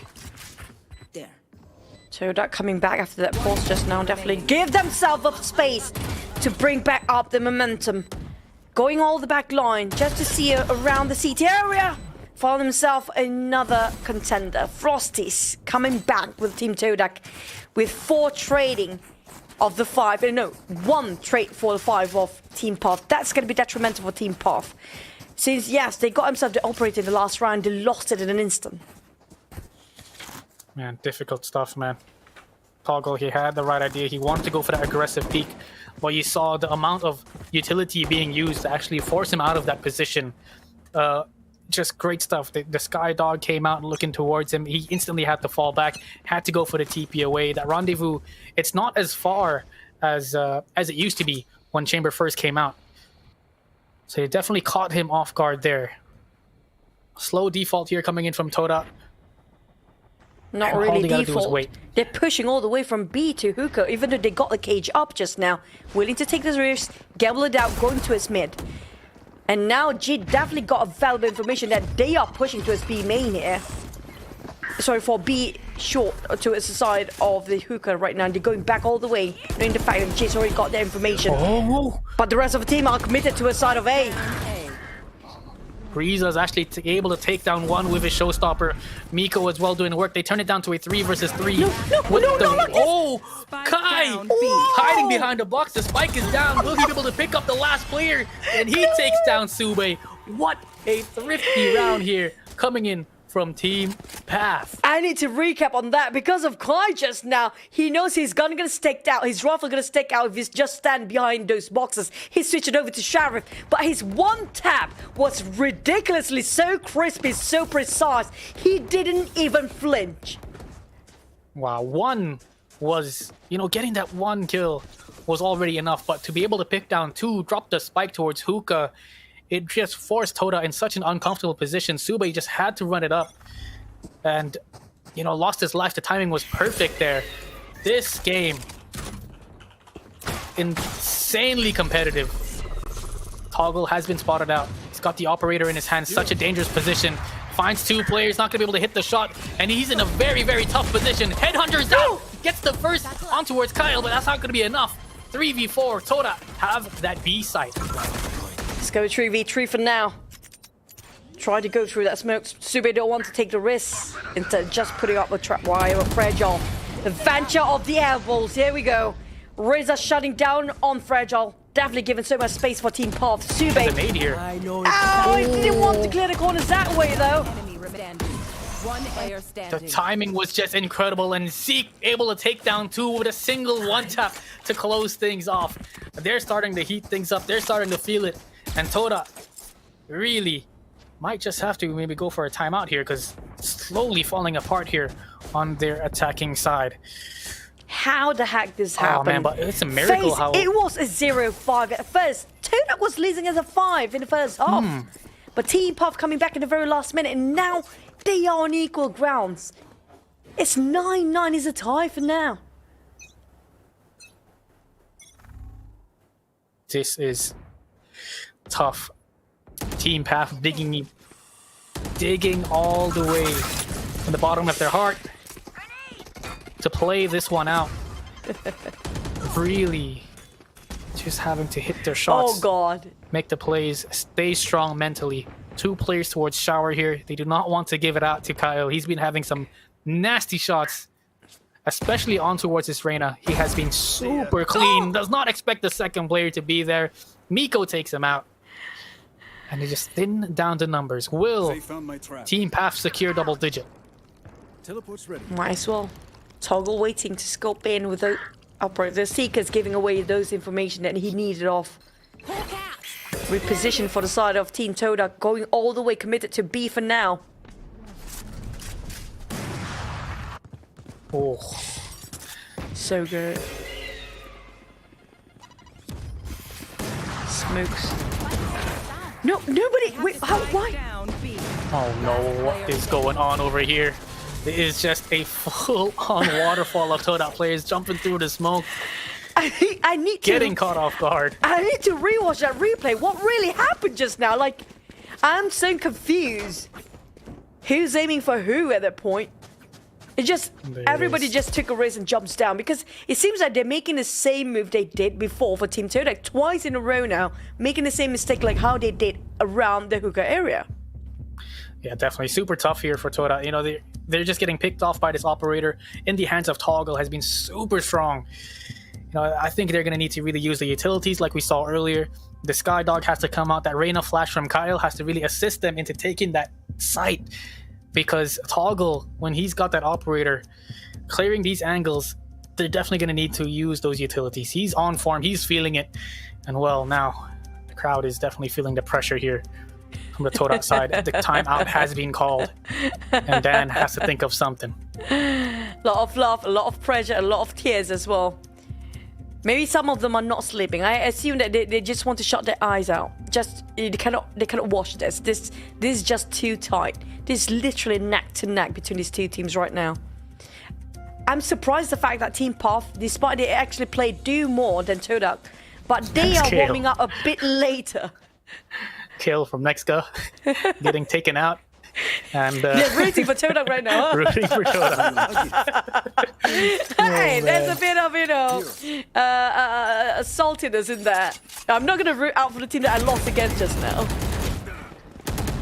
I mean, technically, he used to be a Todak player, so I would understand. The trades, though, coming out towards a shower position. Kale, every single time when it comes to a duel, he's just able to take things out. Frosties does manage to get the trade. Zeke was only good for one, and it's a 3 versus 2. A very aggressive push here from Todak, and I think that's exactly what they're going to be needing to do. Stick together as a team, don't get picked off one by one, and they should be able to kind of win things out, because if they default, if they split up, they're just going to walk in towards Toggle's operator and just get slowly shredded down. True. Great change of pace here coming in from Todak. Flash going to be coming out to assist at this 2v3 that they're actually going to go and try. So he does find one. Jeed will be able to close out the other. Double digits here for both these two teams. 10 and 10. Oof. Difficult game here. I have a feeling we might actually walk into ourselves an overtime for this one. Definitely, it's going to be tough.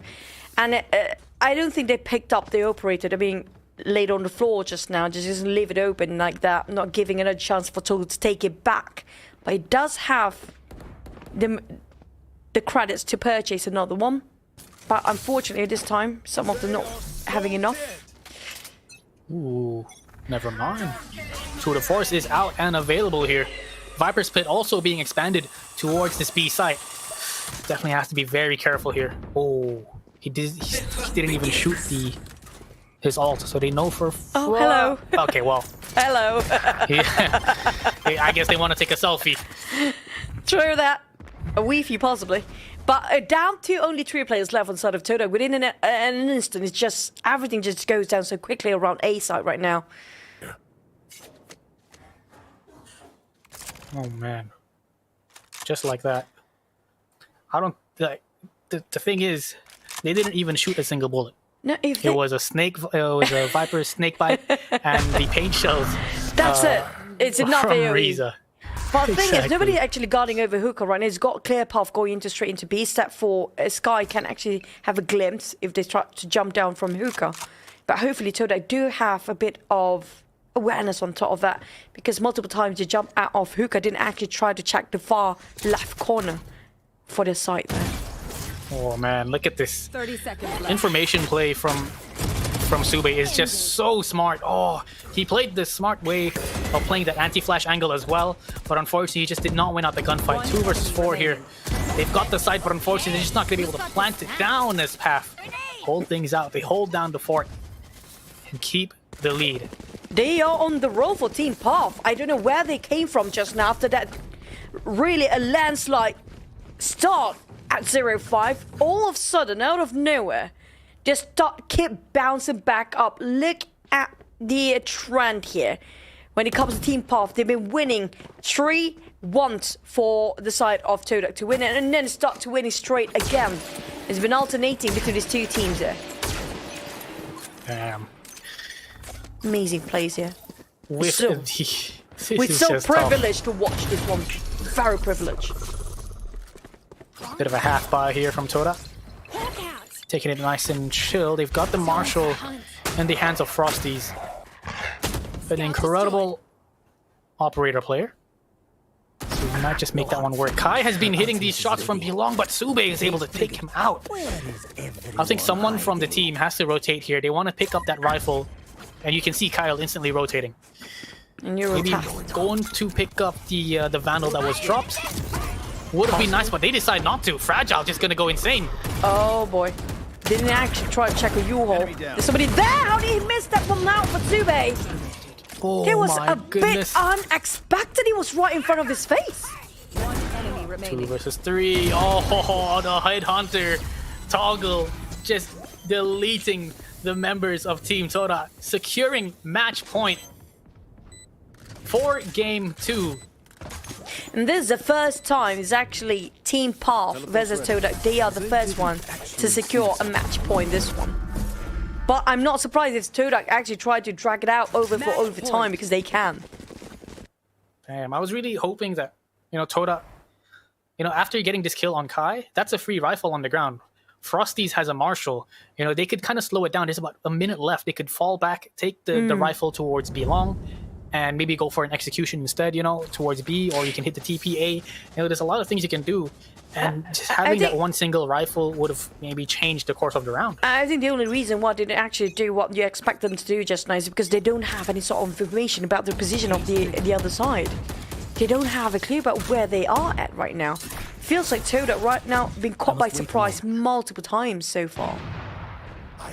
Toggle is giving away the information that he is playing towards showers. I feel like Todak had the right idea, trying to go for that execution, trying to go for that full-on push on towards his A site. Just use the numbers to their advantage. You can see 2 players from Team Path holding down this A site. It is out. Will they be able to do this? I try to force out just to make sure that anybody in U-haul will be caught out by surprise. Oh! Toggle going down. The trade's close enough. And shower as well. But no, not like that. Wait just a minute. Somehow, 3v2, they were able to get those early picks off so well. But one by one, they fall down to utility, to shots, and Riza, of course, with that 3K to close things out here on Bind. And Path now going insane. They are feeling it 1-1. The score is all tied up. My God, and it's surprisingly, whoever actually tried to pick that map, the choice of map, usually it's going to be the openers winning over that one. Team Path chose Lotus in the first map pick just now, and they actually lost that map when they're actually not picking Bind. Todak picking Bind. Todak lost this one as well, surprisingly. And this is actually a big statement, by the way, because we did mention about Todak. It is one of the most comfortable map coming up from the side of Todak, and they lost it. Yeah, definitely a tough loss here for them, but you can see the way that they adapted. Toggle was able to start hitting his nasty shots. Everybody really came up on form when they really needed to. Riza just getting multi-frags here and there, and they kind of just worked together as a team. I think the attack here from Todak could have been a bit more explosive, could have been a bit more bit more towards the execution kind of playstyle, because when we saw them rush down towards showers, hit that A split, they were really able to overrun Toggle, and they were able to just get that easy sight.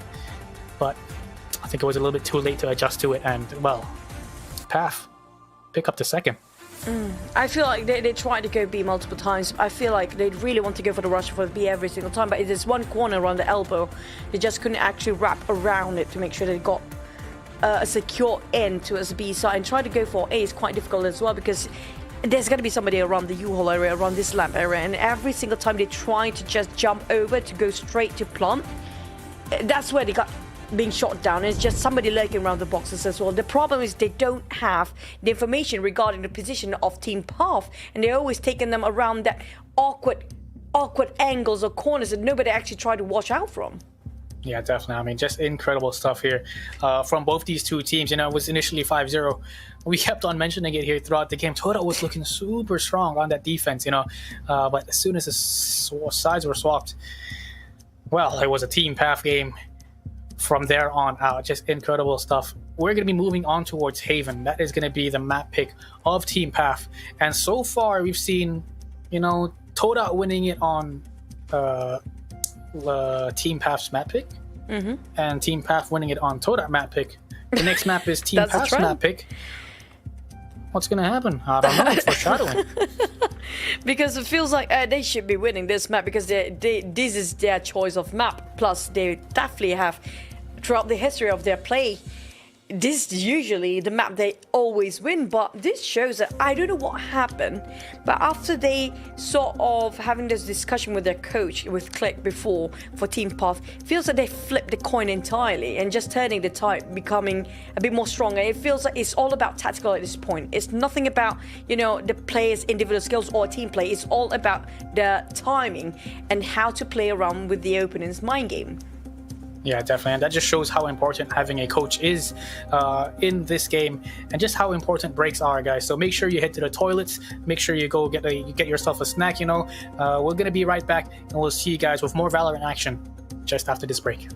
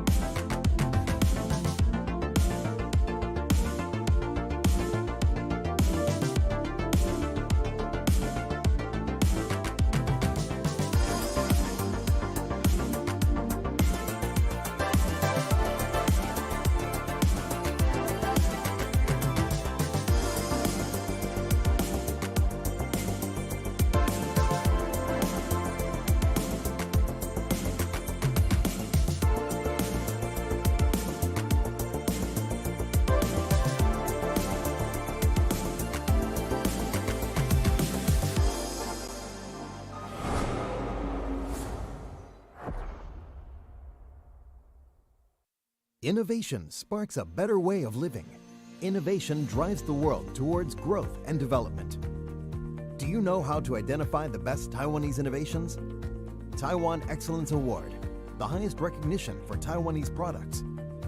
Each year, hundreds of industry professionals and experts come together and evaluate Taiwanese products based on R&D, design, quality, and marketing.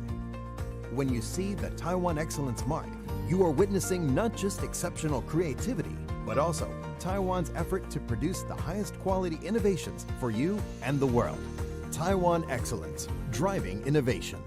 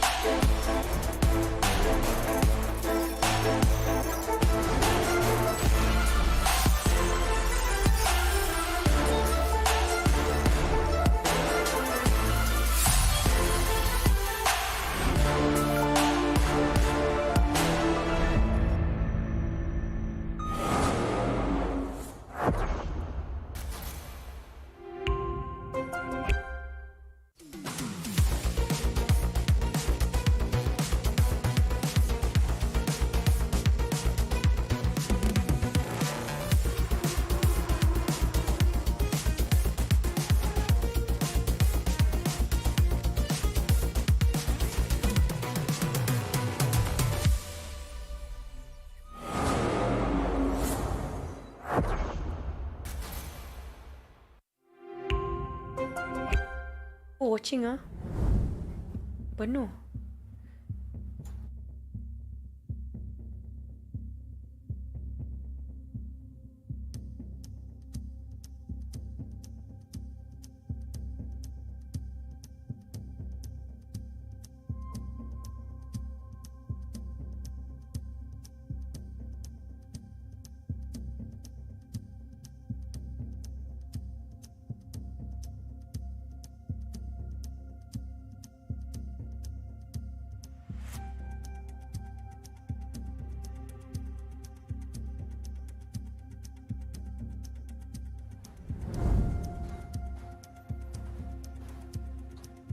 Welcome back, ladies and gentlemen, to the Predator League Malaysian qualifier here down at KLCC Convention Center. It is out here at NoiseCon. So if you guys have some time, make sure you drop by there. And man, oh man, do we have an intense best of 5 grand finals between the top 2 teams right here in Malaysia. Team Todak versus Team Path. I'm FaZe, and alongside with me is going to be Choo Choo.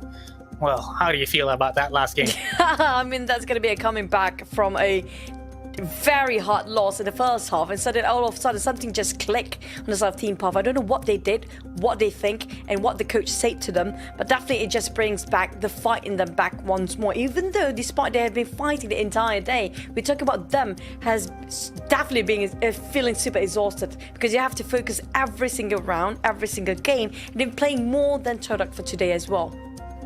Yeah, definitely. I mean, this is just insanely tough here for both these two teams. You know, Todak really had the upper hand very early on in the game, but nonetheless, somehow Team Path was just able to bring things up. They dug themselves out of the grave and pulled it all the way 13-10. You know, just difficult game here for both these two teams to win it out. And I think now that the score is all tied up, you know, we've got that chance. It might just go all the way. It might just go all 5 maps. You know, it was a fairly convincing win for Todak on Lotus. But this time around, Team Path, they're able to bring it right back. It's going to be Haven, and we do know when it comes to agent selection, so far we don't have really a fixed role for the players for each team, except for Fragile. It feels like he's the only one that kind of fixed role with Duelists for now, because even Team Path, the Duelists kind of swap in and out. Like Toggle just now, we expect him to play a Duelist, but he ended up with the Chamber, but he actually one of the pivotal player for the side of Team Path that actually wins it over when they were in a huge loss in the first half. But speaking of which, I do know you guys, we have breaks here, so this is the best time for them while waiting for the next map to commence. They can actually go and scan all the QR codes on your buddy pass, right? Because you all gather up together to watch Valorant right now. The best time for you to do the QR code scan to have your points is going to be during that time where you watch the matches going on, because everybody happened to be in the same spot in the same space. You just take everybody's tag and just scan it over for your phone for any prizes for the giveaways here today. But speaking of the official map here later on, which is going to be Haven, and so far we do know Team Path do prefer like the old map, the OG map, like even Haven, but Team Todak, Haven is, I think, pretty strong for both teams here. Yeah, Haven, one of the best picks here for Team Todak. You know, Team Todak, they've been together for quite some time, so they have so much experience here together as a team. Sorry guys, my lighting is bad in my room, and the green screen is kind of just taking over my face. But Todak, you know, they are just insane. They've been playing together for quite some time, so they have all these OG maps like Haven, Split, Icebox. You know, they have it all on like that. We don't have Icebox now, but you know, they are an incredible team when it comes to executions. We'll see whether or not Frosties decide to go for that duelist role here on this map, because his operator on that jet is just crazy on this Haven map. But that was ages ago, especially now since they have Creams. They've got Fragile here, who is kind of picking up that new duelist role and kind of really doing pretty well, I would say, as a new player. I agree. We did have this talk behind the scene just now. How did they find this guy? Because we never seen him before. Out of nowhere, he just pops right on the radar and just plays so well. Even the duelists of Todak have to give away that position to his side of Fragile because he's just super aggressive. This guy, Fragile, is just so fearless. He just do something that we never expect him to do. I think Todak, when it comes to finding Path, they're gonna have the same mindset like this used to be that kind of team Path. They have a revamp, a roster entirely different, and they can read out the movement of Team Todak pretty well. Flexibility is kind of one of their forte right now for Team Path as well, because all the players can play whatever role they need to. And not just that, Team Todak, they need to have that element of surprise, which was their strongest point in the first map just now, even the first half of the second map. But they lost that the moment they gave a bit of a extra thought about where are the Team Path players, because they're given a bit of more space. The moment they have that sort of a doubt for just a second, it's just giving so much space for Team Path to come back and catch them back up from behind. Yeah, this is the team huddle right now. Click making sure, alongside Kai, being very vocal, making sure what the next few steps are here to win it out on Haven. You know, very, very difficult team here. A very massive series for these two teams. The winner of this series has the ability to make it all the way to Manila, Philippines, to fight it out in the regional final. So just everything is on the line here. They have to dig deep and bring out whatever they can mentally, stay strong, and make things work. Oh, difficult times, man. But they look like they're ready. They have a lot of talk here. Even Rax is joining up the rest of the team to give them extra motivation here. They must be exhausting. I'm not sure if Rax will finally play for the day, or can they actually do that to sub in and out between few maps here. I don't think they can, because based on the rule of Valorant, if that player going to play for the day, he's going to stay here for the entire day, right? Ooh, I'm not exactly sure about that one, but I think it would be cool if they could swap things out here and there, you know. But he's not exactly wearing the jersey, so I guess I don't expect him to play it out. But there's the huddles, there's the cheers here for both these two teams. Both of them looking super excited, oh my goodness, super happy, a little bit aggressive there from Fragile, but nonetheless, Sube looking super handsome. Of course, his shots definitely a lot more sharper, but this is it right here. Both these two teams loading up, getting ready for our next map. Haven is the way to go. Map 3 in this best of 5 finals. They've just got to keep the ball rolling. Oh, well, they look, it's so different. You can feel the vibe is super different for both teams. For Team Path, after that first round just now, they look very in distress, a bit more. You can feel the tension in between the line of Team Path, but it feels like they have a bit of wiggle room once they won themselves the last map just now. But for the side of Team Todak, is the reverse for them. They're having a big win, a landslide, even in the first map. But when it comes to second map, they did not see that one coming. Yeah. That was a huge comeback from Path and definitely will hurt them.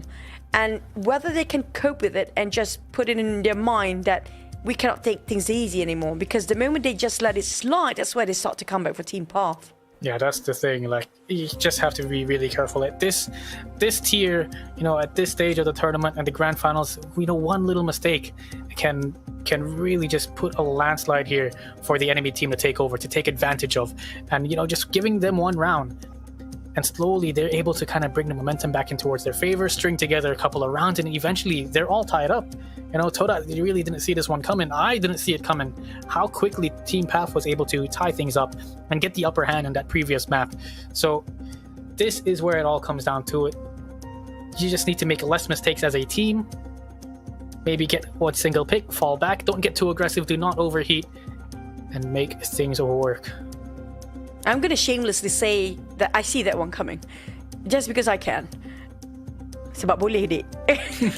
But yeah, that's a trend for now. But by the way, yeah, Team Path is a team that's full of surprises, right? For me, it's just so hard to just. They are fighters. They're not really quitters. They are the team, even though they are in a very big loss before, they still have the fight to come back. They're not quitters at all.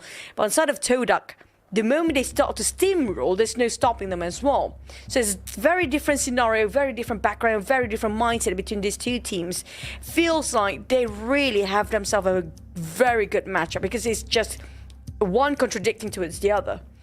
The problem with Todak sometimes is that the moment they hit a bit of a loss, things are a bit pressured on their side, they start to hit a wall, and that's where we mentioned this early on. They start to make mistakes and another mistake. We saw it in the previous map as well, where the same mistake happened twice in like 3 rounds, and it happened again.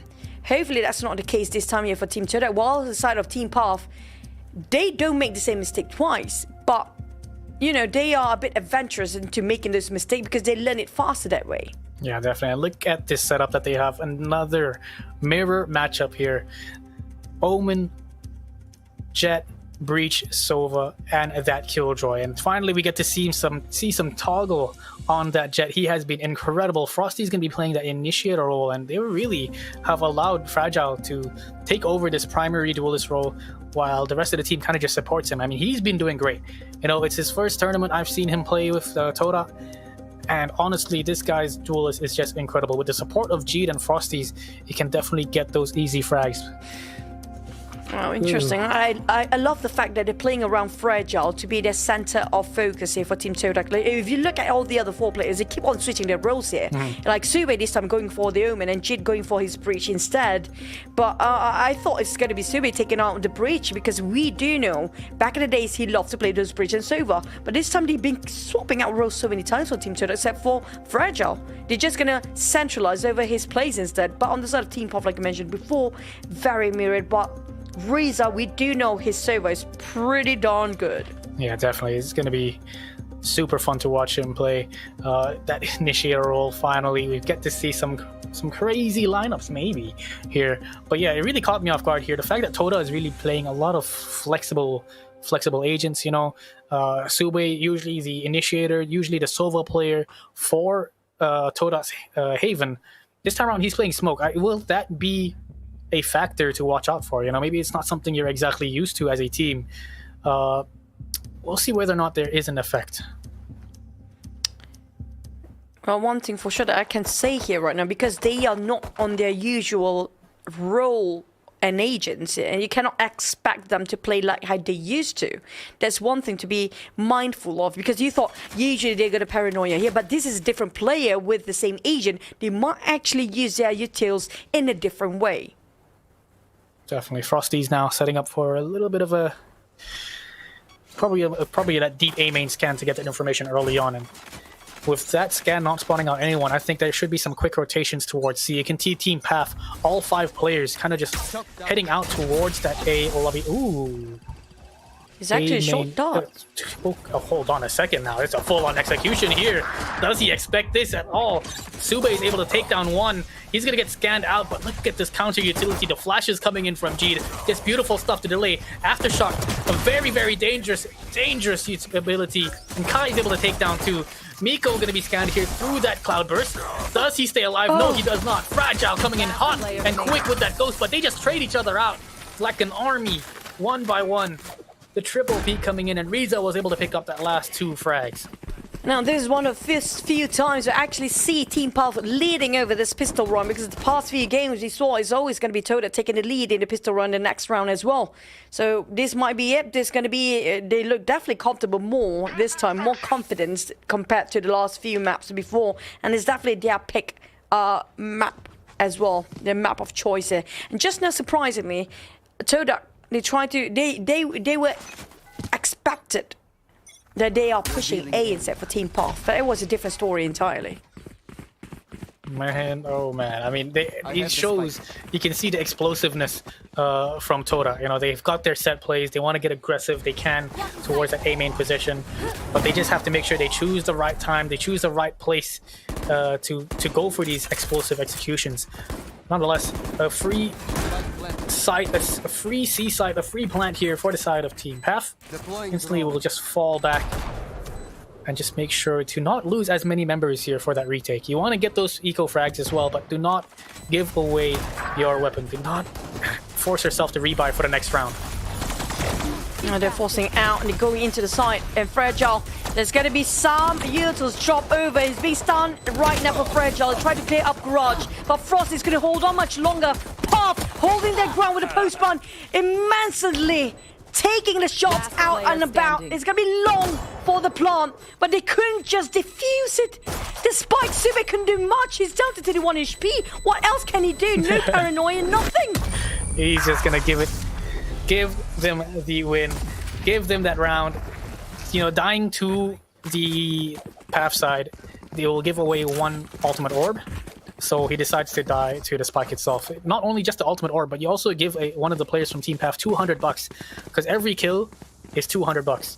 So they just chillax, let the spike kill Sube, and he does not lose anything, or he does not give away anything to Team Path. That's true, but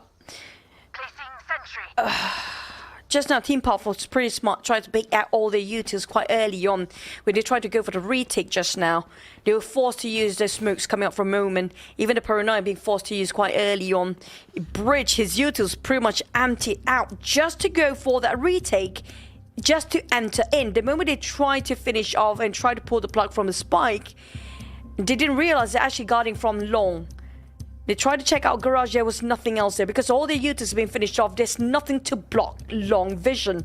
It was an easy task, a straightforward ending for Team Path, and they have read Todak like a book right now. Yeah, definitely incredible stuff. You can see the cosplayers here in the camera as well, just insane stuff. I think, you know... Killjoy and Raze, you're not playing? Yeah, you guys should be on the screen. What are you guys doing over here? You guys should not be here. Be back in the game. Go. Go jump. Shout outs to the crowd. Everybody looking great. Everyone looking fantastic there. Nonetheless, Jet also out there in the back, kind of hiding here. No dashes, no cloudburst to hide. Okay, there we go. Yeah, what Jet. It does do. Go dash away. I mean, speaking of Jets, right? This is going to be the battle of Jets for now. And we do have mirrors. And so far, I have the feeling that Fragile having some difficulties to actually make an entry in, or he tried to just... the thing is, if you saw 2 runs in a row now, they're doing the same thing. They're all focused on, for Team Todak, they all focus on maybe they're going to go for B or A. But 2 times in a row, they just go straight for C for Team Path.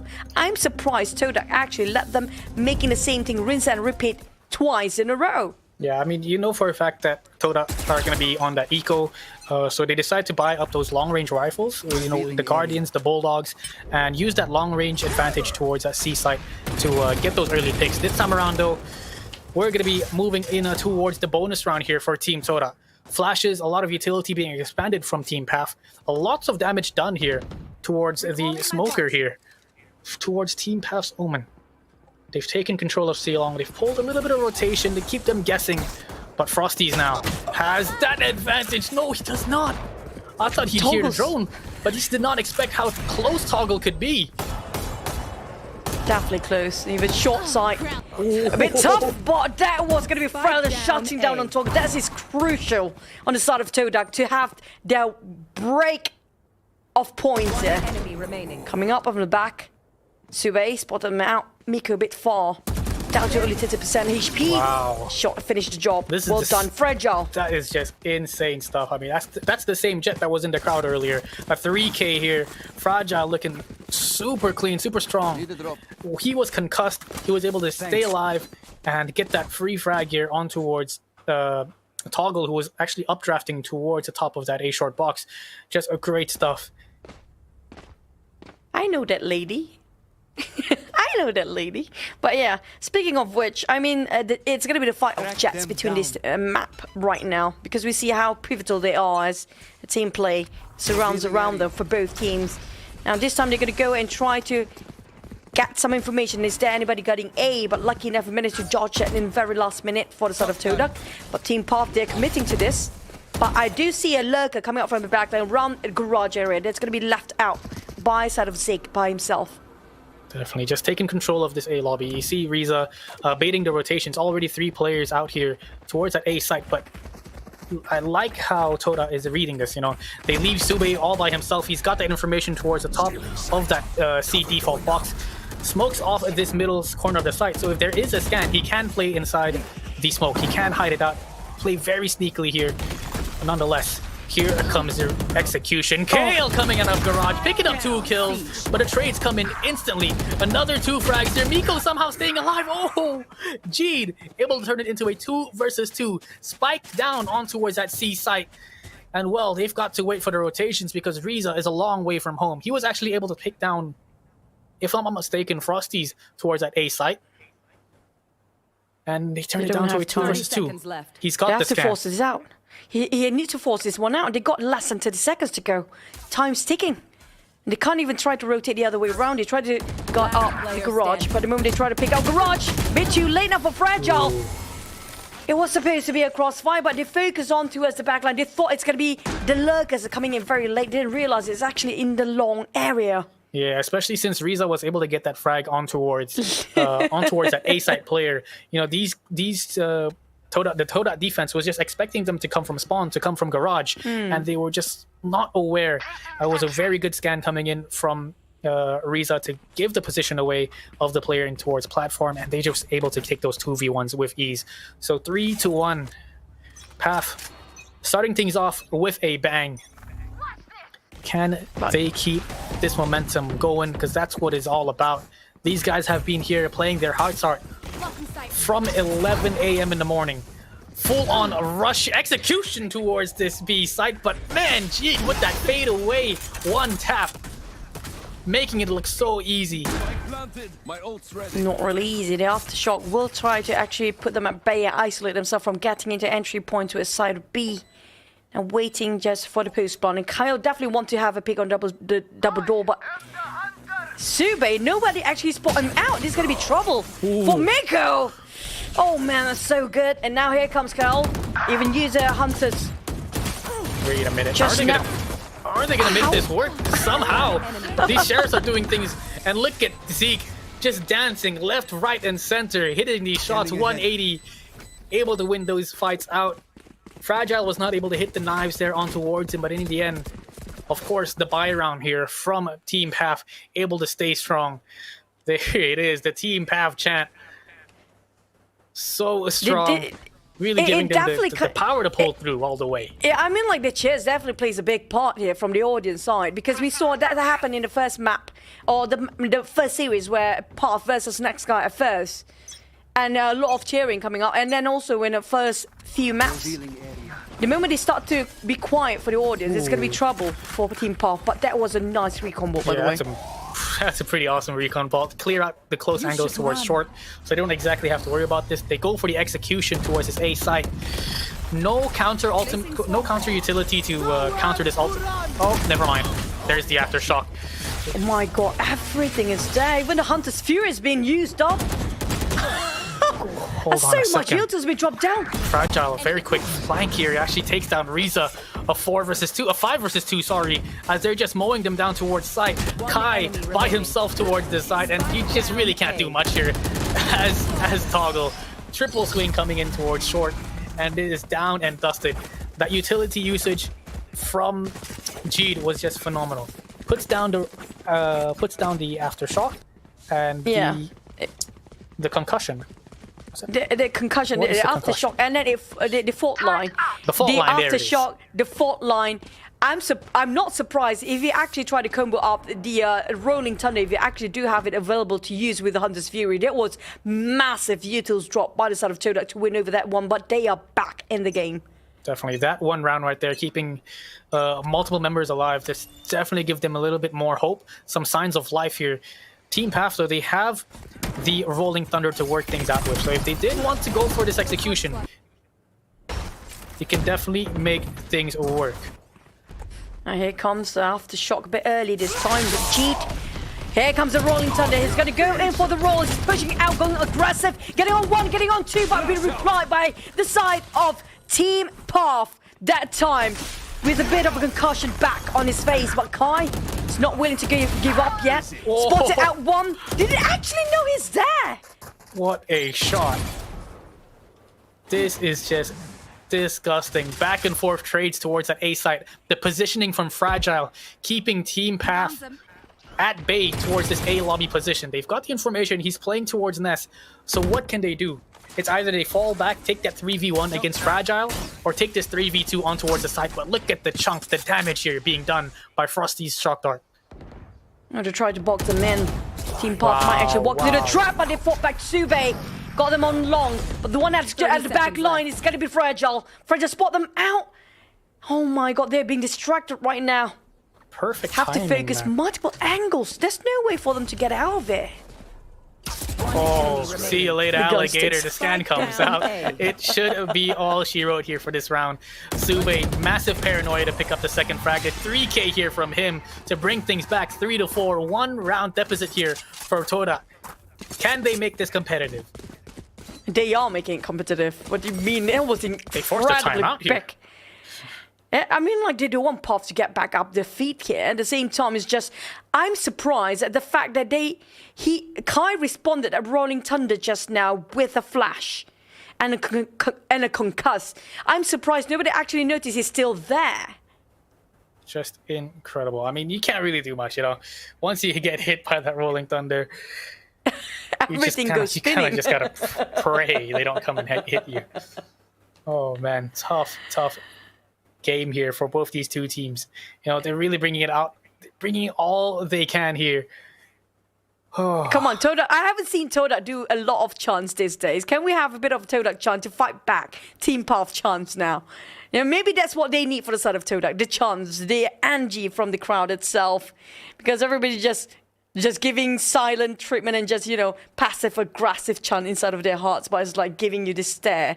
Like, if you guys don't win this, you're doomed, you know? Yeah. You actually watch the audience sometimes, that they have so much hope in you that you feeling the pressure just by how they stare at you, you know? That kind of feeling. I'm scared. Very scary presence there. You know, you have to perform.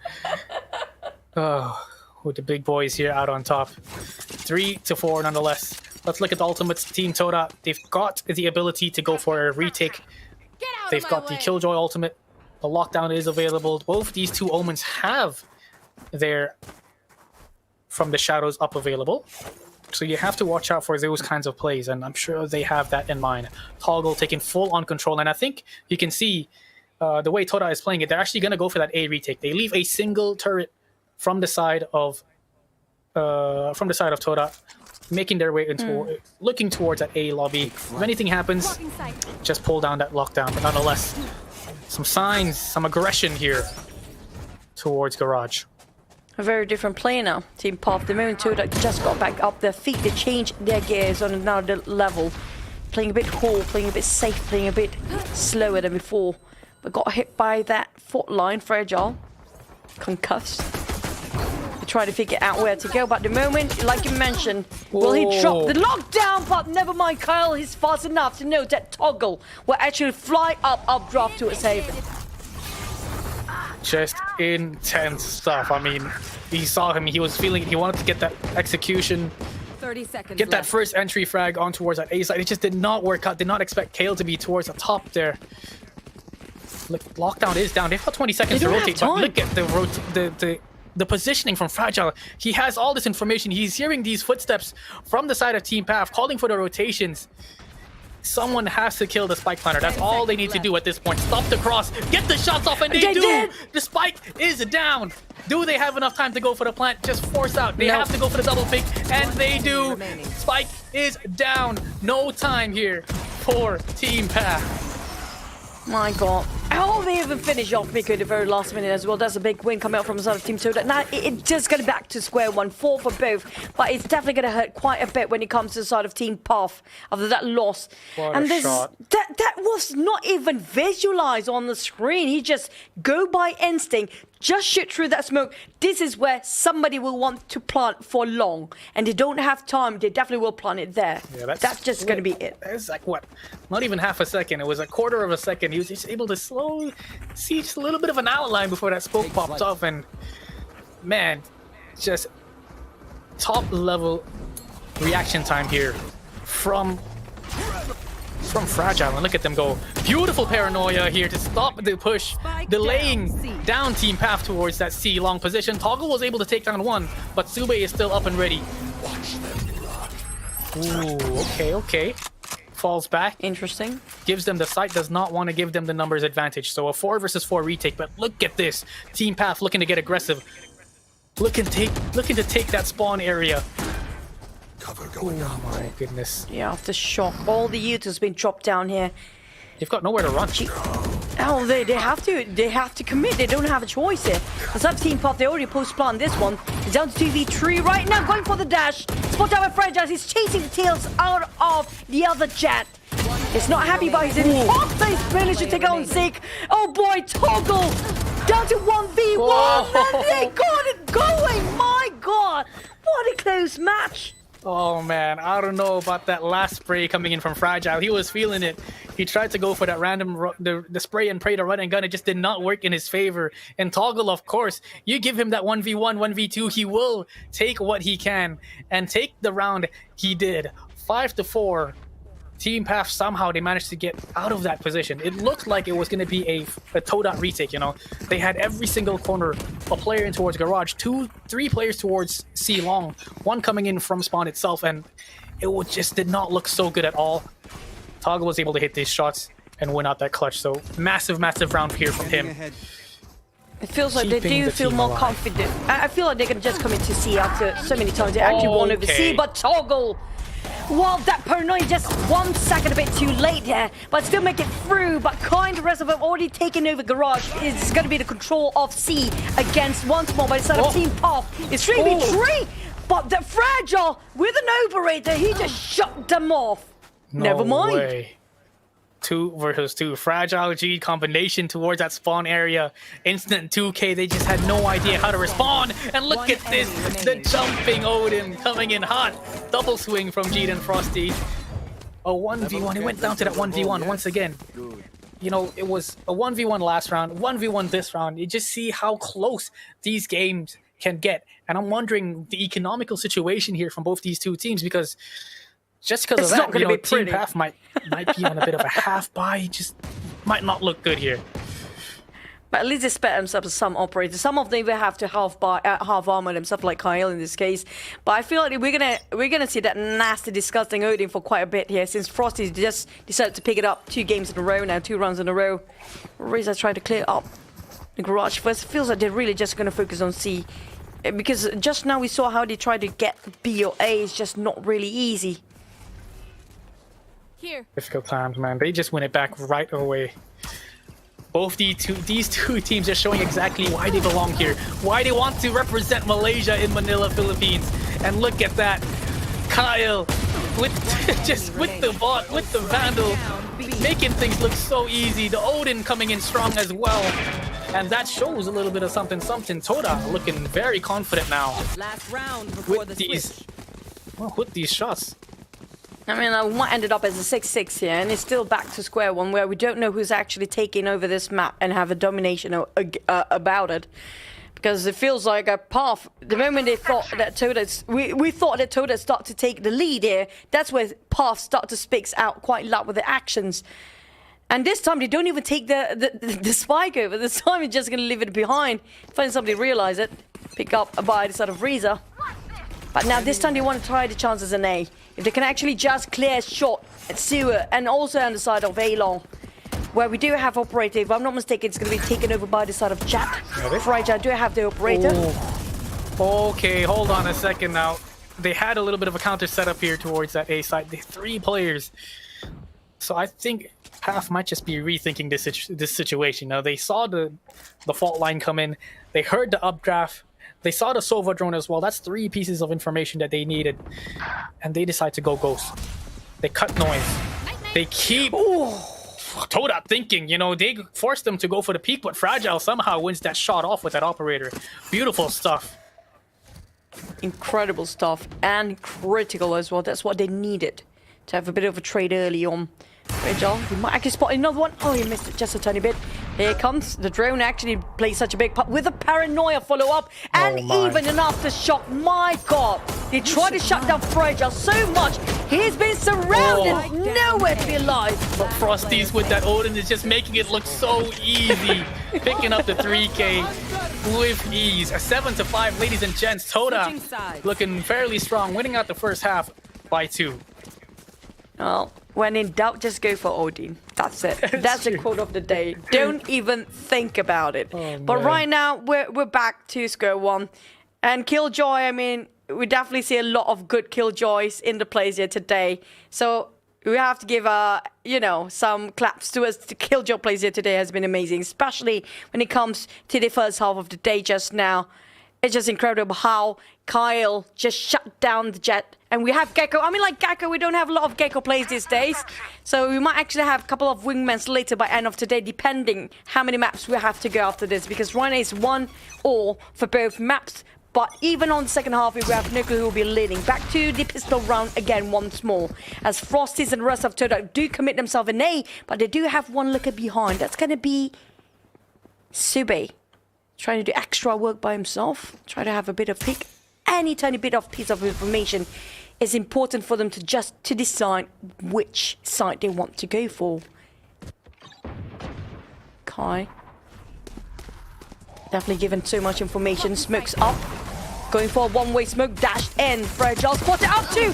What a nice flash. But unfortunately, how did Fragile miss that one now? A bit of trading done. It's back to 3v3. Trying to shut down on Link with a smoke again once more. Sube. They managed to secure the plant. Todak have to decide the post-plant position. Finally managed to land down the spikes. It's going to be the Killjoy we saw just now. Frosty tried to find some information. Miko. Out of nowhere, coming out from long. They did not expect that one coming. Paranoia hits. Nowhere to go, nowhere to run. It's going back to 1v1 till the very last minute. 12 HP shutting out on Sube. But can they defuse the spike on time? Not a problem, I guess. Again, Team Path, surprisingly. Team Path, surprisingly. When it comes to this map, multiple times here, FaZe, they won the pistol round. I mean, what can you do? They even had a good old knife in the bag as well. Fragile has already picked up 2 knives. I think it's time for Team Path to pick up their own this time around. So, you know, it's still a 2-1 in terms of knife kills. Can they bring it up? Can they bring it up evenly? So 7-6.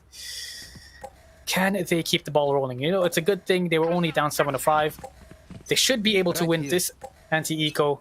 They've got the weapons advantage, of course, but you have to watch out because, you know, what the... I don't question it. I think it's something that, like, a greeting, possibly. We just assume that. He's got to get back onto that jet. I'm kidding. I think it was meant to break maybe a trap towards middle. It drops down and breaks the alarm bot. But nonetheless, here it is. They're going to be known Fault line going to be coming in. My. Somehow Toggle takes down one. Instantly switches to his classic and picks up the second. And it is just a massacre towards this B site. Defenders winning it out. That was fast. Wow. That was fast. That was less than a minute per round. I think that was just... I think that was it was a Toggle round right 26. there. Yep, that's just insane. I mean, like Toggle just now, how did he actually just swap from his Marshall to his classic within seconds with two? That was double pick, and he managed to secure those two out. That was just insane. This time around, he picks up the operator, and we've seen how strong this operator is in his hands. Just in the last map, it was able to turn things around to the path side, and well, he's definitely gonna have to get some nice picks off because he looks like he's feeling it. But keep your eye out to the side of that Omen who happened to be lurking around. For the side of Todak, Sube is making a lot of work with a lot of space for the team. They definitely want to come into its A again. It's very different if we compare with Team Path. When they are attackers, they prefer C. But when it comes to Todak, they definitely want to venture out into A more. Yeah, they've got the good old breach combination.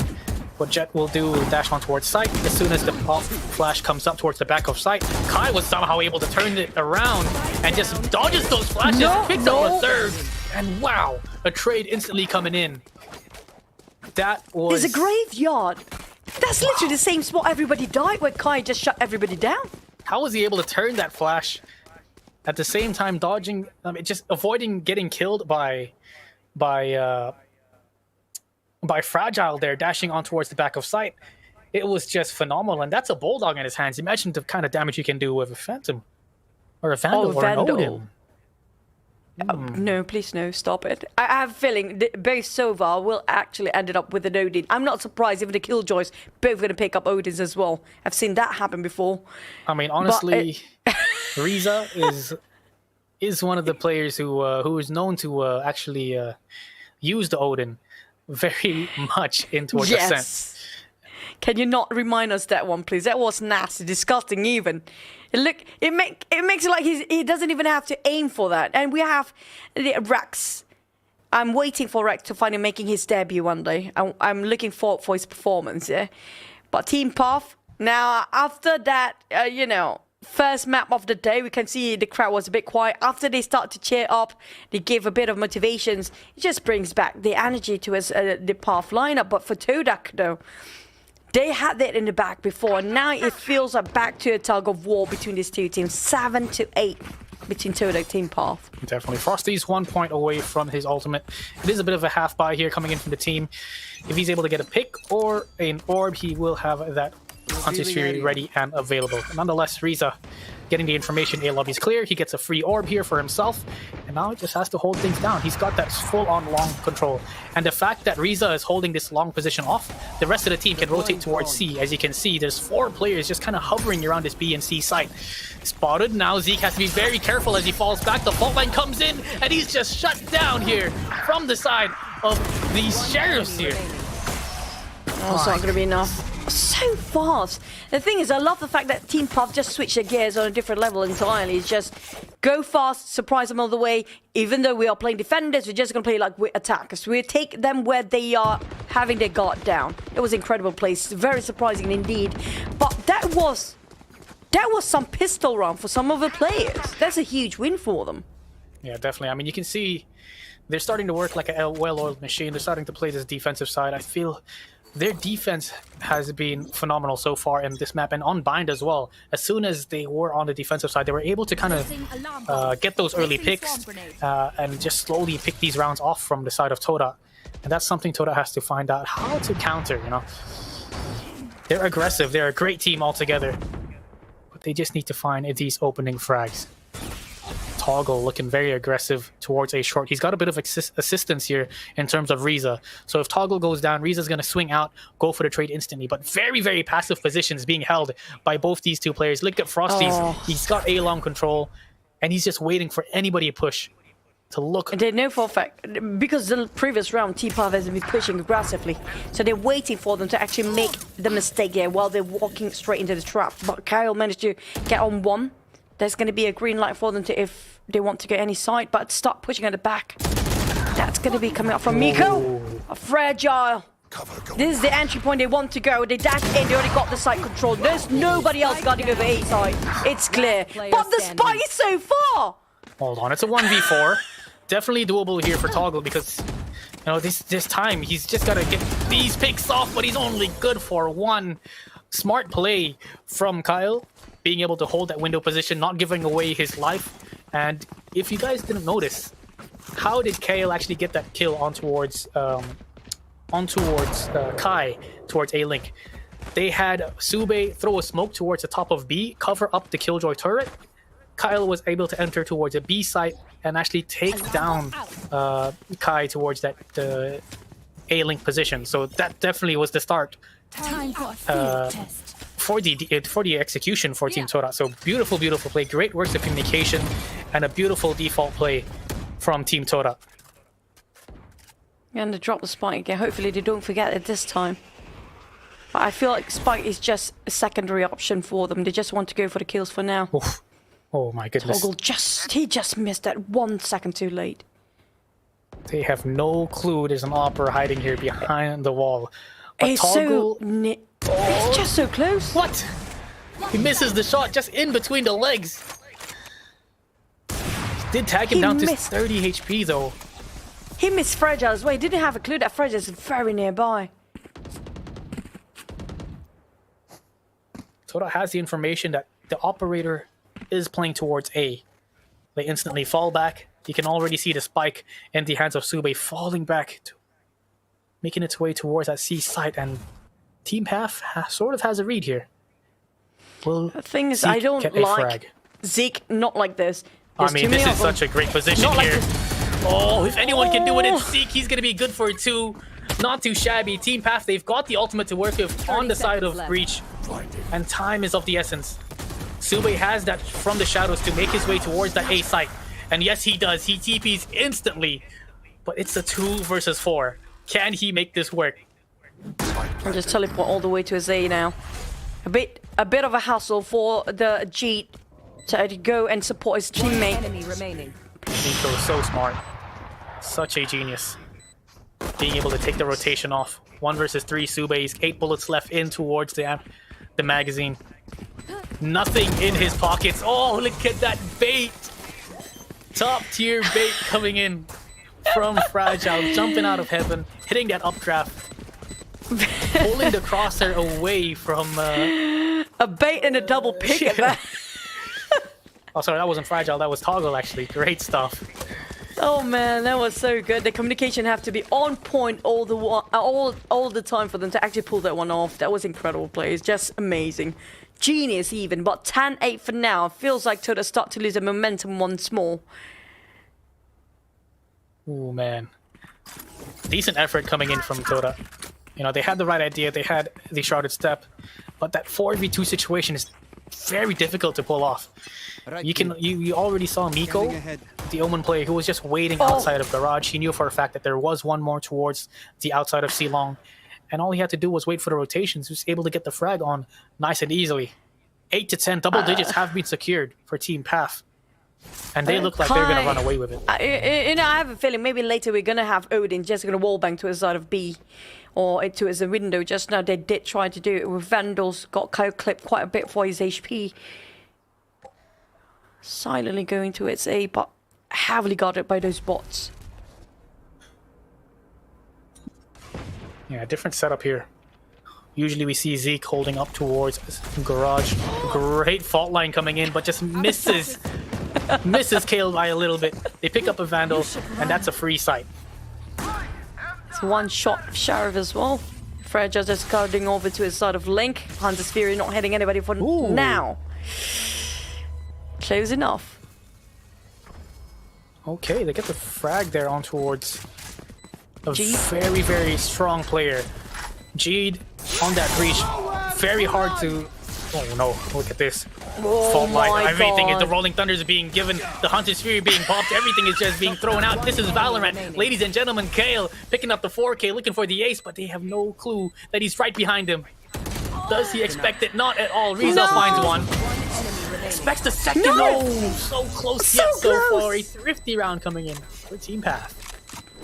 Oh, they did use a lot of share as a pistol for that one. But Todak, that was a big win for them. Definitely what they needed. But that was sneaky coming up from the side of Reza. That was close enough for him. Sadly, just because of this double pick at the back line, if only there's going to be one by one, they can actually start to chip them off from the back. It's going to be a different story entirely. It feels like Todak really don't want to try it for C. So far, we haven't seen them covering a lot of C. It's always going to be A. Or maybe they will try to switch things up in case, like, the point is just too close. It's tough, you know, because usually we have Killjoy playing C. This time around, last round, Zeke actually played towards that A side, so I like how he keeps rotating where he plays. You know, keep Todak guessing, and Todak just have to keep playing his default to find out where this Killjoy is playing. They've got control of A main. They do have Reza here for the side of Team Path playing it up close towards short. Will they clear this out because the spike is here? No, but they have to note that the fact Kyle's watching over mid. B. Straight away pop the smoke up. There's going to be a Lambo up there, but on the side of Fragile. They drew a path up there. They're just going to go around the box instead. But the fault line will try to stop them. Concuss, double fault line at that. Even a seismic charge has been dropped. But they already got in anyway. It's around hell area. But on the side of Kyle. What a flick. That fast track. I think that was a very, very... Oh, okay, never mind. They come back with it. Traded things out, a 4 versus 4. But look at the Rolling Thunder available in the hands of Jeed. There it is, being used towards the spawn. They just push up. You should be able to get those easy frags. And it's all Zeke alongside a Toggle. Both players here coming in from the heavens. Toggle's able to take down one. It's a 2 versus 2. Knives out, guns out. 1 versus 1. Super low, and Zeke gets taken down through the box. My god, we haven't got this map, this matchup so close. It's pretty much a tie to a tie. Now, we might actually walk into first ever overtime. We never had any overtime in our playoff or the grand finals here today yet. This might be it. This might be the map.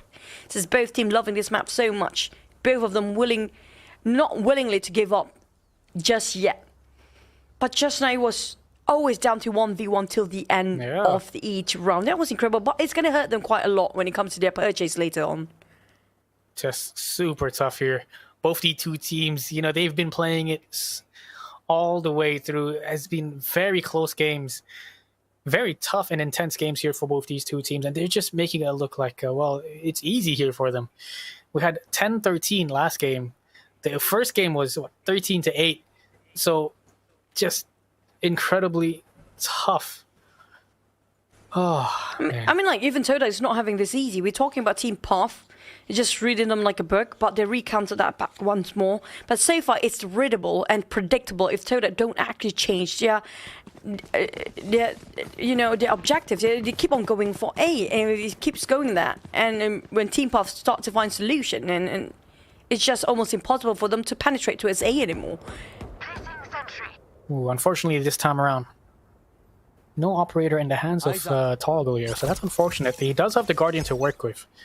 So these shots can definitely be very, very dangerous. Every single time, though, they do set up this A lobby hit. Information being given by both these two teams.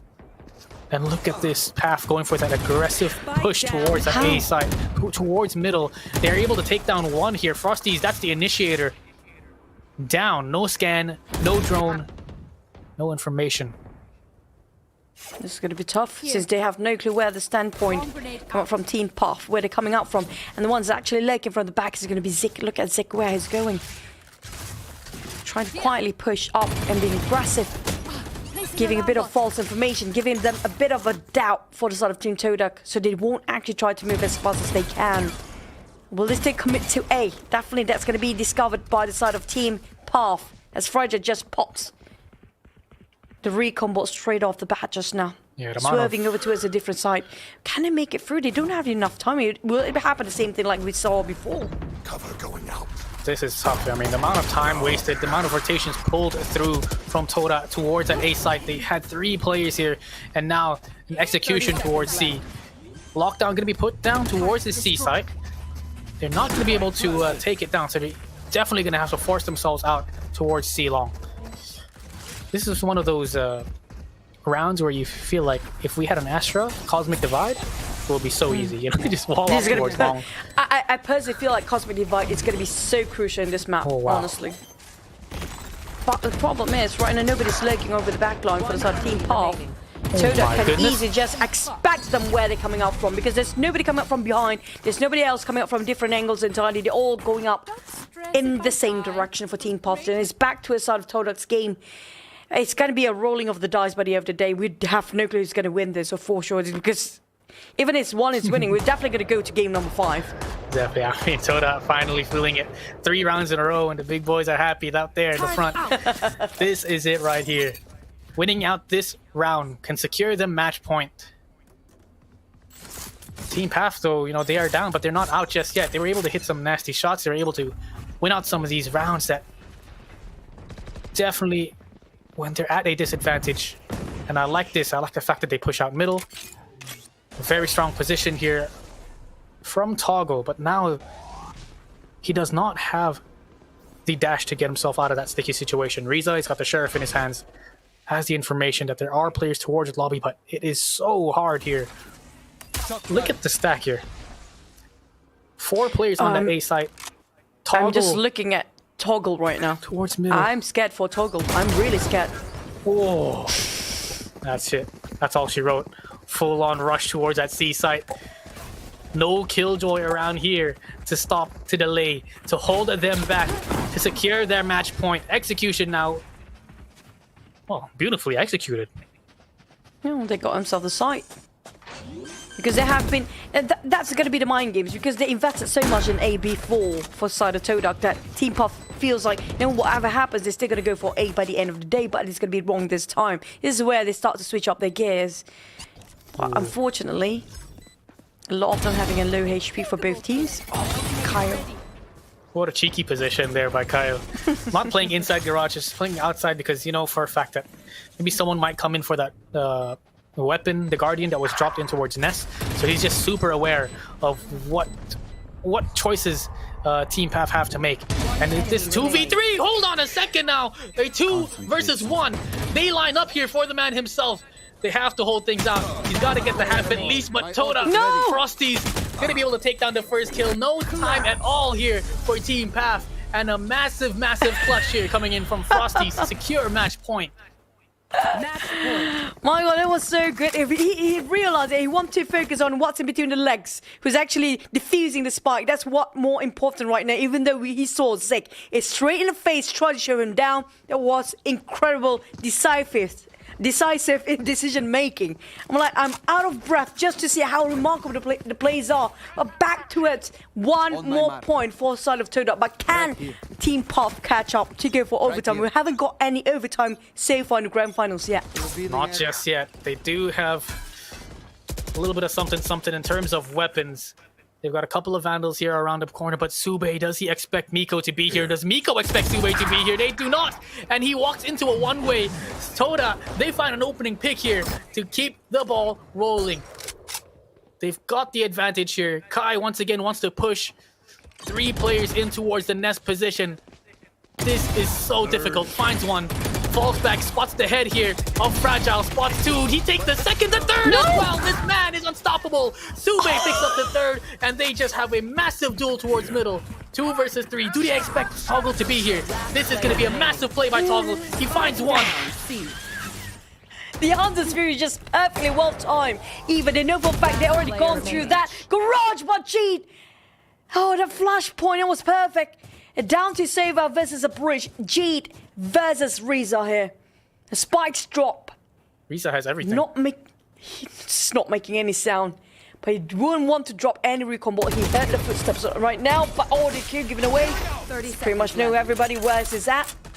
Giving a bit of a pressure with a seismic charge. Planted over. This is a great play by Riza here. He knows he has every single bit of utility to use.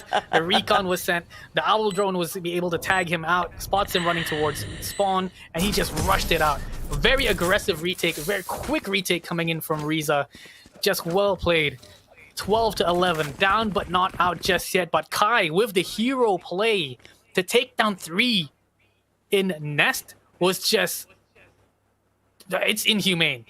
One I don't is know enough. why, but, but the thing I three. noticed about Todak, right, even in bind, when they have windows to jump off from, they have a bit of, I can see their weakness now. They cannot Windows. jump off of a windows. Windows is just incredibly tough for them. I don't know why. It just happened, okay? What in the world? 1 point. Can Todak secure this map? Or will Team Path bring it to OT? And Toggle says, hello, how you doing? Let me whisper in your ear. Takes down Jeed. They've got the information. They know exactly where this TP has been given. Suba, you have to be very careful. Oh, man. Look at this. Everything is now Lockdown. coming out. Lockdown. Riza able to take down one. A 4 versus 3. Kyle able to take down Riza through the smoke. This man. That was a blind shot, by the way. He got lucky. Here comes another paranoia, but got stunned and concussed instead with a rolling thunder. Sick. Taking down Kyle, but there's a bit of trade by Predators. Blaze Storm. Taking on one. Frost is taking on Kai. It's going to be last one, but still secured. Close enough for Team Buff. What a map and what a series between these two teams. Incredible. I mean, Kyle being able to take that shot on towards Riza through the smoke. That was just insane stuff. I think that definitely turned things around. You know, Riza is the player who's got the owl drone, who's got the scan to assist them in going for this retake. So as soon as he got taken out, unlucky there for him, they were just able to kind of hold things down. Fantastic stuff coming in from Fragile to hold off that last few kills. Wow. Just wow. We're going to map 3. Hopefully they still I have think the that was- stamina for the side for Team Puff. I feel like they must be exhausted right now. They need to gather up their courage. They have to have a bit of a reset. They don't have time to just reflect what really happened. They have to reset their brains right now, because next is going to be Todak's map again. But so far, it's a trend here that whatever they pick, they're going to lose that map for the teams that are picking that map. Yeah, I mean, this was Team Path's map pick. Todak won it out. The last round, Unbind, it was Todak's map pick. Team Path won. I mean, this is the pattern we're just falling into. It is what it is. And the fact that we're heading in towards Ascent, one of the playgrounds for Riza on that Sova, you know, it might just be the opposite way. We might just be going all the way, ladies and gents. Just beautiful stuff. Great gameplay from every single one of these players. Just finding the timing. Look at that. Gee, his game sense is just incredible. Same goes for the side of Frosties. I mean, like, incredible plays here. And Kai, I mean, both bridge has been remarkably so important in this one. The Rolling Thunder, the Seismic Charge, and also the Fault Line is just the one that actually making such a good space for the team to make it in. But it's just down to who makes the mistake first. By the end of the day, it's all about who get the info first, who actually have a better reflex, who can swing it way faster than the other. That's it. Yeah, super tough. That last round itself, we saw Sube on that Omen. He was able to TP towards the top of Heaven A, and I think it really just caught the players off on Team Path off guard, because there's just no one to cancel his TP. They know he's there, but they can't really do anything about it.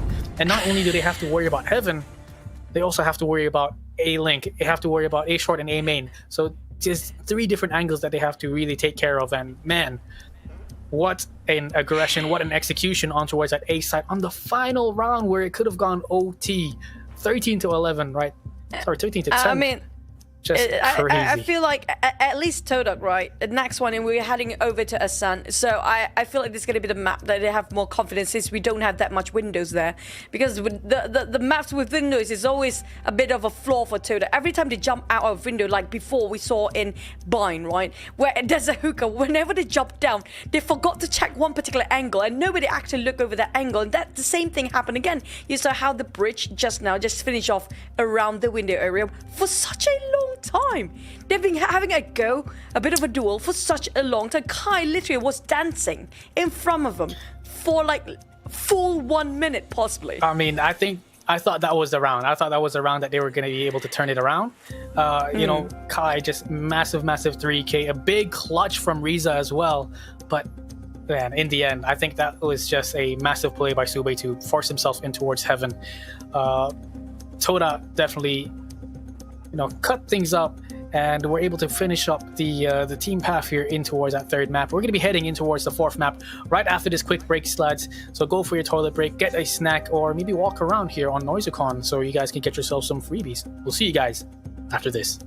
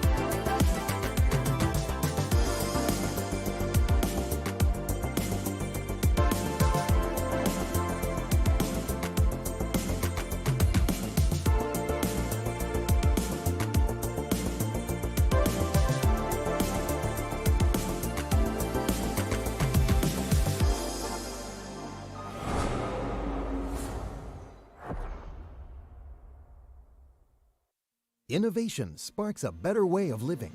Innovation drives the world towards growth and development. Do you know how to identify the best Taiwanese innovations? Taiwan Excellence Award, the highest recognition for Taiwanese products. Each year, hundreds of industry professionals and experts come together and evaluate Taiwanese products based on R&D, design, quality, and marketing. When you see the Taiwan Excellence mark, you are witnessing not just exceptional creativity, but also Taiwan's effort to produce the highest quality innovations for you and the world. Taiwan Excellence, driving innovation.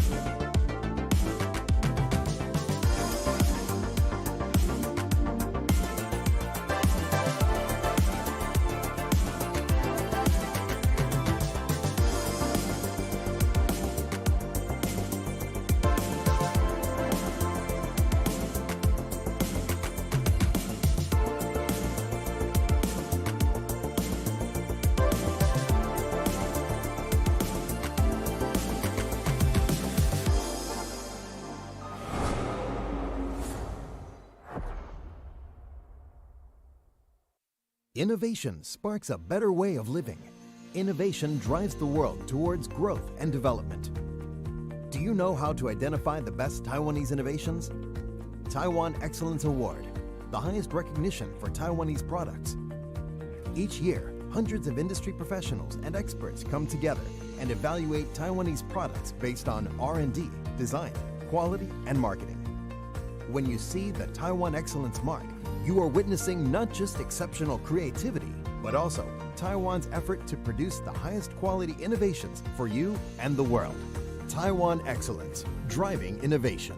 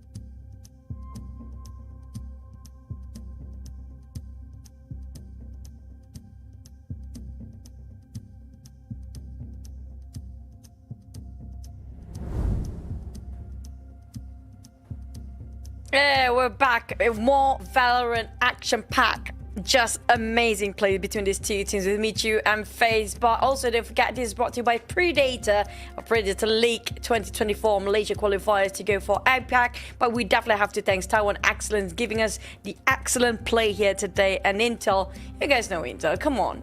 Intel Gaming is the best. I mean, that's how the pro plays it. But speaking of our next match here, next map, we're back towards the basics between these two teams. Back towards the OG of Ascent. Now, 2-1 for now. All they need for Todak is just one more map to go. Yeah, definitely. And that one map is probably the hardest one to get. You know, you've got your foot just before the finish line, but trying to drag it across there, it's going to be tough. Because I'm sure that Team Path is going to be fighting all the way back. Yeah, that's kind of true. But speaking of which, when it comes to the OG map, right, between these two teams, Path do prefer the OG map, like all maps, not really the new ones after, like, we're talking about Lotus or Pearl, or maybe, I don't know about Breeze, we're waiting for that coming up for Sunset, Breeze, and etc. But speaking of Ascent, it's down to, I personally feels like it's so important to have Omen here, because a lot of path towards the side is going to be very shallow and very narrow. It's just perfect for Paranoia to follow up by a Duelist. It's so important to have those flashes as well, so we do know that's going to be, but the problem is we don't know who's playing what for both teams. They keep on swapping their roles depending on the map. Yeah, definitely. That's the tough part, especially since not only do they swap roles every time, but they also have new players for both these two teams, But speaking of Ascent, it's one of those maps where you said flashes are very, very useful. I wouldn't be surprised if we saw a KO here. A Phoenix as a duelist would be quite useful, or maybe even a Reyna coming out. So these different kind of duelists instead of Raze and Jet, those will definitely work too. But one of those duelists definitely have to be a flasher. Nonetheless, I'm super excited to see what these two teams bring it out because, we got to get into it. We got to just get it down and get dirty here. 2-1 Todak. They need to win this final map to actually just go all the way to Manila, Philippines in January itself. But Team PAF, they need to hold things out. Now, speaking of how they hold things out, this is what they're using. Hopefully, one day we all can use it as well. It's going to be Predator Orion 3000 for the desktop. It's going to be flash sale times, guys, with Predator Orion 5000 also in the fray. We have Predator Healers Neo if you like Predator Healers Neo 16 if you like more mobility, where you can play, can work, you can do your productivity work everywhere. And also don't forget the monster, extremely big screen and monitor, which is going to be Predator CG48. That's going to be 48-inch. And you have this flash sale last time during Acer Day, but this time we have during Predator League itself. You got your second chance here to get things a bit more cheaper and a bit more wallet friendly. Yeah, definitely. If you want to play with these play like these pros, now is definitely the time with that sale going on. But even if you do end up buying these things, you have a chance to win an exclusive round trip ticket to the APAC Predator League Grand Finals in Manila, Philippines. So this is going to be the place where either Todak or PAF winning out this grand finals, they will go there in January. You still have a lot of time to plan your leaves if you want to take some time off of work, and it would be a nice little holiday for you. For you. I mean, I wish you actually enter this yourself, because we might actually all go to Manila and just have fun there, because I love going to Philippines. The people are just very welcoming. But also don't forget, for you guys actually watching at home, we do have the live stream giveaway as well. It's going to be the last day here today, so make sure you guys just share and also comments, and also don't forget to like whatever platform you're watching from, and win not just the exclusive round trip tickets to the APAC Predator League Grand Finals in Manila, Philippines. But if you guys didn't make it for the grand prize, you can have the merch, where we do have the latest jersey of Predator, the big mouse pad which covers the entirety of your desk. It's going to be neat, it's going to be cool, and it's going to be useful because you might want to use it with a mouse as well. Definitely. I mean, if you're not here as well, we do have some giveaway questions for those who are watching it from home. We got some live stream questions for you guys. All you gotta do is like, share, and comment on the stream itself. You have to answer these questions. What fan technology keeps the Predator Helios Neo 16 cool in intense battles? What is the display resolution of the Predator XP253Q gaming monitor? And where is the Predator League 2024 Malaysia qualifiers final this being is one held? of the hardest. Very, this very is the hard. hardest question. Oh man, Extremely hard. I mean, even my 3-year-old, I don't have one. I cannot even answer that. But yeah, don't forget the hashtag PL2024 as well, because we're just waiting who will be our national or our country's representative, Malaysia representative, to go to Philippines to fight against one of the best teams in the Asia Pacific region. Because I do know, the Philippine teams are super strong as well, right? Yeah. When it comes to VALORANT. And also, if we do have, I'm not sure if any Japan teams will partake into this as well. We have no clue how many teams will be in that tournament so far, but we need to be the best for the Malaysia. Make sure we might actually win ourselves #1 there. Yeah. It will be super cool. I mean, even if they do not win, it's rare. It's a rare chance for any of our Malaysian teams to actually be able to go towards a different country to play it out against different countries. This is not only will help bolster experience for us, but it'll make them better players whether they win or not. So this is a rare opportunity for these guys, and we wish them all the best. We wish these two teams all the best in this grand final. So here it is. There's the pose, looking good. And well, with that being said, I think we're definitely gonna have a little bit of an intense game here. It's now or never here for Team Todak. It's now or You know, never with here that- for Team Path. You know, You know, with Goodness. that being said, with your statement just now, you're giving so much pressure for the players. Even though they want them, they're just going to win this tournament.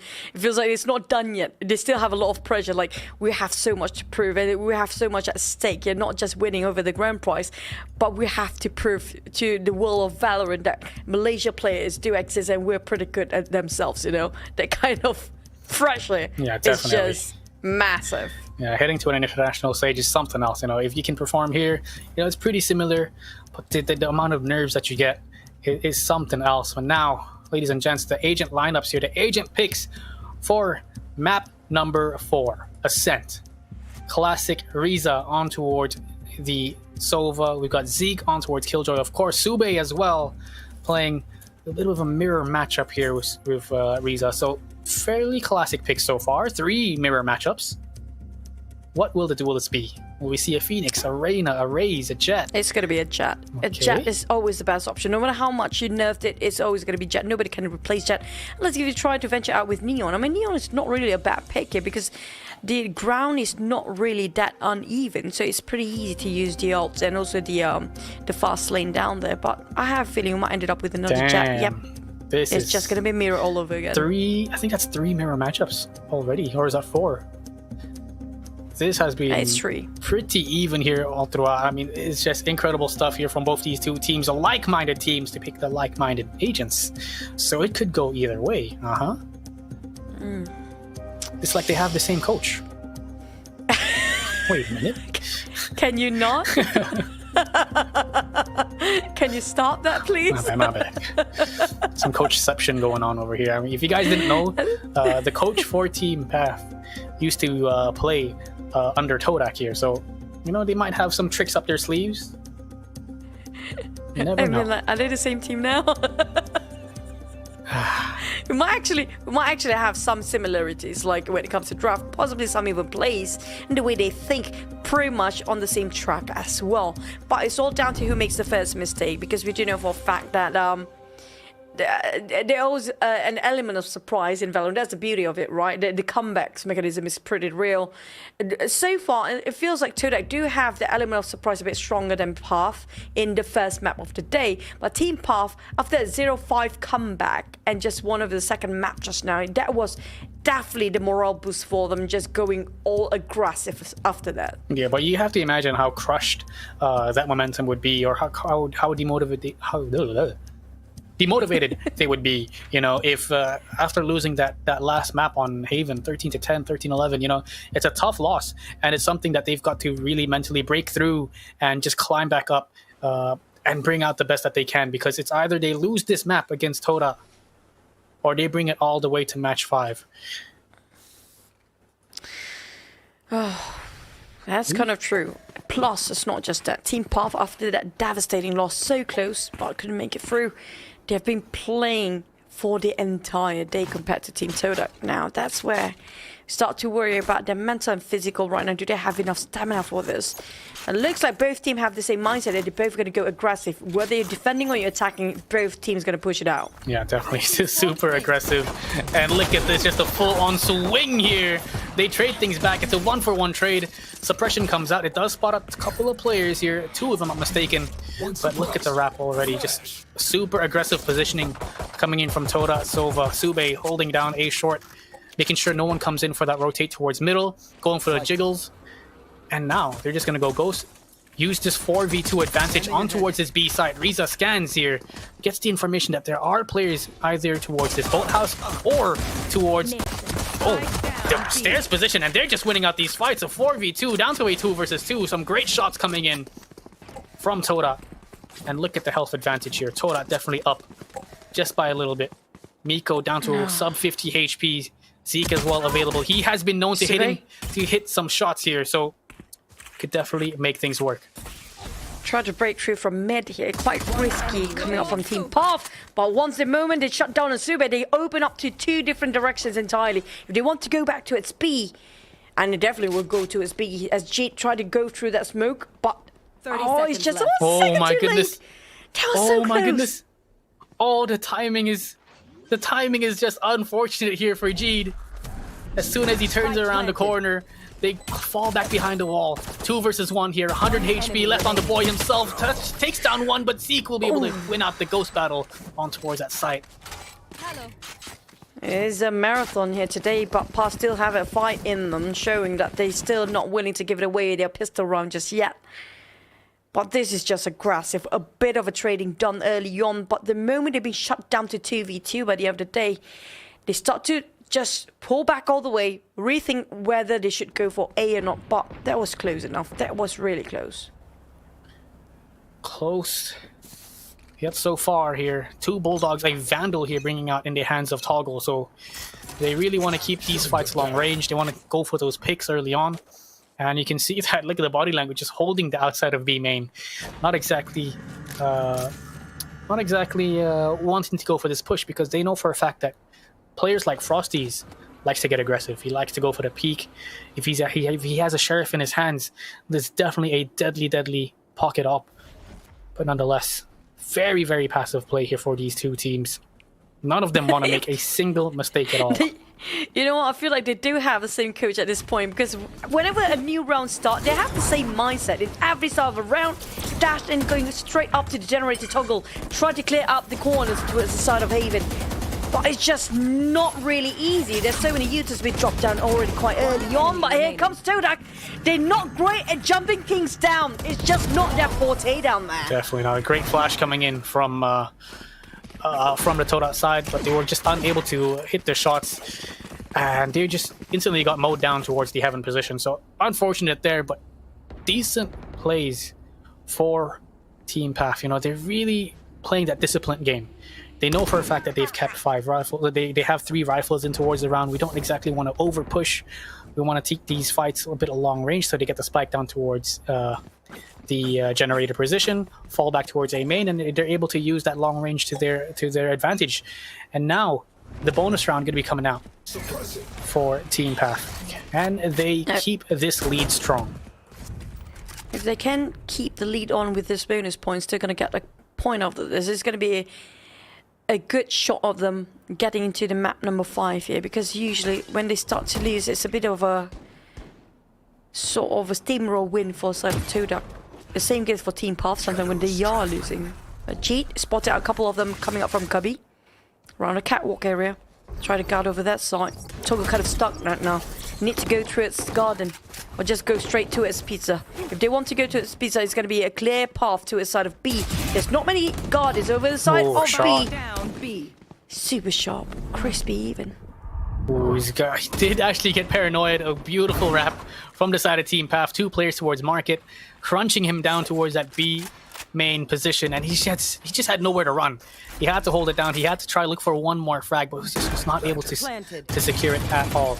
Utility usage just on point here for Team PAF. Subi's pretty low himself, going to actually peek out how to retake this one. Looks like they're not going for the retake. They're just falling I feel back. like they're going to go for the save. Ooh. But they're using Bulldogs, so it's kind of questionable for me, but it's not worth it. I think they don't want to lose, like, not too much. Because I think we saw too many maps and rounds where they do have a Vandal. So that's one of the many reasons. And not just that, every single time they force a fight out just to go down to 1v1, it hurts a lot for them for the next purchase. Might as well just save it for now. Yeah, definitely. So I think it's a great call coming in from Todak. Yes, they allow Team PAF the victory. They keep 3 players alive here. So economy-wise, they're definitely going to look so strong here, Team PAF. 2 players will have to buy up, and there should be no issues at all. While on the side of Team Todak, you know, maybe you can keep 1 rifle on each side, split them up, and see how things go. See if they can hit their shots. Toggle's just amazing here today, playing Duelist all day long, except for the one time he played Chamber. That's the only time we don't see him playing as Duelist, but the others, a bit of swap roles. But Reza, we're still waiting for the Odin to come out. I have a feeling we might actually, we'll go into that by later today, but back to it. The lineup of PAF feels like they want to commit to A for now. Ooh, they're actually making their way to the 2 rifle players. That is definitely going to be dangerous here. The dash is going to be coming in. 0 point, everything. The execution is now on the way, and they've taken full control of the site. G's got the Vandal in his hands, trying to go for the spam here through the smoke. Just not going to be able to connect at all. He gets tagged down to 47 HP. Tough luck here for him. Whoa, what a one-way smoke. That's incredible. One-way covers almost all the grounds they need to cover on. Try to clear up all the heavens. Try to just buy time here in this state. Path is just going strategic all the way. Wow. You can actually just buy time, but they are not giving it any excuse for them to buy time anymore. But time's not on their side for Todak. They need to put the spike to work. Hold on a Reza second. just playing around the generator. They're just gonna bluff it around, confuses Play the Reza. time, wow. One enemy Just remaining. incredible stuff here. They play the time, and there's no way he can win that one out. See, picking up the 3K. There it is, 4-0. I like the idea that Todak had. You know, they triple swing towards heaven. They were able to take down one, but towards that generator position, Reza was able to take down the player wrapping towards short. From a main, Zeke was able to take down 1 or 2 players coming down towards the heaven position to turn it into a 2v1 itself. And man, it really just thinned down the numbers. They used that long range. They had the Vandals, the rifles in their hands, and they were able to make things work. I don't know. Oh, man, Langar oh, man. is supposed to be Todak or Path? So Path Langar as well? Is that a thing? I don't know. I'm asking you. That's... Because I think that was what is quite confusing. Now, I guess they do have pretty much a sort of same mindset here. Even their chants might be the same. A bit of a timeout for the coach to actually give some insights. Just work things out here. So they can actually have a bit of a variety of their gameplay, so not be easily read out by Team Todak. But Team Todak, this is the first time they're hitting a brick wall. 0-4. This is the first time we're looking at them having a 0 this long. Definitely, it was what, 0-5, or they were 5-0 up against Team Path on bind. You know, it shows how aggressive they can be, and I'm not exactly seeing that aggression from Todak. You know, they're one of those teams where they can just pull up a flash, pick up 2-3 kills, and fall back. And this is the, I'm not seeing that here. You know, there it is, a little bit of an execution. You do have okay, there's a bit of a tech pause here, so they're just gonna take it slow. I think it's good now. Yeah. It's good now. It's going to full rifle round like you mentioned before. I think the only time they can actually go full aggressive, it's really heavily based on Sube. If Sube can actually try to have a pick and try to shut down on one, and now that's a go. It's always down to Sube to actually make the call, even Fragile at this point, really. Oof. Did not detect any presence so far. No information, not even a tiny exchange of information given at all between the players and teams there.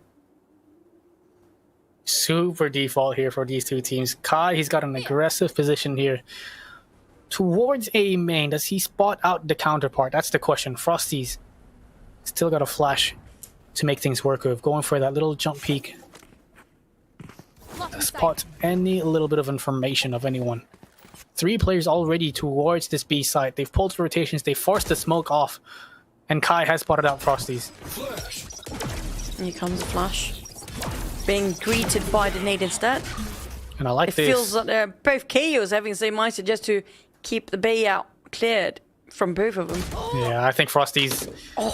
He knew it was a fake. They are not falling forward. They keep 3 players towards this B site. Scan's going to be coming in. Kai does manage to take down Frosty's towards the A site. And look at them go! My goodness, Toggle gets the pick off on towards Sube. 3 versus 3. Looks like they're rotating.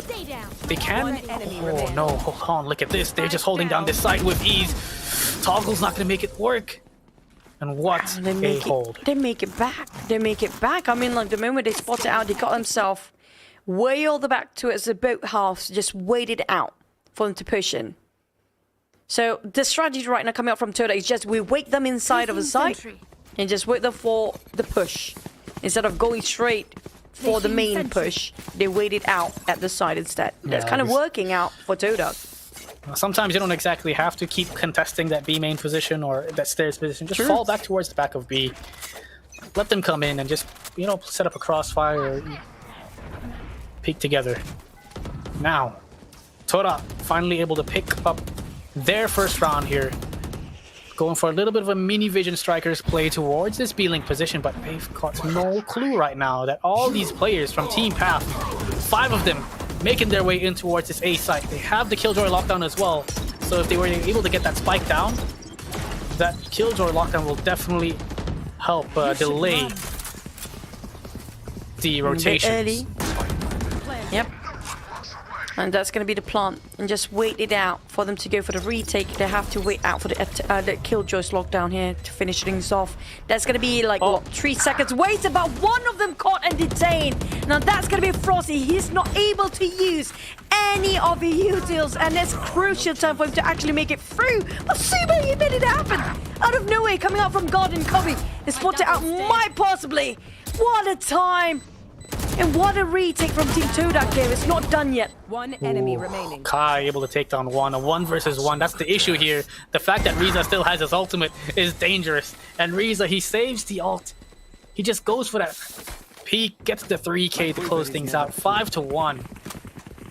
Spectacular stuff. A great instant reverse here for the side of Team Path. And I feel like that could have gone either way. It was a great pick, though. I know. I feel like things can change if only Frosty didn't get himself caught in that lockdown just now. He might actually have more utils or even flash when they tried to retake it. They needed his flash to make it happen. Definitely. Fragile was also caught off guard towards A main. So it definitely... Team Path is super aware of the flank that can come in. Now they're just instantly ready for this. Does someone shoot the drone for him? Yes, he does. They don't expect anyone to be close, but the scan. Ooh, a shock dart actually comes in, does a little bit of damage here on towards him himself. But look at the B main push here coming in from the side of Todak. They've got aggression, and oh, the trade comes in perfectly. That should be a rifle able to be picked up, but it's a bit too deep here towards that B main position. He just has to fall back with what he has. And no, for a fact, the Killjoy is still there guarding B. There's going to be a lot of bots and androids they have to fight against. But coming up from mid, Fragile already breach in. Even though he got himself just Ghost, he used up his ultimate. Still going to take a bit of a chance there. Steadily going to a side of A and B at the same time for Team Path. Fragile getting that pick off on towards Kai, towards B main, and the execution now. They tried to go for a little B fake, but it just is not working out. These sheriffs are doing so much damage here. No time. There's no time for him. Oh no, 22 HP. That's all she wrote. A thrifty round coming in. Yep. They got themselves quite a big win for that one. Most of them are using Ghost and Sheriff down there. If I'm not mistaken, Toggle didn't actually buy anything in this round for himself. Just pick up a couple of guns that are dropping on the floor instead. It's just about the time here. The moment that Omen ulti is being shut down when he tried to transport himself across A, Jit was playing such a crucial role there just to shut down the shadows from the side of Omen. Yeah, not only did he cancel the TP, but he also get the shot off on towards Toggle, taking down the Jet player. Finally, the Odin is out. Of course, the Odin is out into the hands of Frosties. This guy has no chill. That's for sure. A lot to be proved for this map. It's a bit of a rivalry. We do have the history between these two teams. A lot at stake here. Chance to prove themselves. They're worth staying where they're at right now. But at the same time, we do have that Killjoy 6 ulti still there, available to be used. Or no, not really. It's actually Todak's ulti, if I'm not mistaken. It was Kyle's. Tough one. It's a very, very slow-paced game all around the map. Information going to be given. I think they do spot out that Jeet is playing towards that wine area. He's stuck because he's just going to get wrapped. He's all by himself here. Doesn't really have, well, that many places to go. Oh no. His paranoia just gave away his positions. Two of them know exactly where he's at. There's no way out of 2 minutes moves in between. Oh my goodness. She's just doing such a well-played position on top of heaven right now. None of Swarm trying to bait him out, clear the corners. He's gonna buy Zig some time to plant it out. But they do have the lockdown, if I'm not mistaken, for Todak's side. It's being used as well. They have to force themselves out, and it's going to be a space for them to just defuse the spike. My goodness, I mean, what can you do? If Miko's on form, he's got the Vandal in his hands, he's just going to mow you down. The double swing just did not have any effect on the man at all. It was a great positioning from Jeet himself. You know, he was able to kind of delay the attack as much as he can, but in the end, he instantly got picked off by Miko. Oh, and was able to pick up the last 2 remaining flags as well. Just a quick trade here. Oh, sadly, the lockdown didn't actually cover the entirety of Heaven. That gives so much space. Sorry, the aiming. That gives so much space for them to actually have a bit of a space to just guard over the spike down there. Yeah, and the sad part is, with G dying early on, he's not able to smoke off a main to stop the line of sight. Yeah, true. Well, it just did not work out in their favor. Look at this, a 5-man hit towards his B side. A right-click flash going to be coming in. He's not going to be able to hit this shot here on towards Zeke. A quick one. A quick execution towards his B side. Missing his shots, but ooh, they do manage to trade things out. One enemy remaining. Down to 2. Wow. Make it 1. Look at that. It's not great. Jeet have a lot of pressure right now. It's 4v1. There's no way he can actually make it out live here. Zeke And he just got himself toying. some pistols. That's going to be pistol for him. Fighting against a Vandal. Oh man, oh man. I mean, I love the fact that Miko... Ooh, okay. That was kind of sick. Was that Fade? Some sick cosplayers out here. Alright. Sadly, nobody actually cosplays Deadlock, surprisingly. Yeah, we need a Deadlock cosplay now, stat. If anyone finds a Deadlock, bring him here to the Predator section. Yes, please. We need to see a cosplay of Deadlock. We haven't got anybody to cosplay Deadlock yet. If not, I'm doing it. Oh, please Kidding. No, not me. And here's it, a quick B execute. Oh, suppress. They do suppress only 1 player towards sights, but I think they got suppressed themselves. That's the issue here. That's why they have to fall back. They have to take it slow. And 4 players from Todak decides to come in here. From the shadows was used to actually TP towards the back of that boathouse. And oh, look at this. A quick defensive peek coming in from Fragile. The confidence on this man. Just going for these peaks. He was able to take down 2.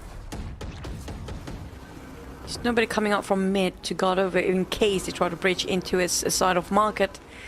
It's going to be difficult for the side of Team Todak to actually read it out where they exactly are. Not showing any off, but the alarm bot gave away the position. This is going to be the opportunity for side of Team Todak to know exactly where they're at. They have to shut down on Miko first. Nobody actually see Miko coming. I love this lurk. What? Ew, no!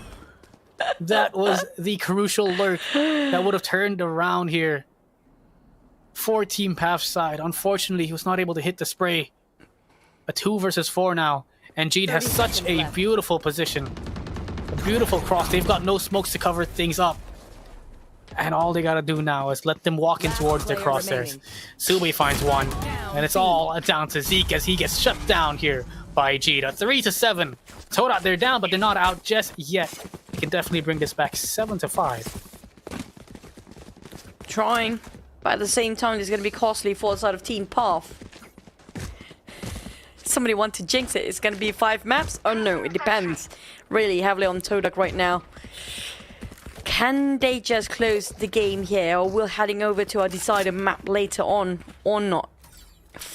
It's been a while we've seen Fracture. It's going to be interesting. But at the same time, for Todak, finally got himself that momentum. But they need Sube so much. I realize whenever they have a bit of courage to push forward, it's going to be based on Sube's movement, really. If he can actually do an opening there. Try to wiggle. Oh my goodness. Oh no. When Fragile starts hitting these kinds of shots, when he starts feeling on form, there's going to be a bit of an issue here. The wallbang is real coming up from side of Frosty's. Look at that. He's angry. Some chip damage done, actually. Gonna be a good start. The aggression Team Path, they lost their duelist early on. They're gonna have to do this without the jet dash, without the entry. But it looks like they're trying to sell a bit of a fake because there's 2 players towards short. 2 through towards that B main position. And what a peek. Zeke was able to come in for the swing, instantly traded out. Utility here from the side of Killjoy on this A site, just not up and available at all. So they're just going to have to go for a bit of a classic. Oh, hold on a sec. I thought he was playing Heaven. He's actually playing towards Hell. This could be a little something, but Kai sniffs him out and turns it into a 3 versus 3. Spike planted. This is a greater art than it was before, but closing off. Reza managed to just escape in the very last minute. Fragile. Everybody just suppressed. It's going to be super annoying. You cannot dash in, you cannot dash forward, you cannot updraft. And all you have to do is just walk or run through it. And Reza tried to buy time with Hunter's Fury. I'm surprised that he went for the Hunter's Fury very early on. But, they've given away the positions. They know for a fact that this man is all by himself towards Heaven. No TP at all to work with. Super low. Jet just one bullet away to take him down. And there it is. Miko clutches things out. 8-3. Super tough there. A questionable ult there by Reza. But you know what? It works. I think it was just there to clear out the Heaven position for Miko to actually make his way up from that tree position. So good to go. Maybe that's the team chemistry that we were looking for. That's kind of sure. I mean, that was really tough. I mean, the bluff almost works for the side of Team Path just now. How they distract and divide and conquer for two going for B, another two going for A. They almost took the bait entirely for the side of Team Todak, but they're not taking it entirely in because they still plays themselves some default players. But unfortunately, if only the Killjoy do have those utils up, actually it can actually go favors to the side of Team Todak early on. No charges left. This is one of those games where you can see they take it super slow. They try to take it at mid control. They'll put players in towards that A side, but this time around you can see, I think Todak, they want to get a little bit aggressive. They want to start taking control of these positions. They've already have the Killjoy player in towards that B main position. They've got so much information. Can not really. I think it just hits the Sova just now. It just hit Reza, nobody else. So they thought it's going to be just one person. I'm not sure if they actually detect the entire team is there. Oh, hold on a second. Now the flash is good, but he's only good for one. Not like this. Frosties finds a beautiful one tap here on towards these guys, and look at them go, coming out, swinging together, playing these fights, not giving Toggle those 1v1s. He just wants to make sure they play together as a squad, use the numbers to their advantage, and Kyle will close off this half 4-8. Team Switching sides. There was some flawless. I mean, that was absolute to perfection. Jeet's paranoia hits all of them in a straight line. That was incredible, but it's just unfortunate enough for Toggle to actually. Sorry, for Fragile to actually miss that with the Blade Storm just now. It could have been a bit easier for Todak for that round if things have gone like how they predict to be. But this time it's going to be the second half of the day. Will it be the final game or final map for Team Todak? Can they close things up with 8-4 with Team Path in the lead? So they have a lot of catching up to do. They lost 2 maps in a row now for the gun rounds for Team Todak. Yeah, there's been a lot of thirsties today. You know, these anti-ecos, these buys after losing out that pistol round is just super dangerous on either of these teams. Team Path, I think, won 2 anti-ecos against NEXGA, and that really just shut them down here. Can they win out the pistol? That's the game. That's the aim of the game right here. Win this pistol, secure 9, and hope it goes their way. Slow and steady, man. This is just tough. Information. No information at all.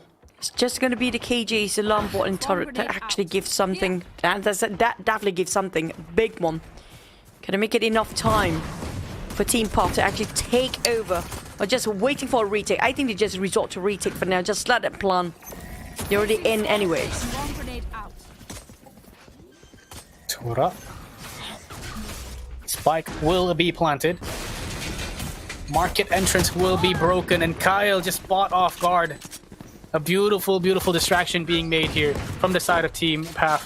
And don't know exactly where these last 4 remaining players are. They're going to be playing in towards the site. Zeke finds one. Fragile is able to get some frags here in towards the smoke. But hey.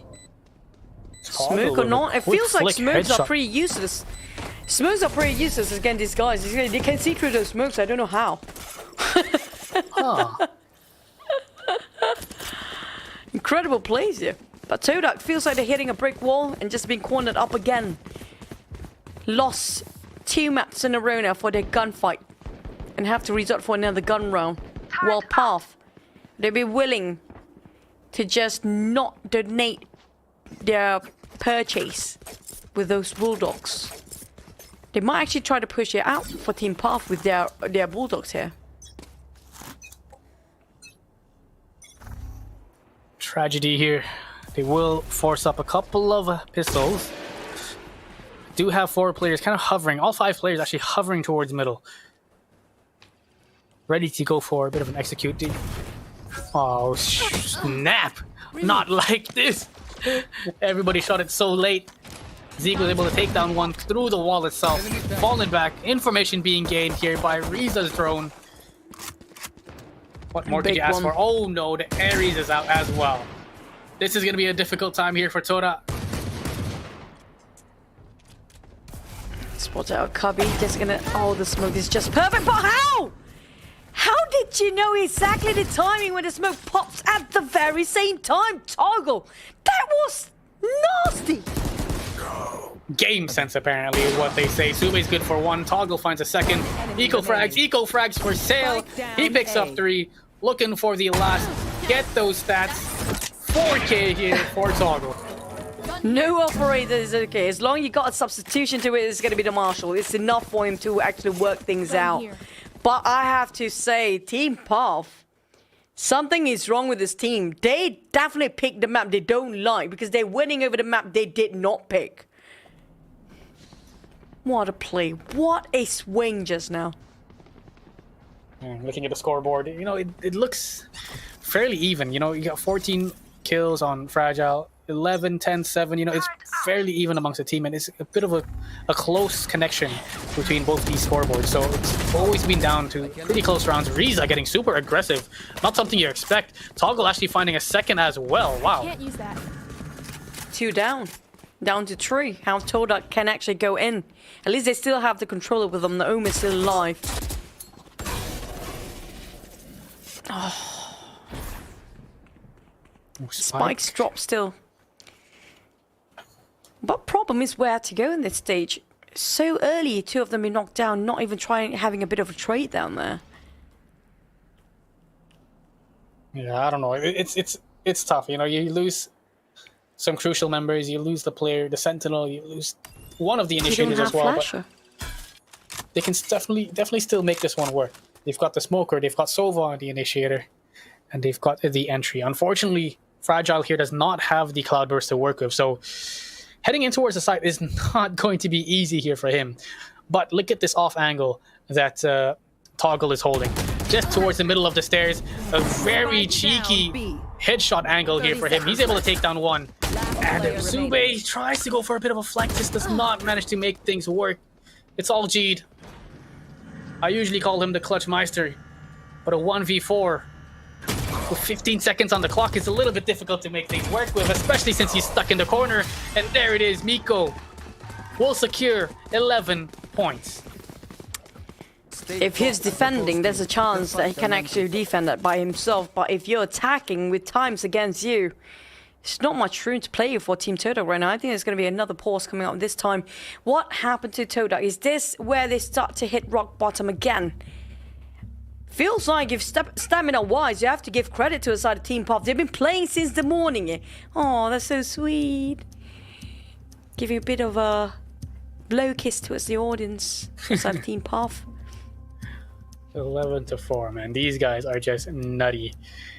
Insanely strong here. They've been playing it so well. They've been hitting some crazy shots, and I like the fact that Toggle has been holding these weird off angles and making sure he gets the pick. And as soon as he gets the pick, he just falls back. He doesn't want to go for too much more. We saw that earlier when him and Riza pushed up B main, was able to take down 2. We saw it just now. That earlier. was ridiculous. Just Crazy It's stuff. not even 5 seconds into the round just now. 2 of them being knocked down and just finished off in an instant. They were trying to pick. That was the first pick. I'm surprised how 2 of them went down so early and so fast. Turret out. Tough. Placing swarm grenade. Tough Being hill forced to to go climb. pistol round once more, and with Toggle playing aggressively, shooting it from afar, playing the distance. I have a feeling this pistol round is not going to be easy again. There's never a round that it's going to be easy for Todak for this map. Definitely not. And it looks like they want to get a faker going on here. 3 players towards this B main. A little bit of damage done on towards Fragile. The scan is going to be spotting them out. Ooh, they're a bit lucky that there was no Odin in the hands of Riza. Otherwise, things would have gone a little bit differently. Don't give him the idea. Can you not do that? It's Riza. I can't hold him back. Even the shot dart kind of eats away their HP, quite a number of it. They even blade storm up and updraft sort of Toggle just to check things out, to see across the windows just now. But Kai managed to stop on Kel, who's trying to transition himself all the way to his side of A. But they do have 2 people on A. One in around the garden area, the other on the heaven. Ooh. Blade Storm is out. Toggle looking to go very ham somehow. Gets the shots off on towards most of these players, and that's match point secured for Team Path. What in the world is going on? The crowd is going wild, and Team Path are just going ham. If they win this against Todak, it's going to be a landslide winning over Todak for Team Path. And Team Path, after that loss, apparently they still have it strong in their minds. That was a close last map before this, but they still have a good reset. Look at how strong they came back. Definitely. I mean, these guys are just breaking the mental barrier somehow after losing 13-10 to Todak on Haven. They're just able to bring this kind of performance out instantly in the next. Right here. Right here. Look at the positioning here from Toggle. He's already got a massive flank set up. Riza gets a beautiful frag here on towards Fragile, and one by one they just fall down to the players here towards the top of Heaven. Sube gets 2.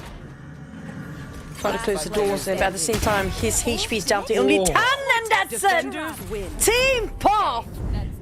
Rest assured, guys, we're gonna head into game number 5. It's down to the deciders game. They still have a shot at it for Team Path.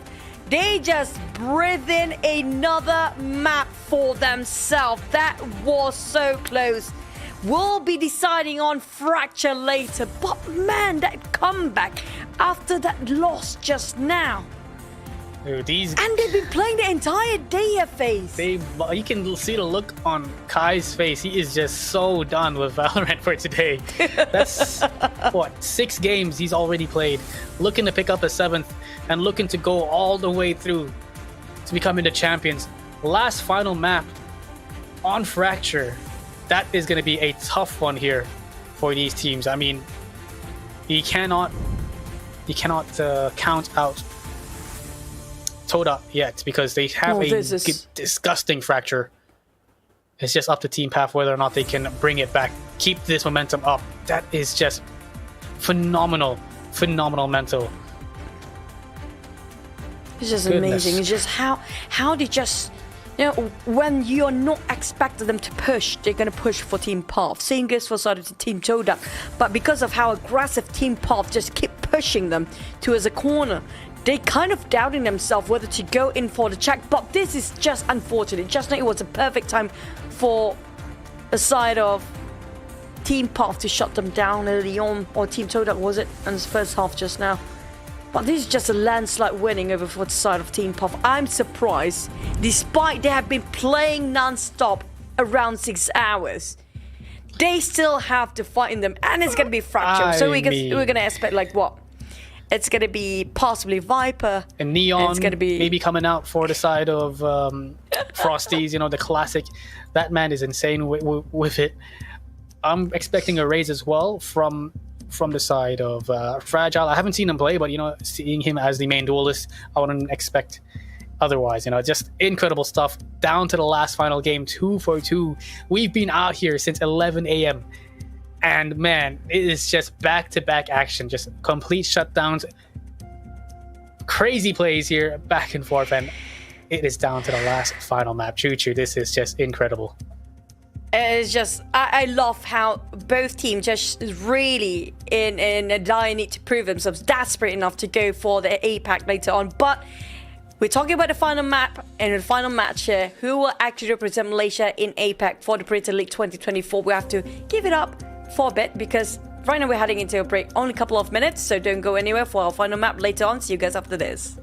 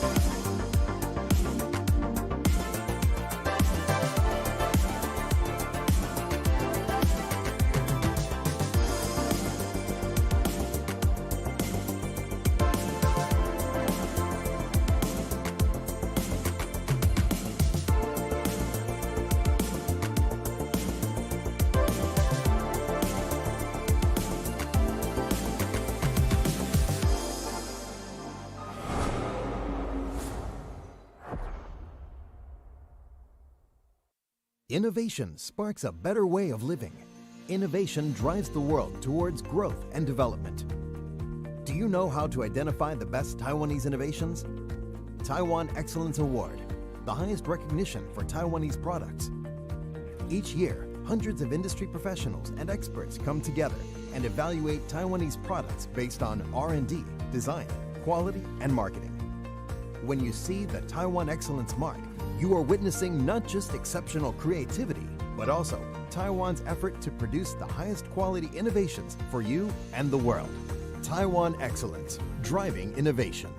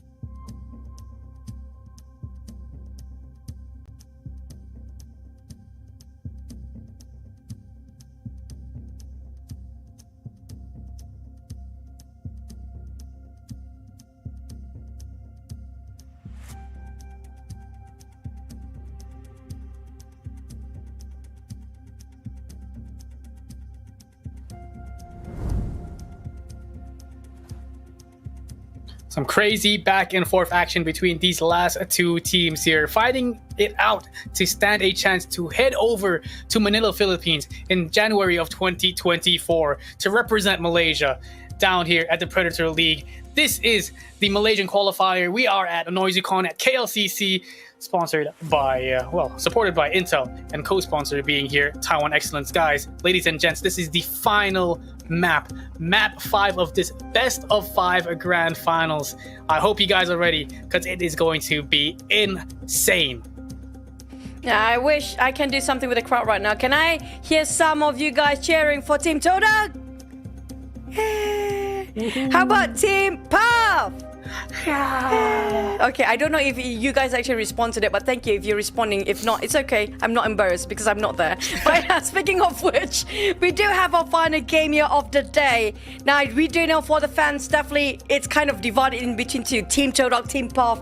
I mean, both teams do have pretty much very similar strategy, honestly speaking. They are very similar up to the point we have 3 maps in a row.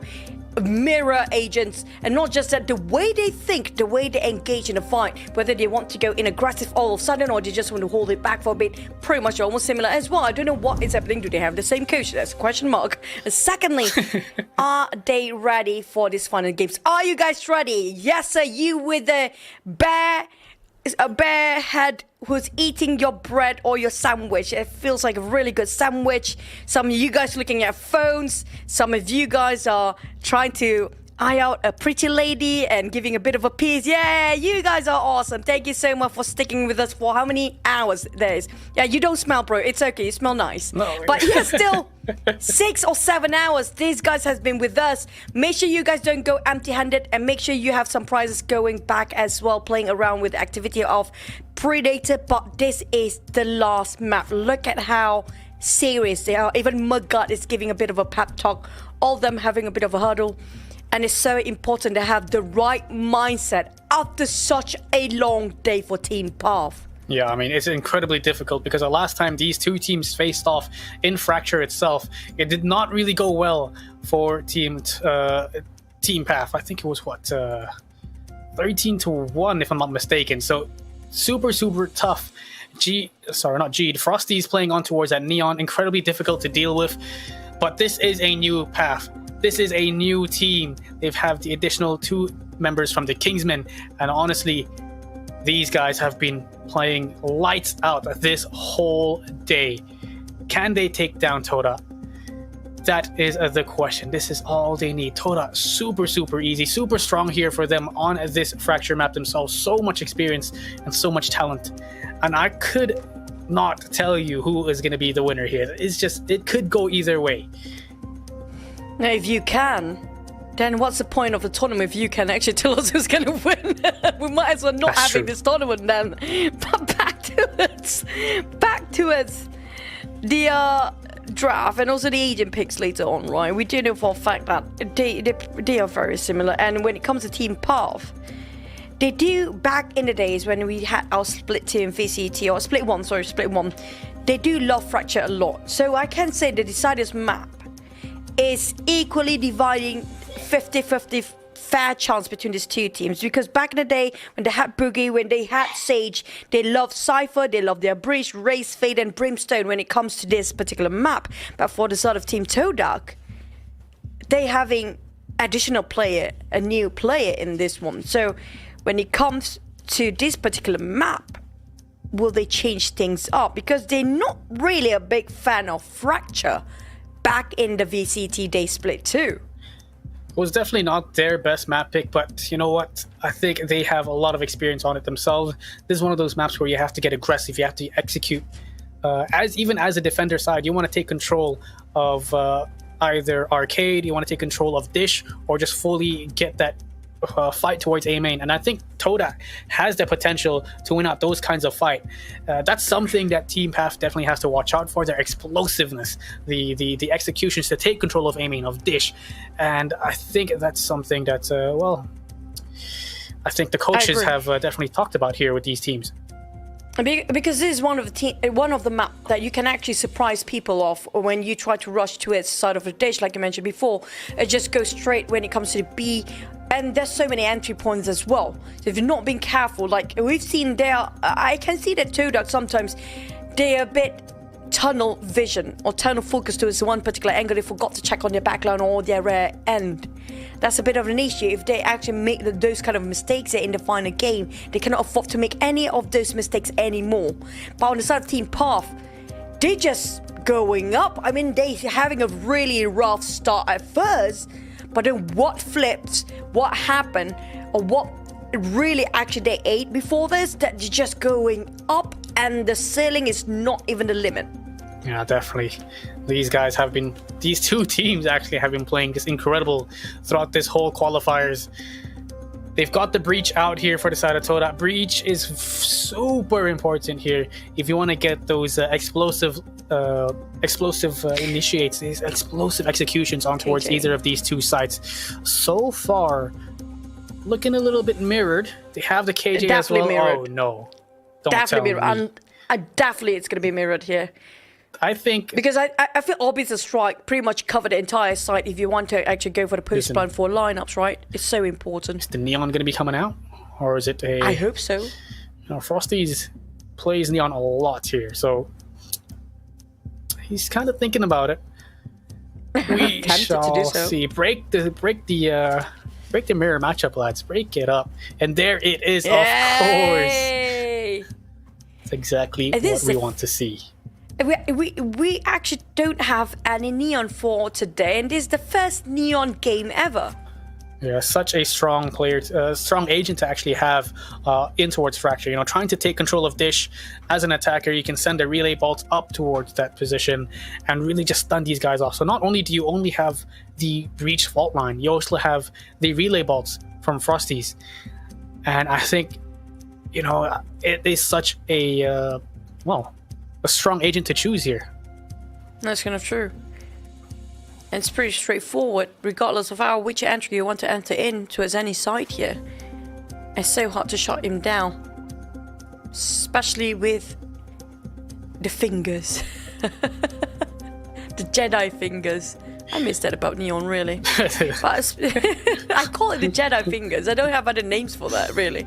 It is what it is. True, the crazy, the crazy lightning. I mean, I think who has that? Is it Chancellor Palpatine, or was it Count Dooku? I don't recall. It's been a while. It was Palpatine. Yeah. Okay. Yeah. I remember him.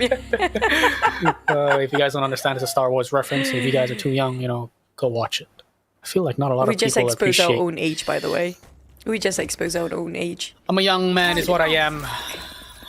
Is what it is. But nonetheless, the young man in denial. But okay. What? Okay. But speaking of which, right? There's going to be only one difference, but this difference is going to be so crucial. But the problem is, the other side we're talking about, both sides actually do have double duelists to just get things through. Can already see a bit of a push coming in from Team Path to take control of that A main position. 4 players from Todak towards Dish, and it's just a very quick execution. Do they expect these 3 players to be towards A main? How close can it be? Oh my goodness, the trigger discipline. Kai, he's not even good for one. He whiffs it up. And that's the dangers of trying to fight a Neon. You know, she's too quick. She gives away her own position. And, well, it kind of pulls the crosshair away from that second player. It's all down to a 2v3, 2v4, sorry. Zeke was good for 1, but man, oh man, how are you going to hold this one off? Feels pretty difficult here with 22 HP left for Zeke. But they do have that Brimstone, yes. But I don't think he got enough smoke for that. At least one molly will actually buy time enough. Ooh, look at that. Force cheat out of his position.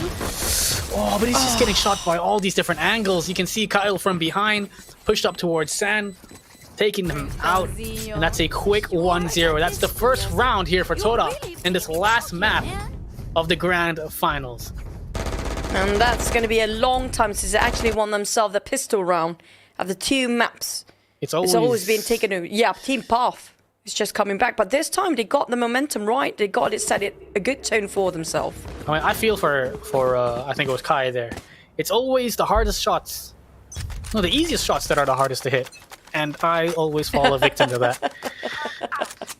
Which is kind of true. Sag. Toggle. Oh. Can I actually accept one? Bot line going in. Concuss going in. Aggressive. Frost is so fast.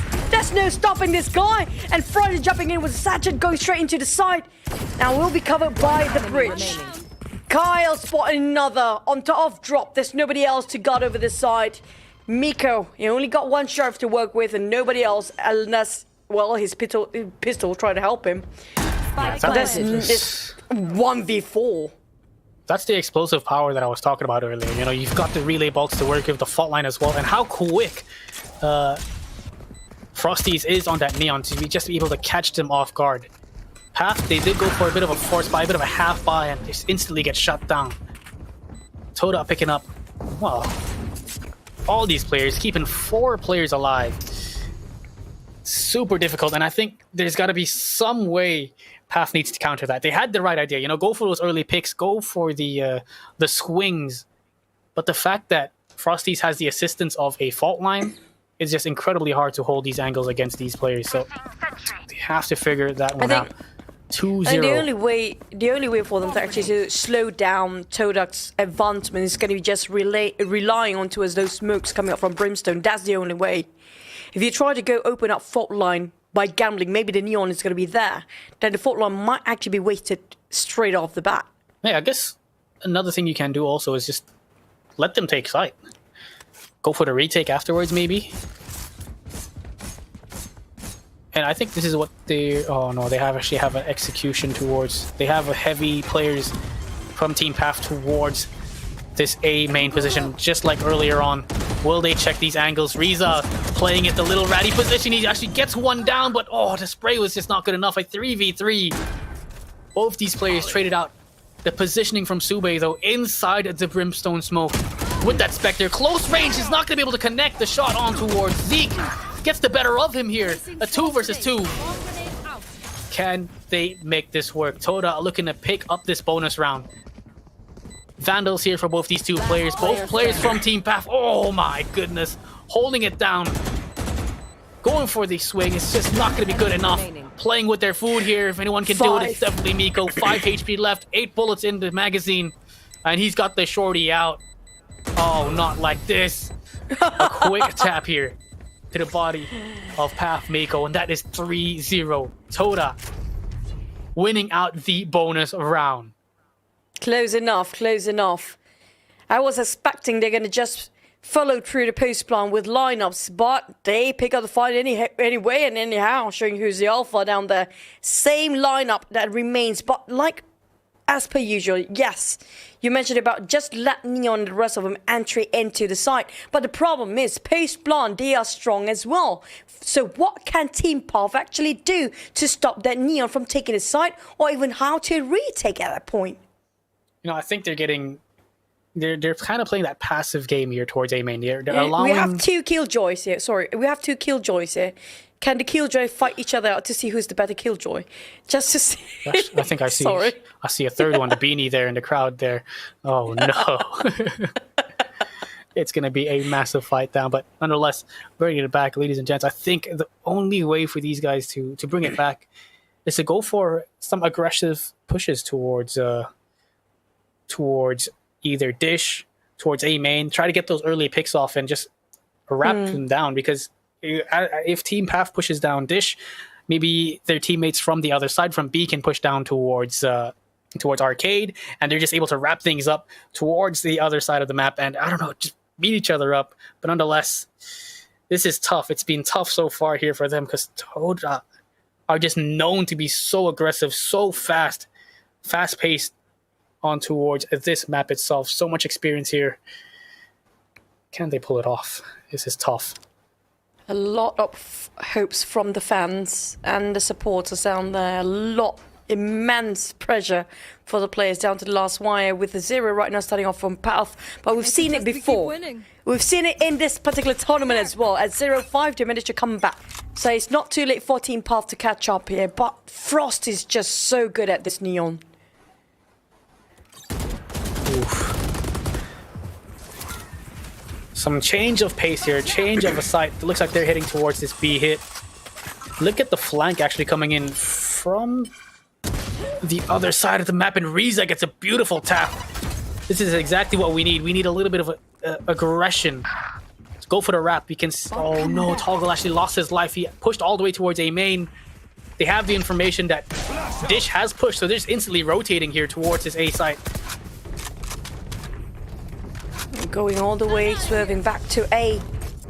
While the response come up from Team Path was swiftly done as well. They're going up to its Dish, but the smoke up there, they have no clue what's going on inside. Already in for the side of Frosty. Todak already positioned himself to capitalize over this side right now. Gonna plant over for Chit. They got one more point that's gonna be over to strike as well for the follow-up. But oh man, the aftershock really actually bought them some tiny time. Yeah, exactly. Just great use of the utility. Kyle gonna be able to take down Zeke. Instant use here of that orbital strike from G as soon as he gets that spike down. A 3 versus 4. Sheriffs, 2 Sheriffs and a Vandal here in the hands of Riza. Tons of damage done towards G towards the top of site. 2 versus 3. Lockdown is available, but the player's advantage here for the side of Toda. Moving a little too strong. Frosty, he's got his ult to work with for the next round. He can get aggressive. He can just go ham. Oh man, super tough here. How to retake? How to retake? Yeah, like we have no stopping to a side of that Neon. Frost is just wild. He's uncontrollable right now. The only best option is going for the retake, but retake's not going to be easy as well.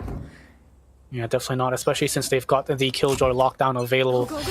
Looks like they want to take control of these B hit, but look at this, the aggression coming in from Riza, picking up 2 with the showstopper. Definitely stopping the push here from the side of Toda. But look at Fragile go.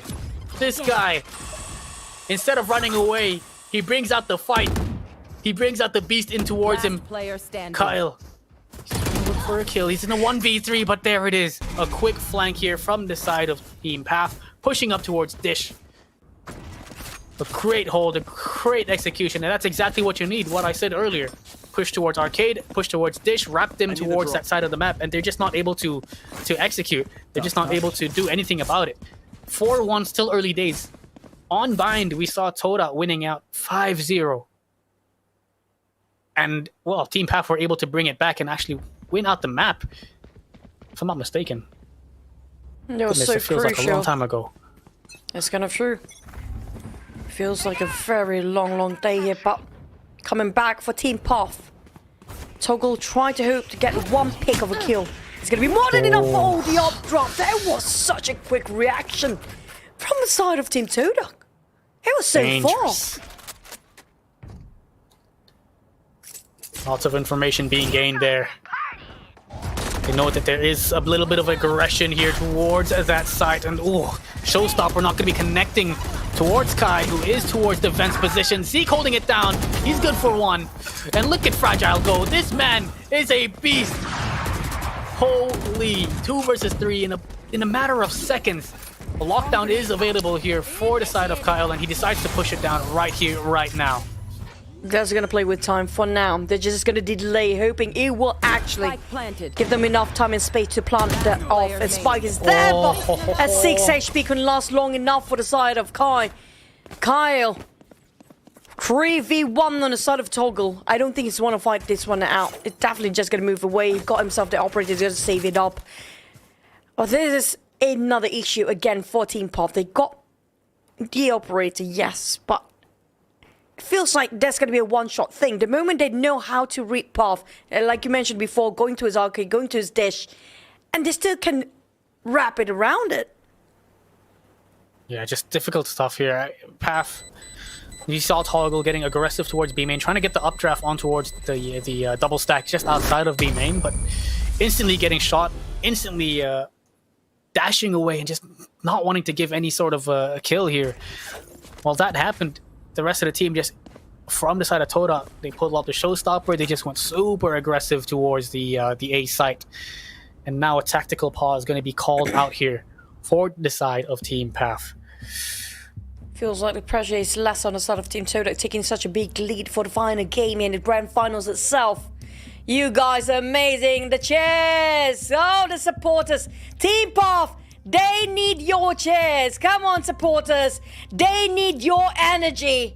They are draining out of energy after such a long day. 7 maps they have been going on today and still going strong. While Team Todak, they will try to show they are alpha, the big boys. Oh, okay. I will get you. Okay. I like that. You know, instant the cutthroat right there. The boys themselves, they're feeling it. Todak #1. Can they pull this off? It shows the aggression, the intensity, the power here from Todak. These boys have been playing their hearts out, and it shows here in the final map of Fracture. Operator out here in the hands of Toggle. Can they make this work? Economy-wise, you know, it's not looking too clean here for Todak. We can definitely, you know, lose 2 rounds and force them here on towards a Hiko here for Team Path. They've got the lockdown for Killjoy. For Zeke, they've got the orbital strike as well. How do they make things work? Operator going to be spot out, and look at this, the aggression. Really bolt the fault line, and he's just going to be coming in hot with that shot, but Toggle gets a beautiful pick here on towards Frosty. Riza with another one. Can they keep the ball rolling? That's the question. 3 versus 4, and they've still got the orbital strike to work with. Now the ball is going away to his B side right now, going up 2 towers for Sube to make sure that site is clear for them to plant. Got himself this spike on him, going in for flashes to clear up the corners, but they are waiting for a retake for Team Path. They know for a fact it's no use for them to force it out. Orbital strike is out! Oh no. But that's quite early, what for? They he put it towards the wrong part of the site. Riza, though, however, does manage to take down his counterpart, does manage to turn it into a 4 versus 2. Fault line available and ready. 1 enemy remaining. Can they pull this off? Kai's able to get 1. Half as well. Just taking down the second around here. Can they keep it a-going, ladies and gents?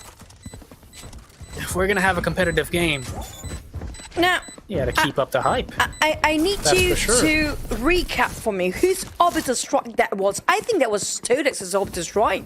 That was the orbital strike from Team Path. They thought he thought that they planted in towards the dice, the site where the box is basically, and they guessed wrong. He was actually planting very deep in towards the site for Heaven, and well, it is what it is. They still ended up winning the round though, so decent stuff. It's still okay. For that Team Path, finally, for the first time ever, we get to see them in Fracture to have full rifle and full buy, with full armor as well. The first time. Look at how aggressive they're going once again. Todak not slowing the things down. Oh, but this might just be the end of it. They tried once again, and well, it is definitely not going to catch Todak off guard. Sorry, catch Path off guard. They're able to take down 4 just like that. Very quick round. I think it was a half buy here coming in from Team Todak. They forced to. Man, Not much going was that on. quick. That was super quick. That was less than a minute. And the chair's definitely helping. Look at the chair. Amazing supporters. They're giving all their energy towards their favorite team down there. It's going to be Team Path. And it's just they reacted to it for Team Path based on their gameplay. They came back.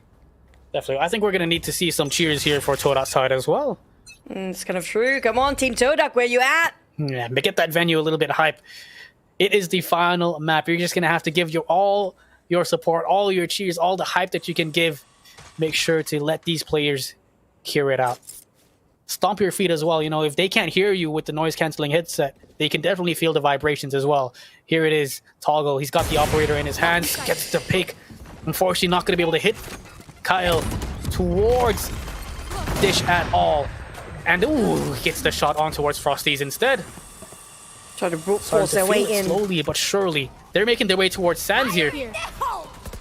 Showstopper going to be pulled up here. He does manage to take down Kai. Unfortunately, that's going to be the initiator down and dusted. A 4 versus 4 situation.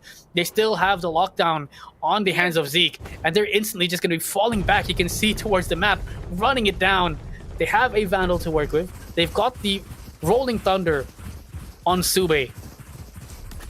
Just a couple of sheriffs to work with as well, but this is where... This is the home of Zeke. Turrets, utilities all drop down towards site. He does have the lockdown as well online for him. We want to actually delay their spike planting. Here comes Rolling Thunder versus the lockdown.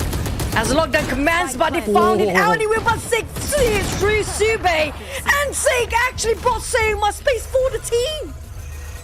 Oh no, they're down to only 2 players left. It's going to be TV4 on top of tower, 1 in main. Spike is planted. The time is ticking. Can they hit these shots? They're missing. 3 bullets left in the hands of Zeke. Down to 5 HP, but it's all fragile here. He does get the diffuser. Still definitely doable here. The second as well. He's got a 3K. And it's all down to a 1 versus 1. This man somehow keeping Todak alive and clutching it up in that 2 versus 4. Fragile. A monstrous round by this newest member. With a sheriff. With a sheriff. They don't even have enough guns. They don't even have the rifles. But that was ridiculously strong from Fragile. That sheriff, that skin, Jing skin is just amazing. He knows the fact the best timing for him to pick out to. Just shot it in the last minute. Hi. Who's the cameraman here? Yeah, I know, but questionable. The cameraman is single and is ready to mingle, that's for sure. What in the world? Oh my goodness. Oh my god. Yeah, but back to his side of Reza, he got himself a showstopper, but they tried to force it out to his side dish. Zik push all the way in. Bit of a zipline moment for the other side. But they're going back, retrack all the way to their side once more to defend. But Reza really eager to get those kills out. Oh, look at Frosty's. I don't even know what in the world he's looking at. He's entered is a whole new dimension. Somehow he's TP'd all the way towards that A site. A retake here. Rolling Thunder gonna be pulled off by Kai. Great stuff. They're able to take a pick off of that. But look at this. Falling in. Down A. All together now. Team Path able to take down 3 members just like that. Spike's been dropped. It's halfway through to plan it out. Oh boy, Toggle. Nobody checked it out for Dish, and Path is back. With that chairs, they are definitely back. With the moment you saw Toggle with that operator, he's definitely going to slash somebody out. And this is not great for Todak. They have been alternating losing and winning. And economy-wise, not so great. Forced to echo for this round, not having enough. And that forces Todak to another half buy. They got a couple of sheriffs here and there. These sheriffs are dangerous in their hands. Thrifties, they pulled it off just a couple of rounds ago with that massive 4K from Fragile.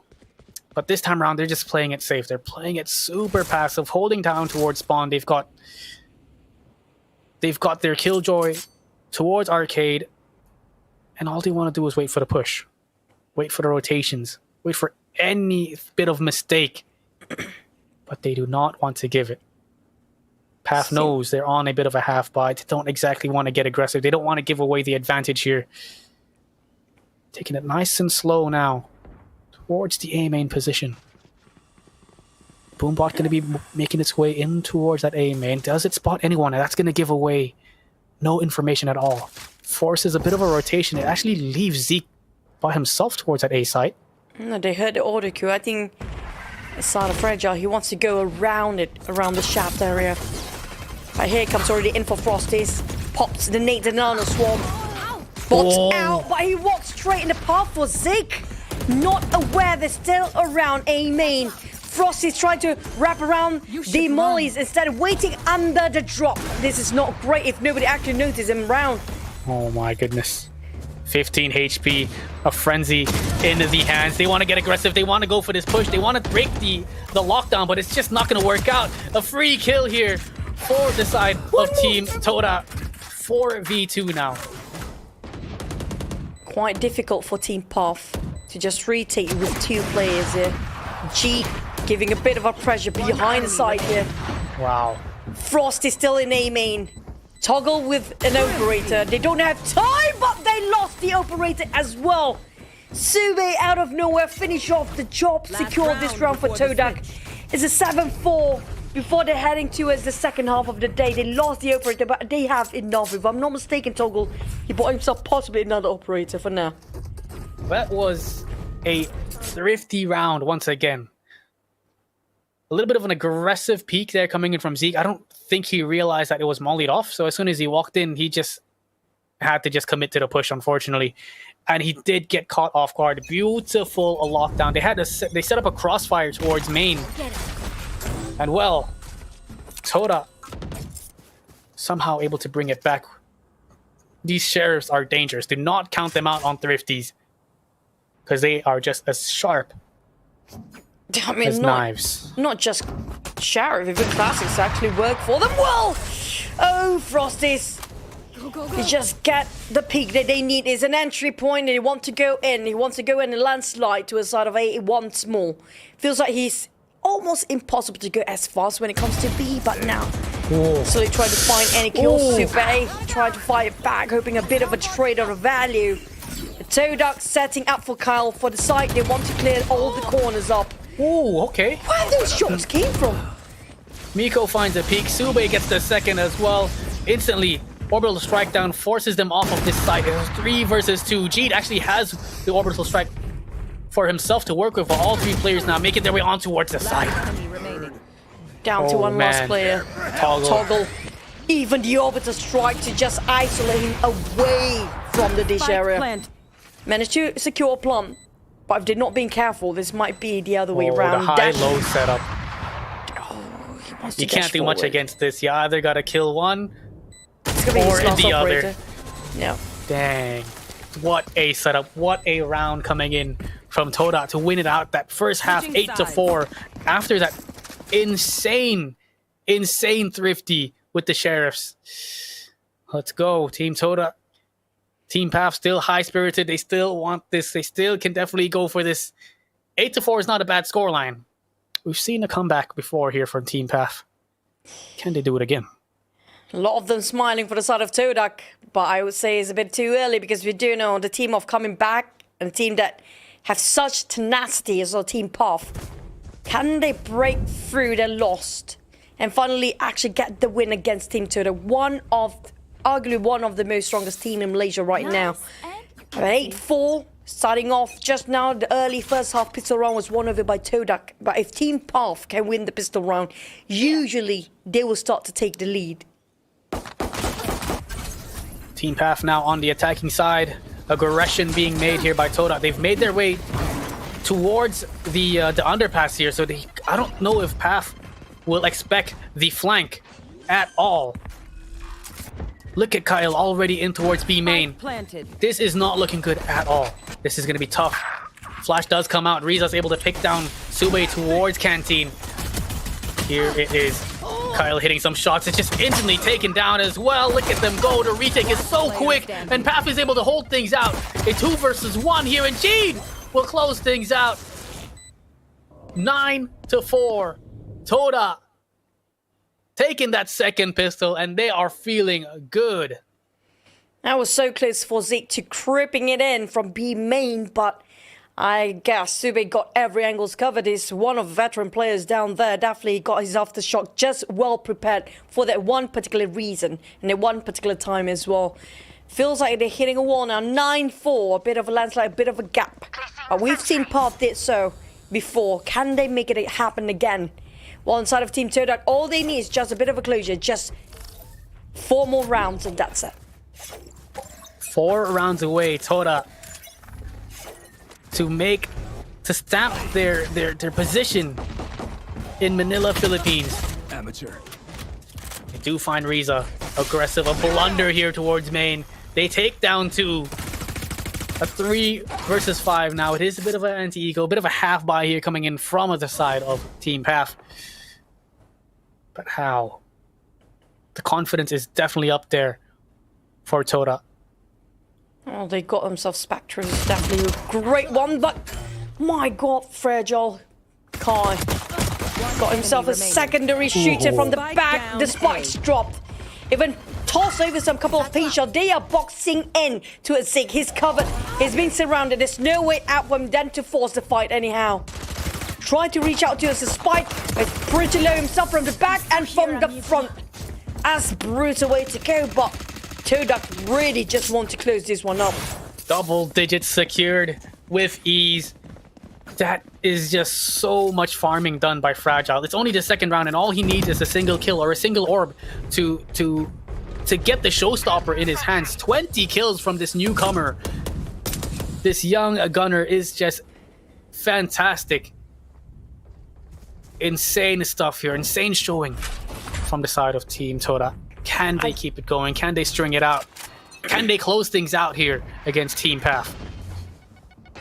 Raise up. They're waiting for the peach shells to explode first. Just giving some false information. They're not going to push in. Taking a bit of a hold for Team Path. Waiting it out for Todak to start pushing in since they play aggressively. Dangerous stuff here. What a bait. I like that. They knew for a fact that Fragile pushed up towards main. They just pulled up, got the shot off. And here it is, the execution now towards this B site. They do have Kyle here. It is a bonus round here, so this Spectre might not be too great in terms of this fight. And of course, the Vandals are going to prove much more stronger. Riza, Miko, Toggle here on the scoreboard. It's all down to Frosties with a 26 HP. Disadvantage, but oh, somehow, some way, he turns it down to a 2 versus 1. Oh, close, but yet so far. Tons of damage done to the economy of Team Path. A big but win. They managed to secure that 6.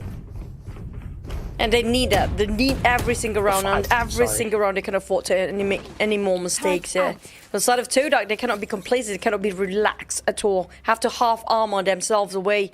But still got all the rifles up. On the side of Toggle is just going to go for the half buy and a bulldog at the same time.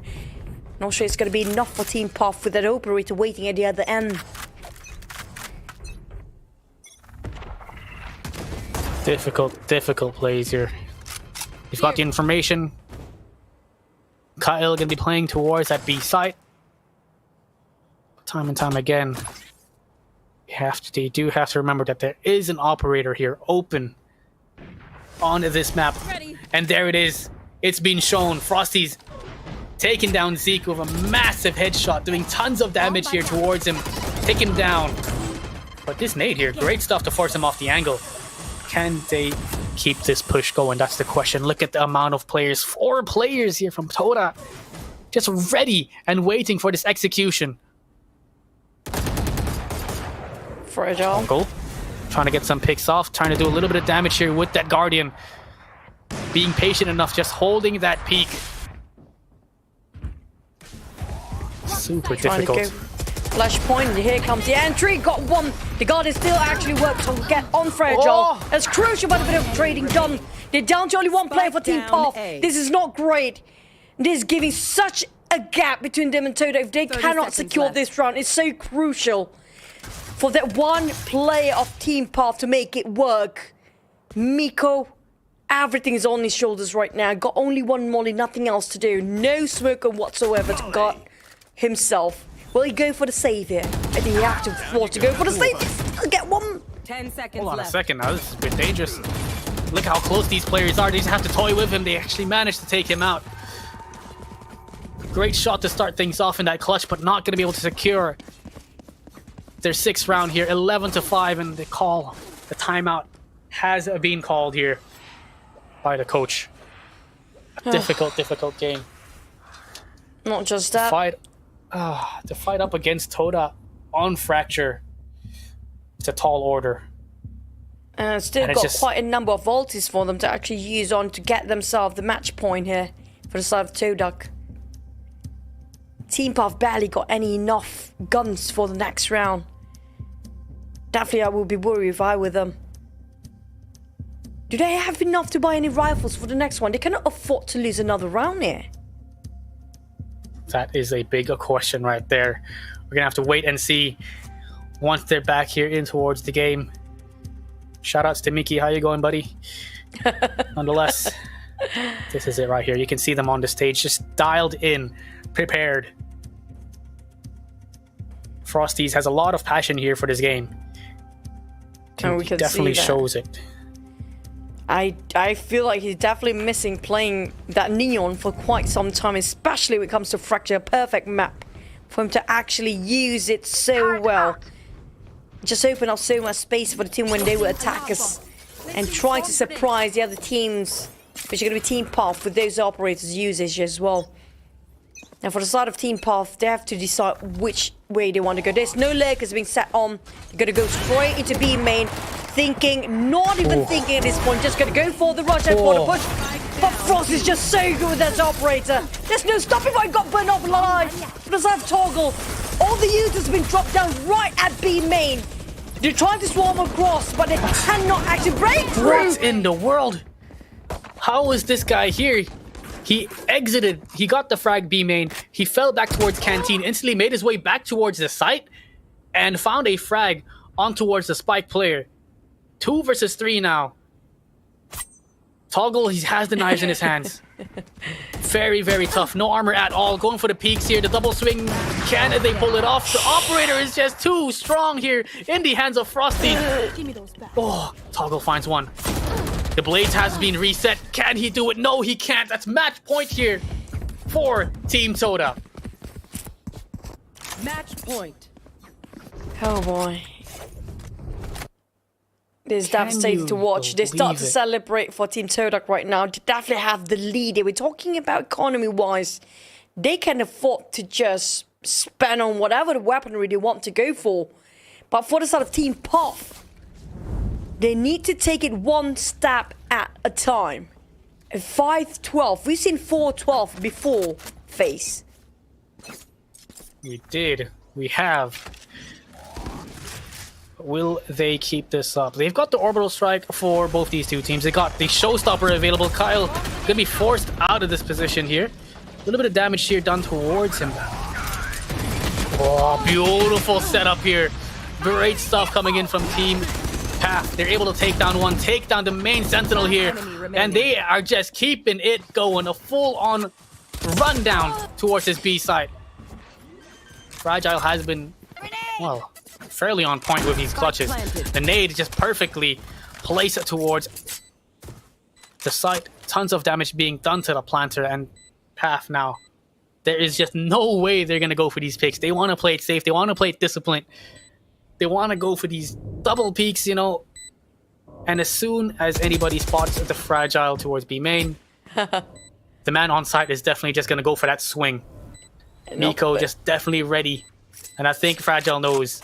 Yeah, I don't think there's enough time. They're not going to push it. They're not going to push it. Try to wiggle it out. But Path is at a point where they cannot afford to make any risky takers. But Miko so managed to shut him down. One step at a time for Team Path. It's 6-12 for now. We've seen up to 8-13 before. Can they make it happen again or even more?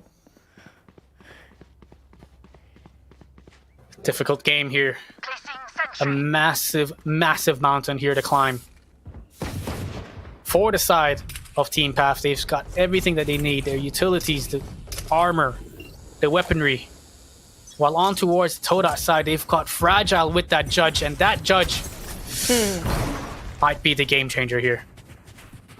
The orbital strike still there coming from side of Team Path. Just for the follow-up in case the others couldn't make it live when they after the post plant. But you need to flee. You cannot afford to lose this one, Miko. They need your orbital strike. You have to leave to go to a safe point. Yeah. On side of G, they want to shut him down. Trying to hunt him. Miko's kind of cornered down. But Path, they fought back. Down to one last play. It's 7-12. They have this tenacity that nobody else does for the side of Team Path. Instantly, Todak, they realize the predicament they're in. They're like, okay, hold on a second, lads. Let's take it down a notch here. Dan's gonna call the timeout. Gonna rethink the strategy here for the team. They just need to close things out. They just need one more round. Path just not giving it to them. They're not going down without a fight. And honestly, they're just showing exactly why they deserve to be here up in the grand finals. They're playing lights out. They've been playing for the whole day from 11 a.m. and they still have this amount of energy to hold Todak from that grand finals win. 1 point that Todak has been searching for, has put on hold for quite a bit. After 3 rounds, from 4-12, now 7. And next step is going to be 8. Will we go for the first time ever to have an overtime? We don't have any overtime so far yet in this grand finals. But it's going to be a mountain, like you mentioned before, for them to just get towards the overtime. Not even a room for error coming up from Team Path. Turret out. Super tough. Miko somehow being able to stay alive last round. He still has the orbital strike to work with to just clear out either drop, clear out this B heaven position Frosty's is playing in. He's got the judge in his hands, and that is a dangerous weapon in his hands. Imagine the amount of damage he does with a shorty. Multiply that by 5, because he's got a lot of damage here in his hands. Oh, look at this utility usage, just so beautiful. Perfectly used from the side of a Team Path. Can they catch him off guard? They want to go for the peek, but does he realize how close this guy is behind him? And he's out. Riza takes him out with the shorty. Showstopper not going to be able to connect at all. And look at this, a 4v2. Team Path stay alive. Most likely here for one more round. That is definitely true. Riza. They have orbital strike here on towards Miko, so if anything happens, you know, they can secure the round with that. We'll see whether or not they decide, Todak decide to go for this retake. You know, if they're able to take down that orbital strike here from the hands of Miko early on, can definitely make some plays. Trades coming out in a 12-8 round, 4-round deficit here for the side of Team Path. Some water, reload your mags, and let's get back out there. With orbital strike. This is getting a little bit competitive, huh? Very competitive. Look at that. Their supporters are back alive. They have been striving to make sure they get one step at a time. But we do have a lot of ultis ready. It's going to be the overdrive for Frosty's. The Jedi Fingers is there. But they will be countered by Kyle's lockdown. Even if they try to force their way in with the Rolling Thunder for the side of Team Path. Yeah, the money is not looking great at all here. The economy is just a little bit down. And I love the fact that Team Path are kind of sticking together as a team, as a squad, as a unit, as a well-oiled machine. So if anything happens, they're able to trade each other out in these little fights. Free real estate for Team Path. They've chosen the correct side to go for. But look at this, 3 different ultimates for the side of Todak to go for this retake. Riza is not gonna be able to catch them off guard here. You should run. It was so close. Is hell. This is gonna be tough here for Team Path. Kai gonna be able to find one, finds the second. They know for a fact that Frosty's with an overdrive. Pop is in towards A main. Can they keep the ball rolling? He's made his way on towards the site. 3 remaining players. 2 towards the top of hill. 1 just below, and Miko finds the last 2 remaining frags. Look at the amount of HP. 15 here for Miko. 20 for Toggle. And just about 5 there for the breach here for Team Path. That is just how close it could get. And the best part is that they don't actually drop a lot of ultis during that round. Yes, they drop those, possibly the orbital strike just for the post-plant lineup. But Kai's Rolling Thunder is still there available for these guys to buy themselves another round. It's 9-12 for now. That was like, well, right now Todak is definitely on sort of a very deficit when it comes to the banks. They can't even purchase anything proper for now. But for Pop, they need to take advantage of this, getting a very fast, swift move towards the side. Sube, he does manage to take down 2. The orbital strike does come in. It's a 3 versus 3 situation that is going to be super tough here because the Killjoy lockdown is still available. So if they were able to just allow Team Path to go for this execution on towards that A site or either this B site, they have that lockdown that's just going to force them in a very uncomfortable position. 3 HP left here on towards Kai. Rolling Thunder has to be used before they do go down, and just it is looking grim. Lots of time here to play with. They have no info about the whereabouts for Todak. If you want to use Rolling Thunder, you need to know where exactly they're at. Try to clear up the corners just to go for the plant. Just putting some turrets just to make sure everything is clear. But for the side of Todak, they have the advantage of HP. They definitely got more. Cheat is just waiting around arcade. Might actually climb up, try to shut down that lockdown. He still has 2 smokes here to deal with here. Rolling Thunder going to be pushed up. Ooh, they catch Jeed off guard. No players detained at all. How do they hold this? A very healthy Todak now is on the hunt to find these players here from Team Path. Locked up towards the Heavens position. Zeke finds one. It's a trade. A 2 versus 2. Can they make this work? And they do. They keep the dream alive. 2 more maps. Sorry, 2 more rounds to go. The chairs is back up. They are back and running. But the problem is here, FaZe.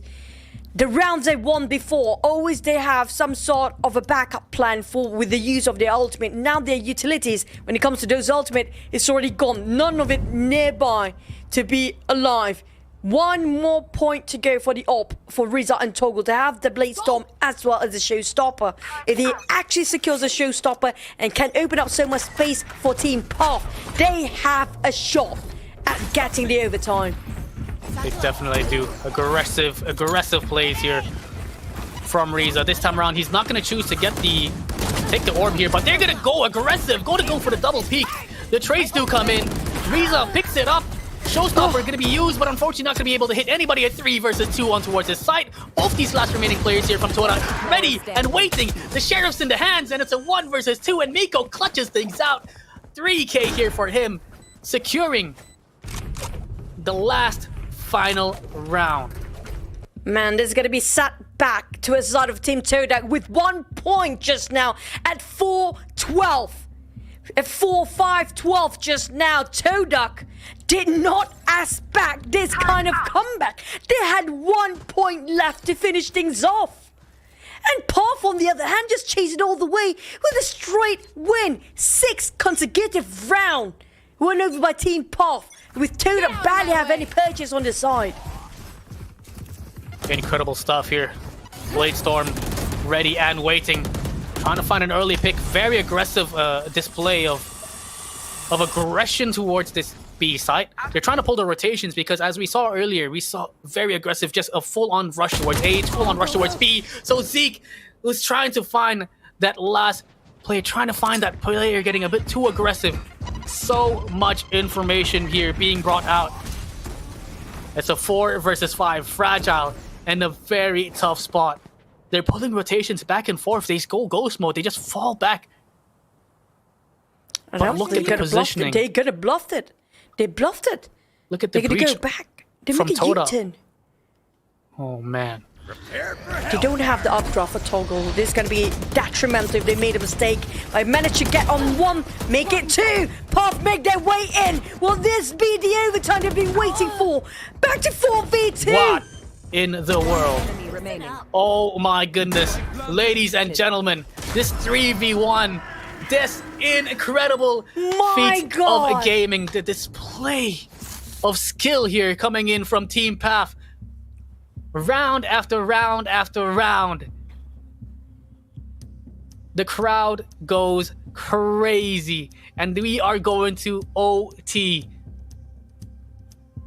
The first overtime is the last map in the grand finals. How dramatic can we be to this point? And Todak, it was a 5-12. All they need to do is just secure 1 more round. But being denied multiple times with a straight streak win from Team Path when things are so dire. How did they have that mind strength, that mental strength? It's on another level for Team Path to make it through to the overtime. Ladies and gentlemen, this is the last map of the best of 5 grand finals here. Make some noise for these 2 teams because these guys are playing their hearts out for a chance to win some tickets to Manila, to Philippines, to represent Malaysia. Can they keep the ball rolling? These 2 teams have been just incredible. All now, the economy has been reset. They've got the operator out here on towards Toggle. He's been hitting some nasty shots here throughout the day. And they're practicing their spray now, pretending like that is a path member here towards the wall, you know, just taking them down. I think they've practiced enough with 5 games today. I mean, 5 maps today, plus an overtime. But this is going to be crucial. I mean, like Todak, I just hope their mental strength is as strong as Team Path right now. They need to reset, knowing the fact they couldn't close the game when they had such a huge lead before. Frost is waiting for the push. You're just taking this patiently for Team Todak. They're playing the patience game. Not a single move. Toggle looking to find Kale with the opening pick. Good jiggle there. Information once again being given away. Little bit of contact here in terms of a flash and a stim beacon towards this A main position. So it gives away at least 2 players towards this A site.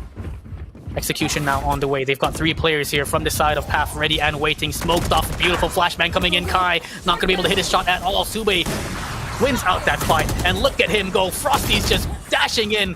Crazy plays here from the man himself, and Toda somehow able to take down 3. Last player remaining. Make that 4, and it's all down to Miko. 1 versus 3 to keep the dream alive. Rolling Thunder gonna be pushed up, gonna delay him, and gonna give a lot of map control here for Miko. the side of Team Path. It's quite difficult. 3 different angles in time. Spot out Sube, but down to 5 HP.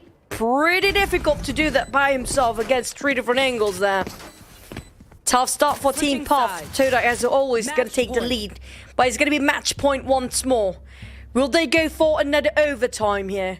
Or will finally Todak just going to take the lead and finish things off? But Team Path, one of the most tenacious team out there. Such willpower with such amazing crowd.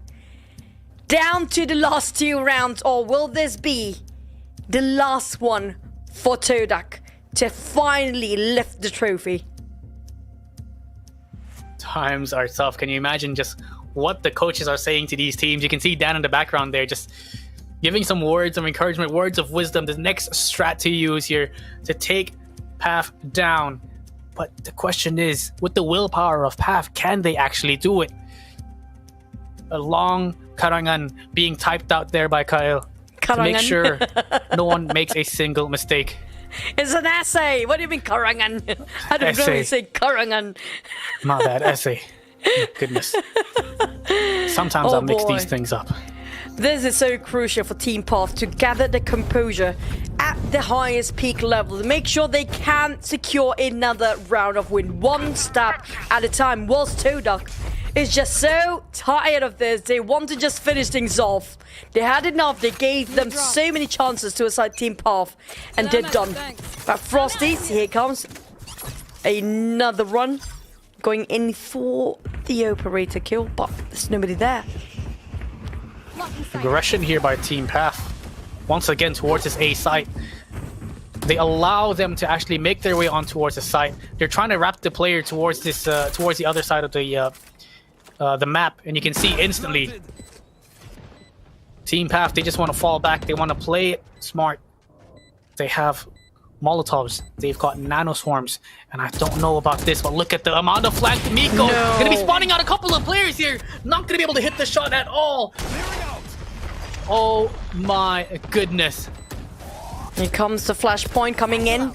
Try to go for the retake, jump the Sanchez. Fred just spotted out. That duelist going straight up on the high floor. But down to TV3 here. But Sube could see through that one-way smoke in the very last minute. Kyle going in, trying to check the corners. But the stairs, he's got one now. A bit of trading. But man, oh man, what a day. Another overtime. This is insane. Team Path just don't know how and when to stop. They want the win. They're going in for the trophy. My goodness.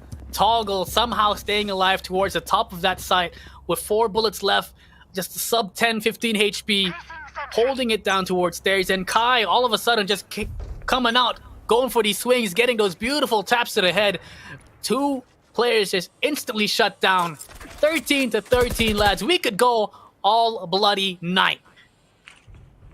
Might as well. It's down to a side of Todak. Will they take the lead again to just get the finishing? A team path, if they manage to get a lead for once, that possibly will be their win here. But it will be devastating since Todak actually do have a big lead before. Fred are trying to check out the waters down there, hoping the pink shell will hit somebody and give some sort of information.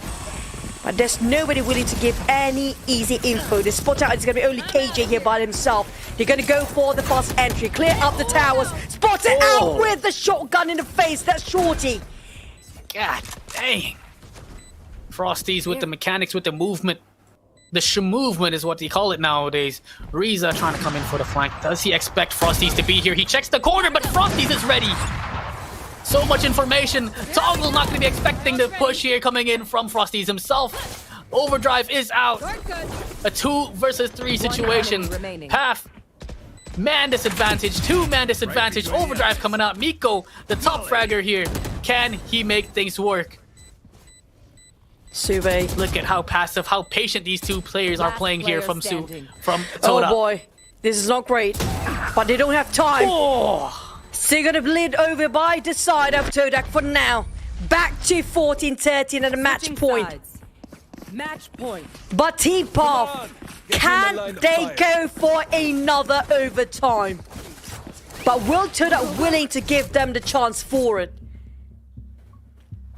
Imagine the emotional roller coaster you must be going through as either of these two teams fan. I mean, I don't even know what to say. At one moment you're having the best time of your life and then they lose and you're like, oh no. You just feel so disappointed, so sad. But they still have a chance, ladies and gents. 13-14. Still early days. It's still early in the night. We are gamers after all. That's true. Aggression. He's not going to be able to get a pick off here on towards Sube.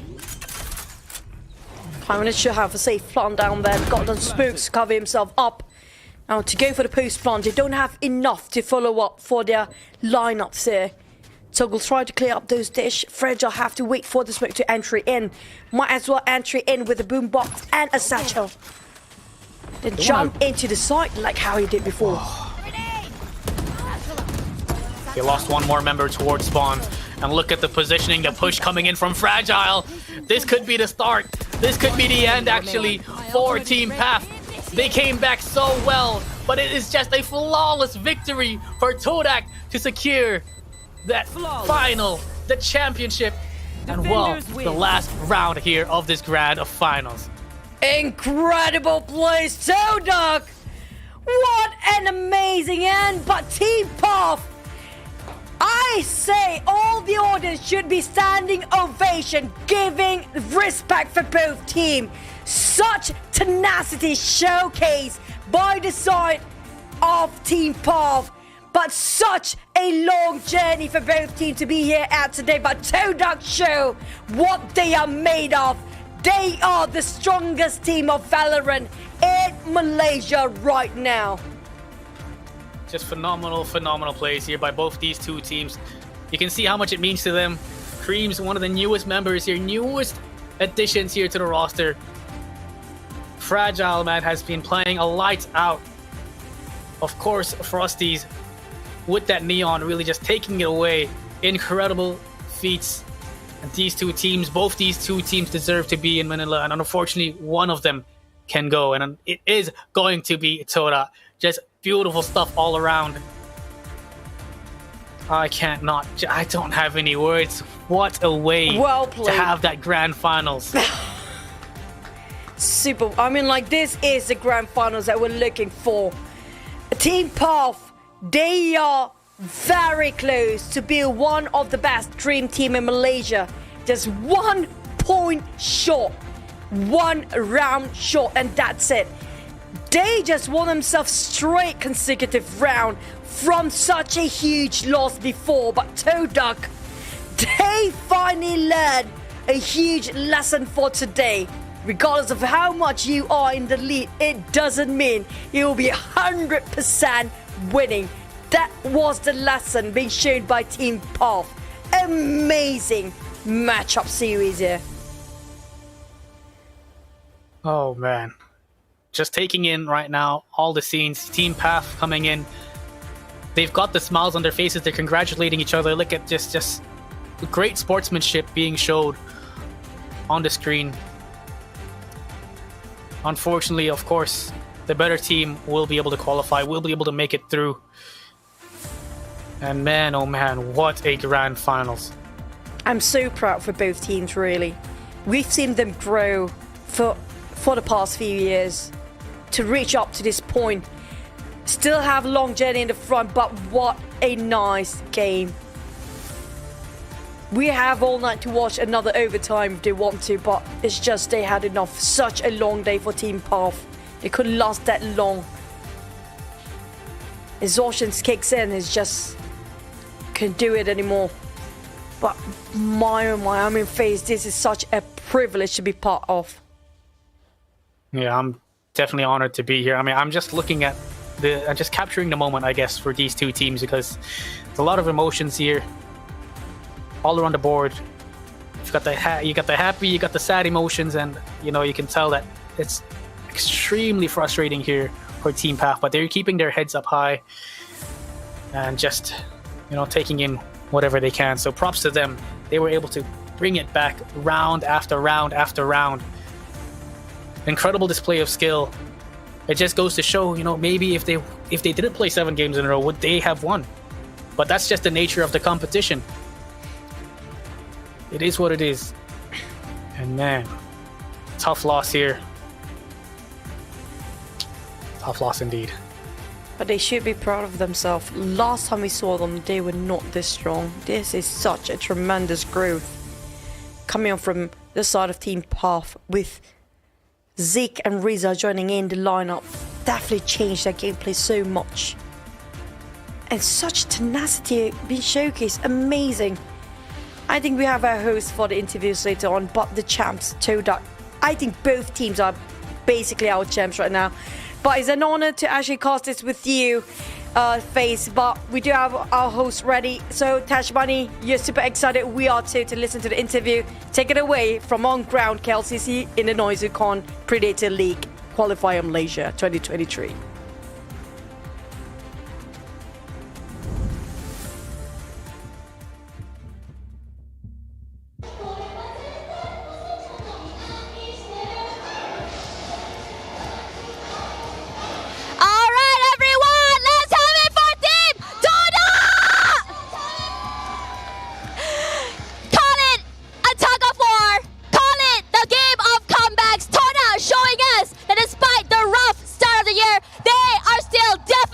The #1 team here in Malaysia. Regardless, a big congratulations as well to Path. Tenacity coming through. A game of comebacks. Unfortunately, not able to really seal it. Give a round of applause to them as well. For now, I'd like to invite Roseanne onto the stage alongside Mr. Chan. Come on stage here to finally give the gifts and officiate the prize giving ceremony for the Predator League Malaysia. Give a round of applause to them as well. So first of all, what's it like playing and seeing people play Valorant with this crowd here? It's very exciting. I can see all the spirit. Very, very supportive. All right, congratulations to both winners. All right, so Roseanne, I think you don't want to say anything, but that's okay, that's fine. So for now, I'd like to invite in the first runner-up, in the second runner-up, sorry about that, second runner-up, a team that seemed to have an undefeated run in the beginning, knocked down at the end, but still showed tenacity. Everyone, give a round of applause for NEXGA!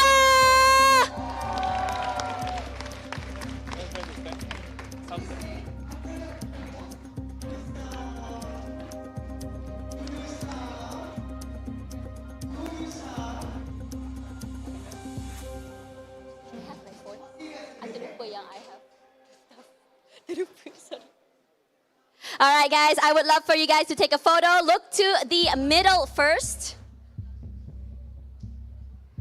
All right. Can we change poses? A little bit more excitement? More energy? Yeah? Yeah!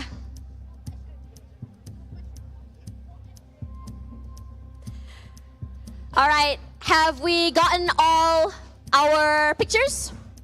You want a video, perhaps?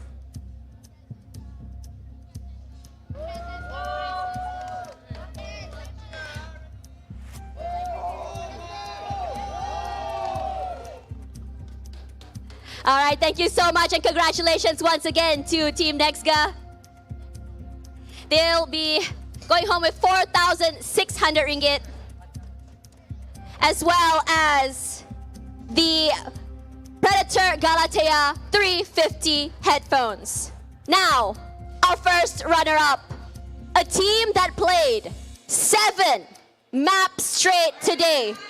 A team that seemed to show us what a comeback looks like until the very end. They will be going home with 6,900 ringgit, as well as Predator gaming chairs. The team that seemed to always smile till the end. Everyone give a round of applause to Team Path!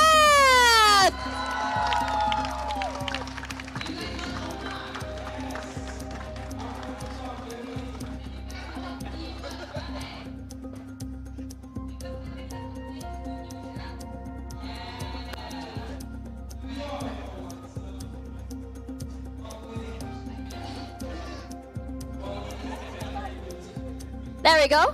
Mr. Chan, Roseanne, you look amazing.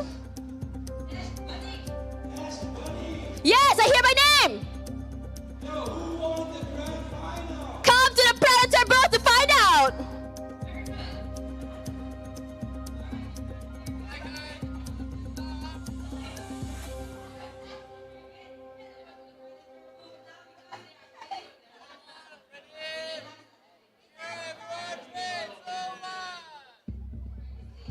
More energy, please, Team Path. One more time. More energy. To the camera. Ready? That's more like it. Congratulations on your brand new gaming chairs. Enjoy.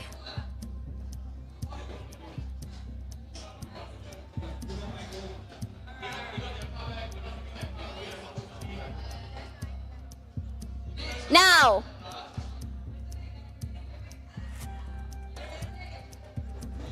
I want to talk about a team that seemed like it was a 50-50. A team that people seem to doubt.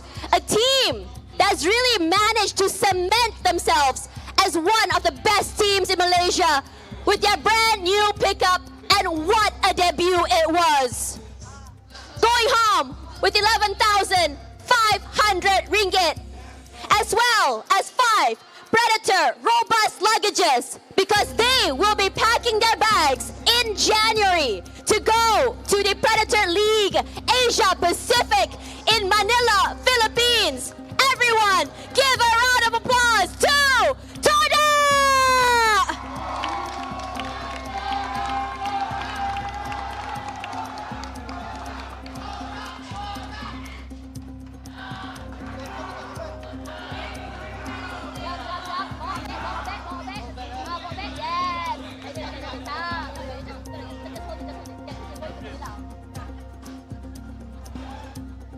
Everyone, these are your representatives for the Predator League Asia Pacific for Malaysia!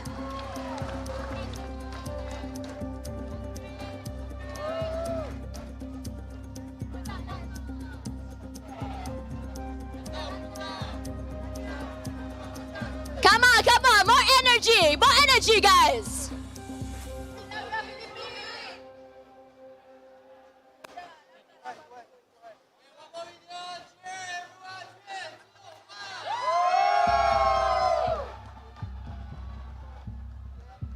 All right, thank you so much and congratulations. But for now, I would love for you guys to head over onto the stage to lift your trophy.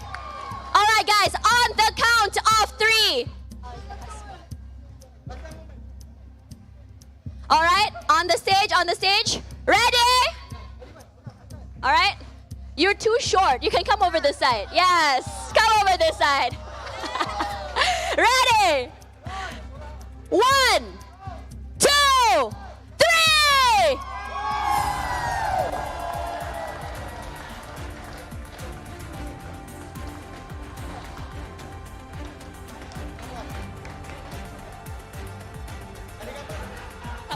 You can stand around it, ambil gambar. Stand around it, ambil gambar. The fans are going wild here. And Todak showing us that their support system and their fans are very, very much a part of themselves as well. So, take a photo over here. Look over to the middle. Creams to the front. There we go. Want to see all your faces? Beautiful. Wow, I'm hearing Todak chants all the way to the main stage. Amazing. Love to hear it.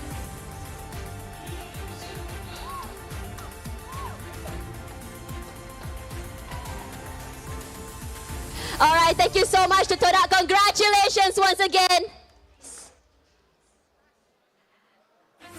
All right, guys.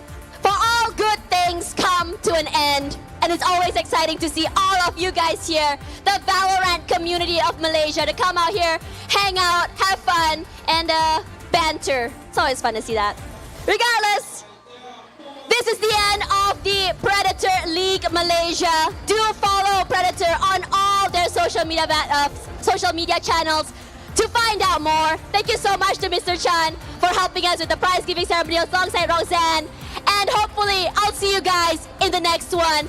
I'm Tash Buddy, your host. It's been a pleasurable 3 days hanging out with you guys. And hopefully, I don't have any enemies. Bye, guys!